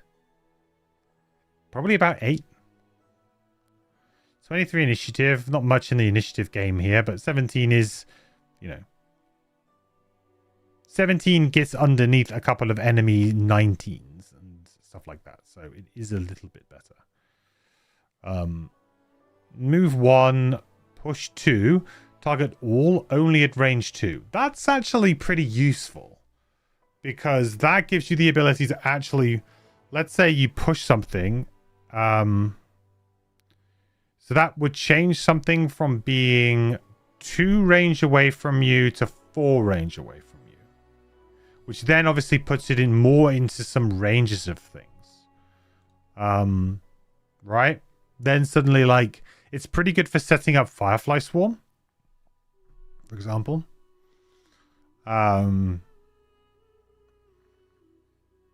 It's potentially pretty good at setting up some of these other patterns as well, like some of the weird ones, right? But it is ranged attack, so like this is melee, so. But it would be quite good at, for example, setting up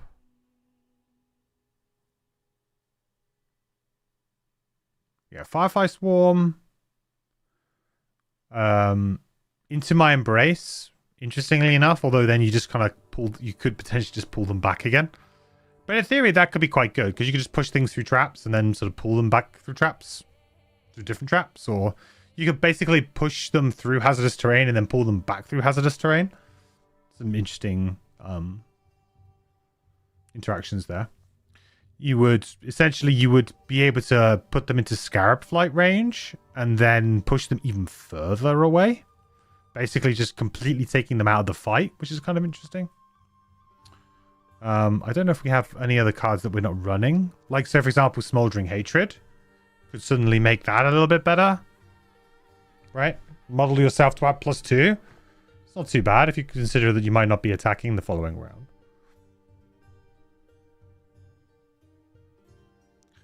Smoldering Hatred is actually a pretty good card. I probably should be running that. It just seems quite good. That's interesting. I guess in this party right now, what is useful for us right now? Like, do we want to go kind of like crazy retaliate build?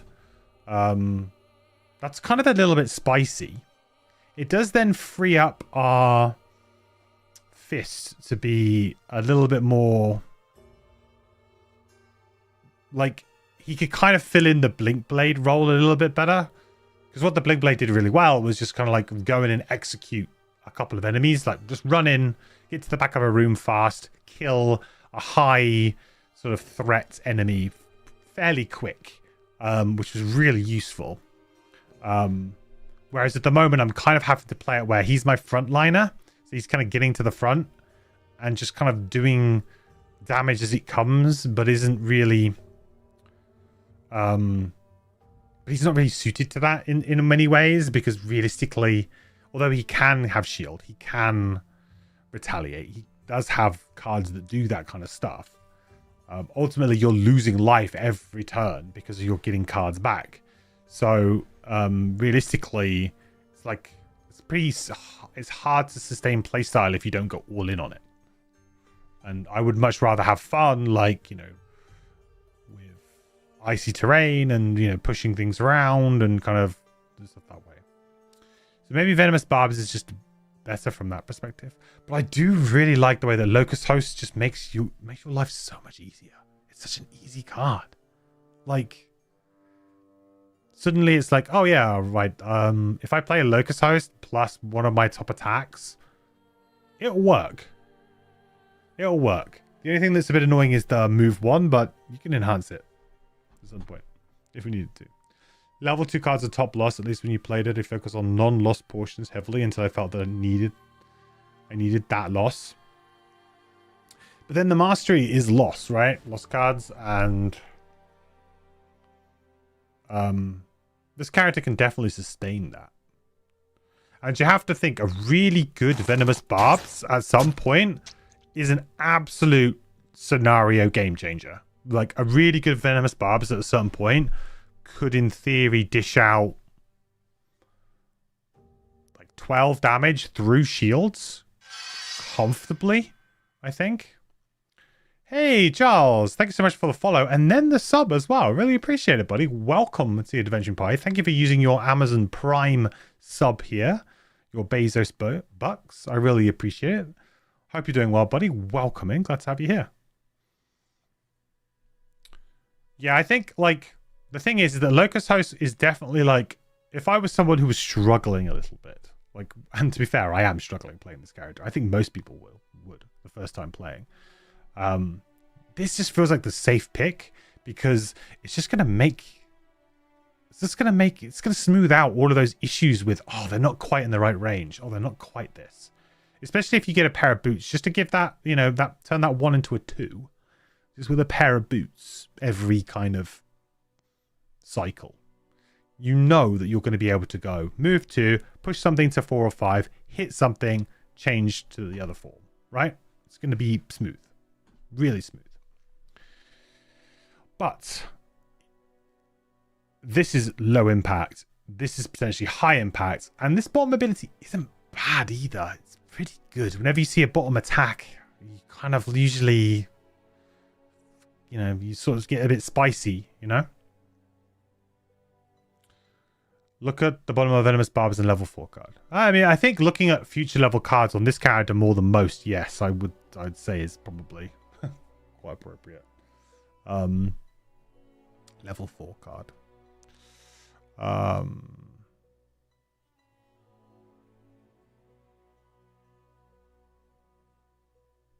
So you mean like with this? So you mean like just assassinate something? So you like attack them for 2, add the poison, and then just go ham?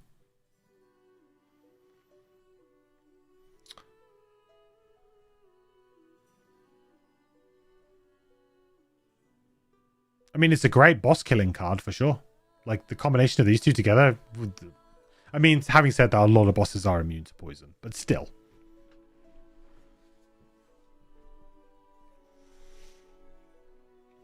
And then this is a pull 3 as well, which is pretty good. I guess then what would we do maybe at level 3? would we get the Dragonfly Surge? Attack 6, only at range 4 and 5. Consume either fire or light to gain advantage, wound, and 1 XP, which is really good. That's a really good.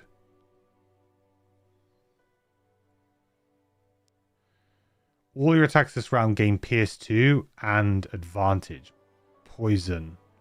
Is that poison yourself, I guess? That's also pretty good. But then the bottom of this works so well with Venomous Barbs, right? It's like insanely good. You go for the double burn, huge turn. You go, do you know what? I'm going to move 3. I'm going to shield for 3. I'm going to retaliate for 3. Come at me. You know, have a go if you think you're hard enough, right? Do we have a perk to ignore negative item effects?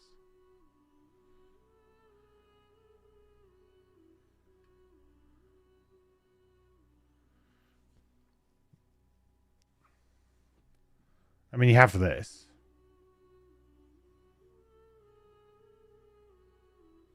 I mean, I guess it doesn't really make sense thematically for this character to wear armor. That would be a bit weird.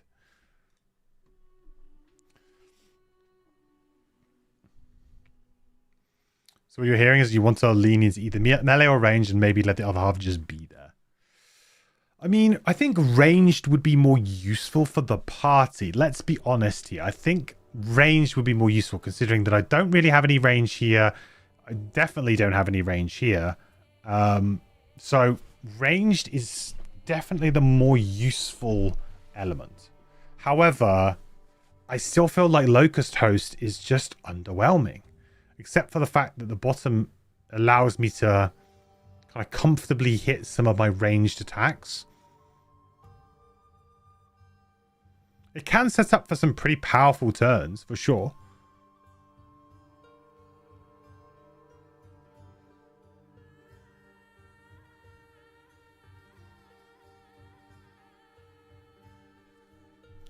Level 4. What was the range card here? Heal 4, target 1, range 3, add additional target. It's just a big heal. That's not very exciting. 5, move with jump, stun 2 things, range 1. That's a very good ability. It's like a get out of jail type ability. We're in trouble.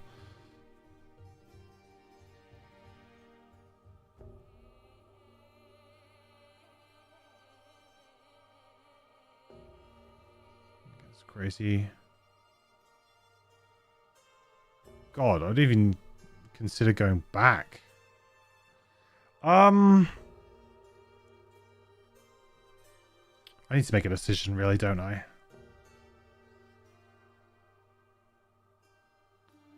Makes Firefly Swarm better. Tick. Do I have, like...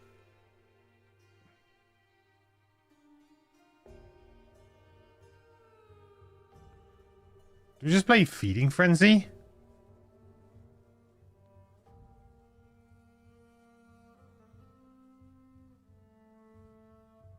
Kill an enemy during your turn, you may switch forms or ignore any switch forms.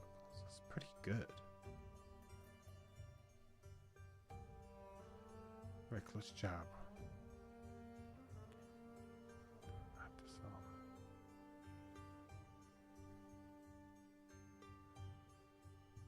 Guys, anyone?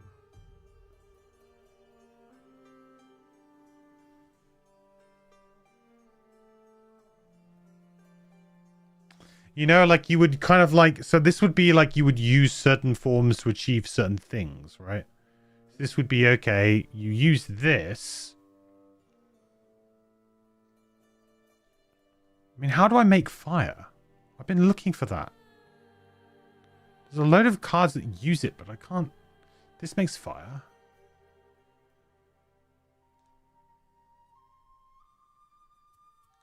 Sort by initiative, that might make my life a bit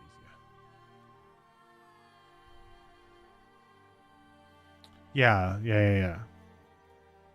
I know they're on the losses, but... No. No, no, no. No. I mean, granted, there are things that allow me to maybe kind of get there, but... Do you know what I mean? Am I going crazy? Light. Ice.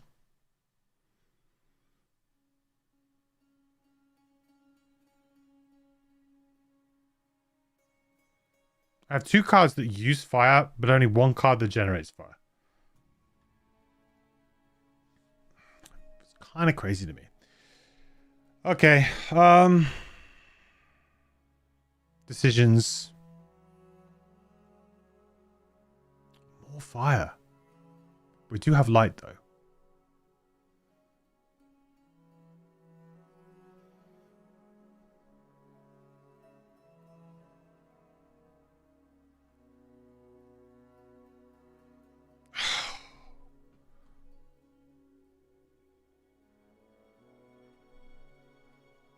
Ultimately, this card is better. I'm taking this card. Okay. I feel like I'm going to have to end up taking a mix of both, but I'm taking this one. And then we're going to look at a couple of ways to like shield up in certain position, in certain points.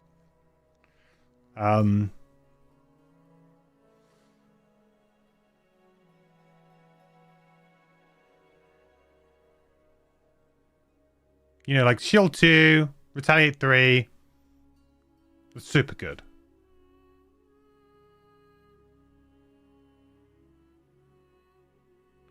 So then I probably need to get rid of...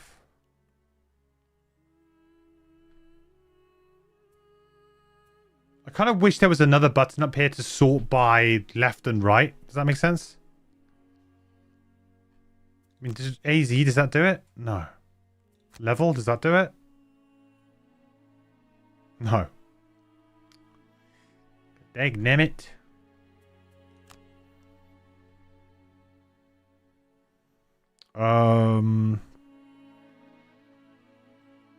Track down's really good. Changeling's Boon, I guess, gets me the fire and the light some way, doesn't it? But I'm probably not playing that really now.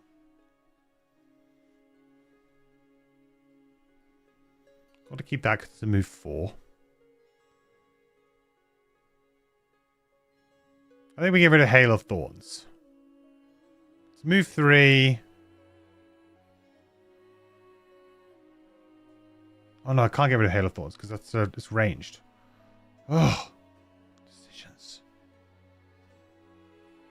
The Hornet Sting is really good too. This is good.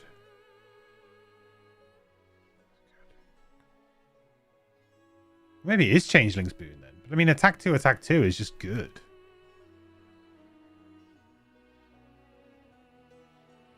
Oh, Flailing Tendrils.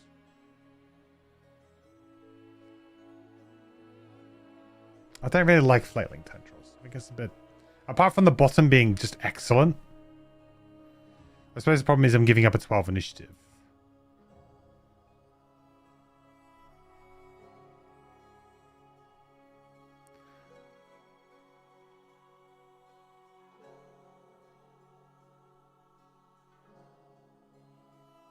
Maybe we get rid of Drag Down.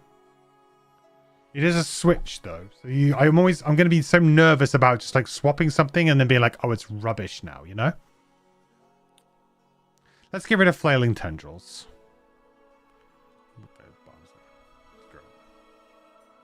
Probably the wrong choice. Because the bomb of this is great and it just makes fire. But if I'm going away from the fire thing, which I think I am, then I think we can look at maybe getting rid of a few of the other things. I mean, this is still a move 4, right? Which is what I'm going to use it for. 100%. And then, so when I'm in ranged, I want to focus a little bit more probably on like healing myself. So I probably want, instead of like Hail of Thorns, well, it does make ice though. I probably want to reshape the guys here.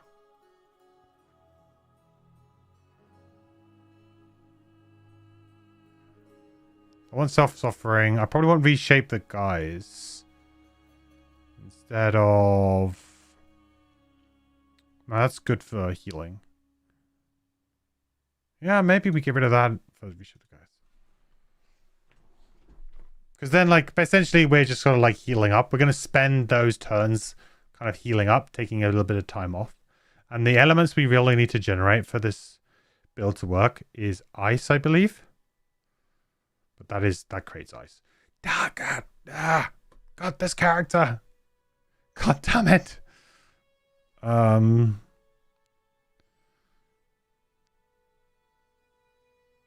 It's big heal too. Mind spike then.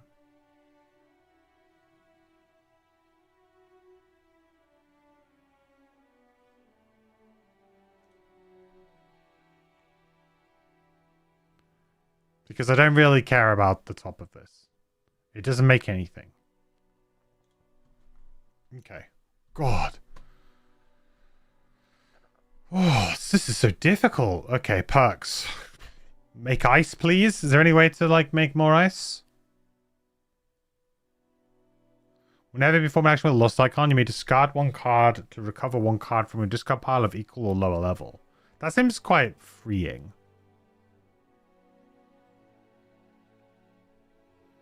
Oh, it's 2 perks, though. That'll be why. Transmutation. Replace 1 minus card with 1 plus 0. Infuse. You see, it doesn't generate, though. Replace 2 plus 0 cards with 2 rolling PS3 cards. That sounds quite good.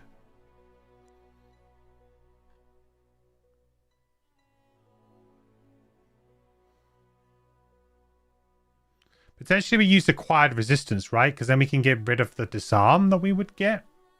It seems a bit low impact to me, though. Germinate makes my brain hurt. Mine too, Charles. It's like, it's ridiculous.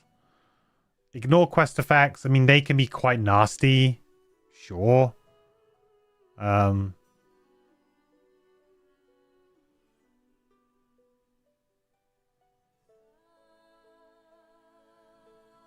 Shove.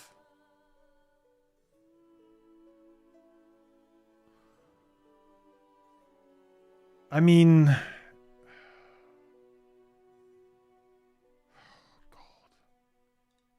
Acquired resistance, maybe? Gotta take the extra times too, right? I mean, what am I hoping to... Like, the thing is, says I attack for, like, 2 most of the time. It's like, oh, I'm attacking by 2 or 3. Like, it doesn't feel like I attack for much, you know?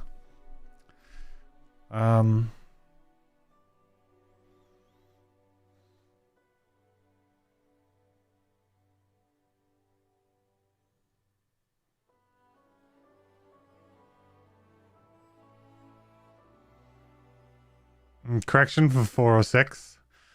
Yeah.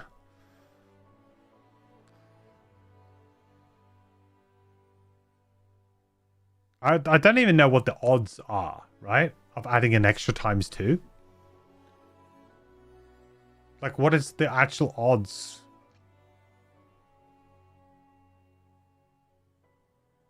It's like 20 cards, right? 5, 10, 15, 16, 17, 18. Yeah, 20. 20, right? Yeah, it's 20. So it's 20, and you're adding an extra one. I guess it's not quite doubling your odds on hitting a times 2, or is it doubling your odds on hitting a times 2? I don't know, which is pretty low anyway. I think we go for... It sounds boring, but do I honestly just go for something like immunity? Because it's boring, but it means that my character just doesn't get screwed. When, oh, by the way, in this scenario, you get nothing. Yeah, okay. It's so boring, but it does do something.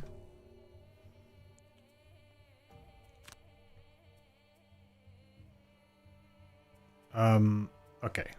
Let's go back, and then we have to decide whether or not we want to spend morale. I think we probably do.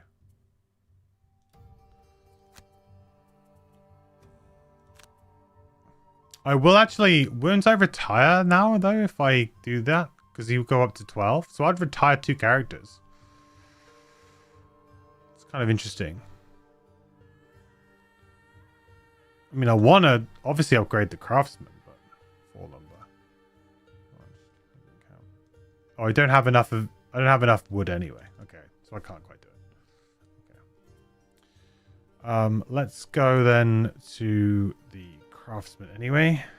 See what we can get.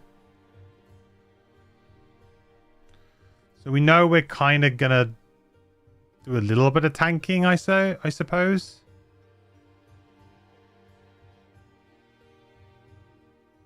So if I can get 2 axe nuts.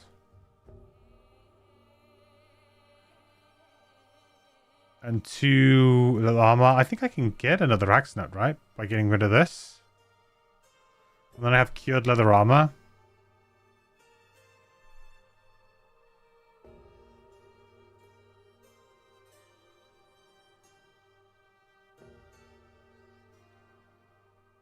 Oh, that's -1s in. This adds no -1s in. Oh, I think annoyingly I bought bloody hide, didn't I? I wasn't thinking. Did I go around and just buy it?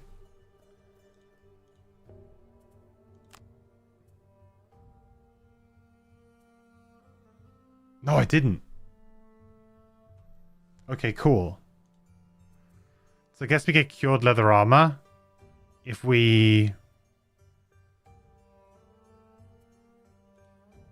Okay.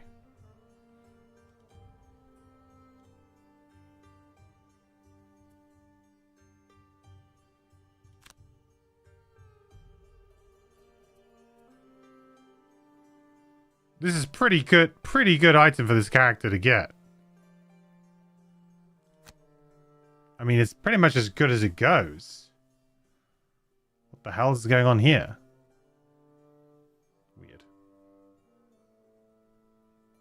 Yeah, isn't that what it's supposed to be? Corpse cat?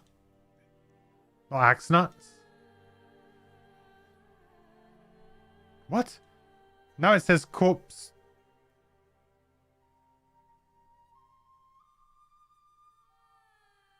What a strange bug.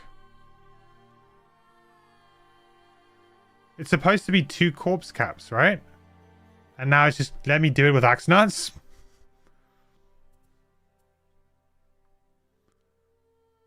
Kind of interesting.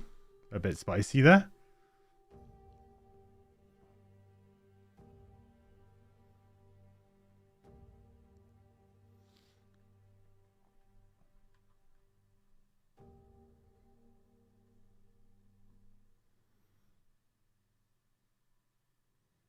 I guess getting rid of the... I could kind of get rid of the crude shield. I think you probably want a spear, don't you? Really? Can I buy a wood and make a spear?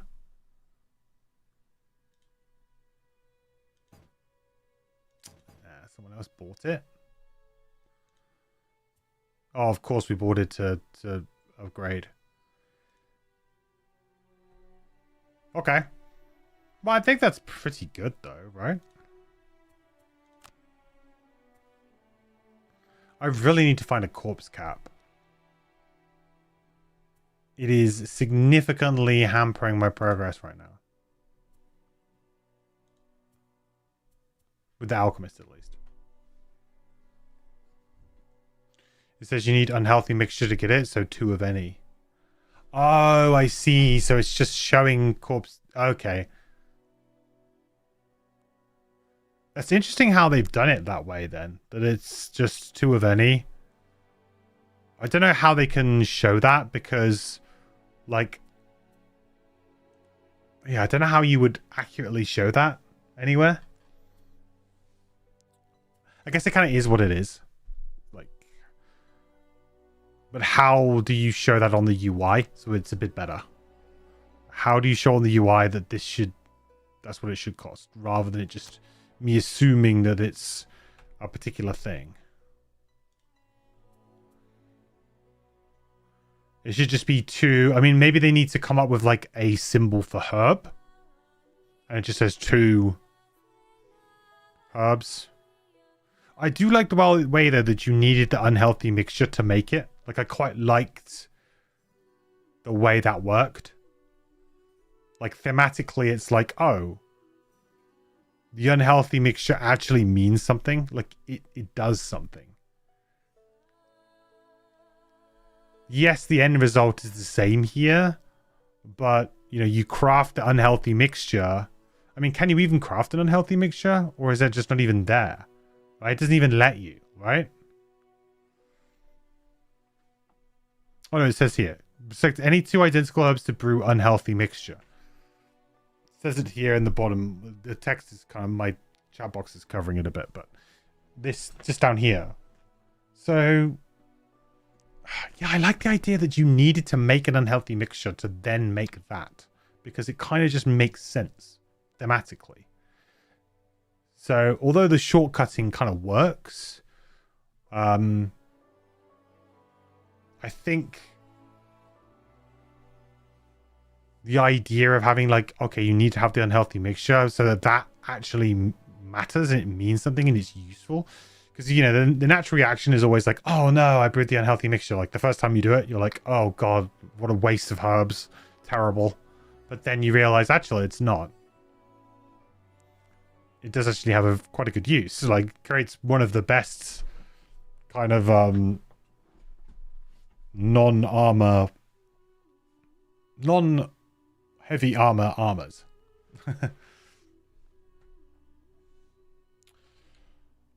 Is there anything else we could buy, I guess? Is there anything we can buy? I'm still sort of looking for a one-handed item, but no. Also good for distilling into other herbs. Yeah, for sure. Cool. Well, I think we will leave it there then, chat. We actually did achieve something today, which I was a bit nervous whether or not we would. We were quite far off the retirements, I thought, but we got a good series of events to get the Blink Blade retired.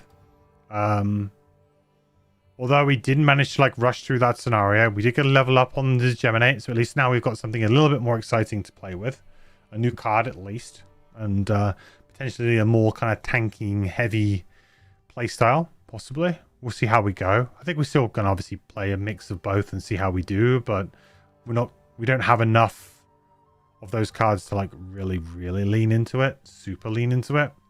But we certainly have enough to kind of do a half decent job of that. So we'll see where it goes.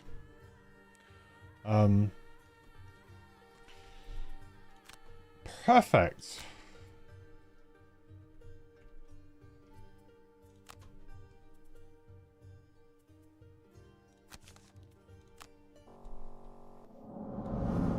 Alrighty then. Well then, folks. That'll be all she wrote for today. Thank you all so much for watching. I really appreciate it. Come along, playing more Frosthaven. Still really enjoying it. Just playing Frosthaven, having fun, good stuff. Nude. Why did the nude not play? I will be back next week now. Probably in about a week. Either next Tuesday or next Wednesday. That's the plan. Because I'm off to a music festival on Thursday. So that's yeah. I'm not playing any Frosthaven off stream at all at the moment. So we will kind of pick up where we left off, and we'll kind of keep going. And like I said, the plan is to hopefully, if we can kind of complete pretty much everything before like the patch, I would like to get ourselves into a position where we've kind of like completed all of the content at least, and then when the patch rolls in, we can do the new content, and then hopefully that won't probably take us long, and then we can kind of like just look at the new characters, and then we can kind of start rolling on that. But I really don't know how far it goes in terms of leveling up the outpost. I don't know at what point we kind of hit a hard stop at some point, but we'll find out. We'll find out together when we hit the hard stop. All right, awesome. Well, as always, everybody, have a great rest of your day. If you do have any of it left, have a great week, and I will catch you in about a week where we will pick up from where we left off. All right, everyone, I will catch you next time. Bye.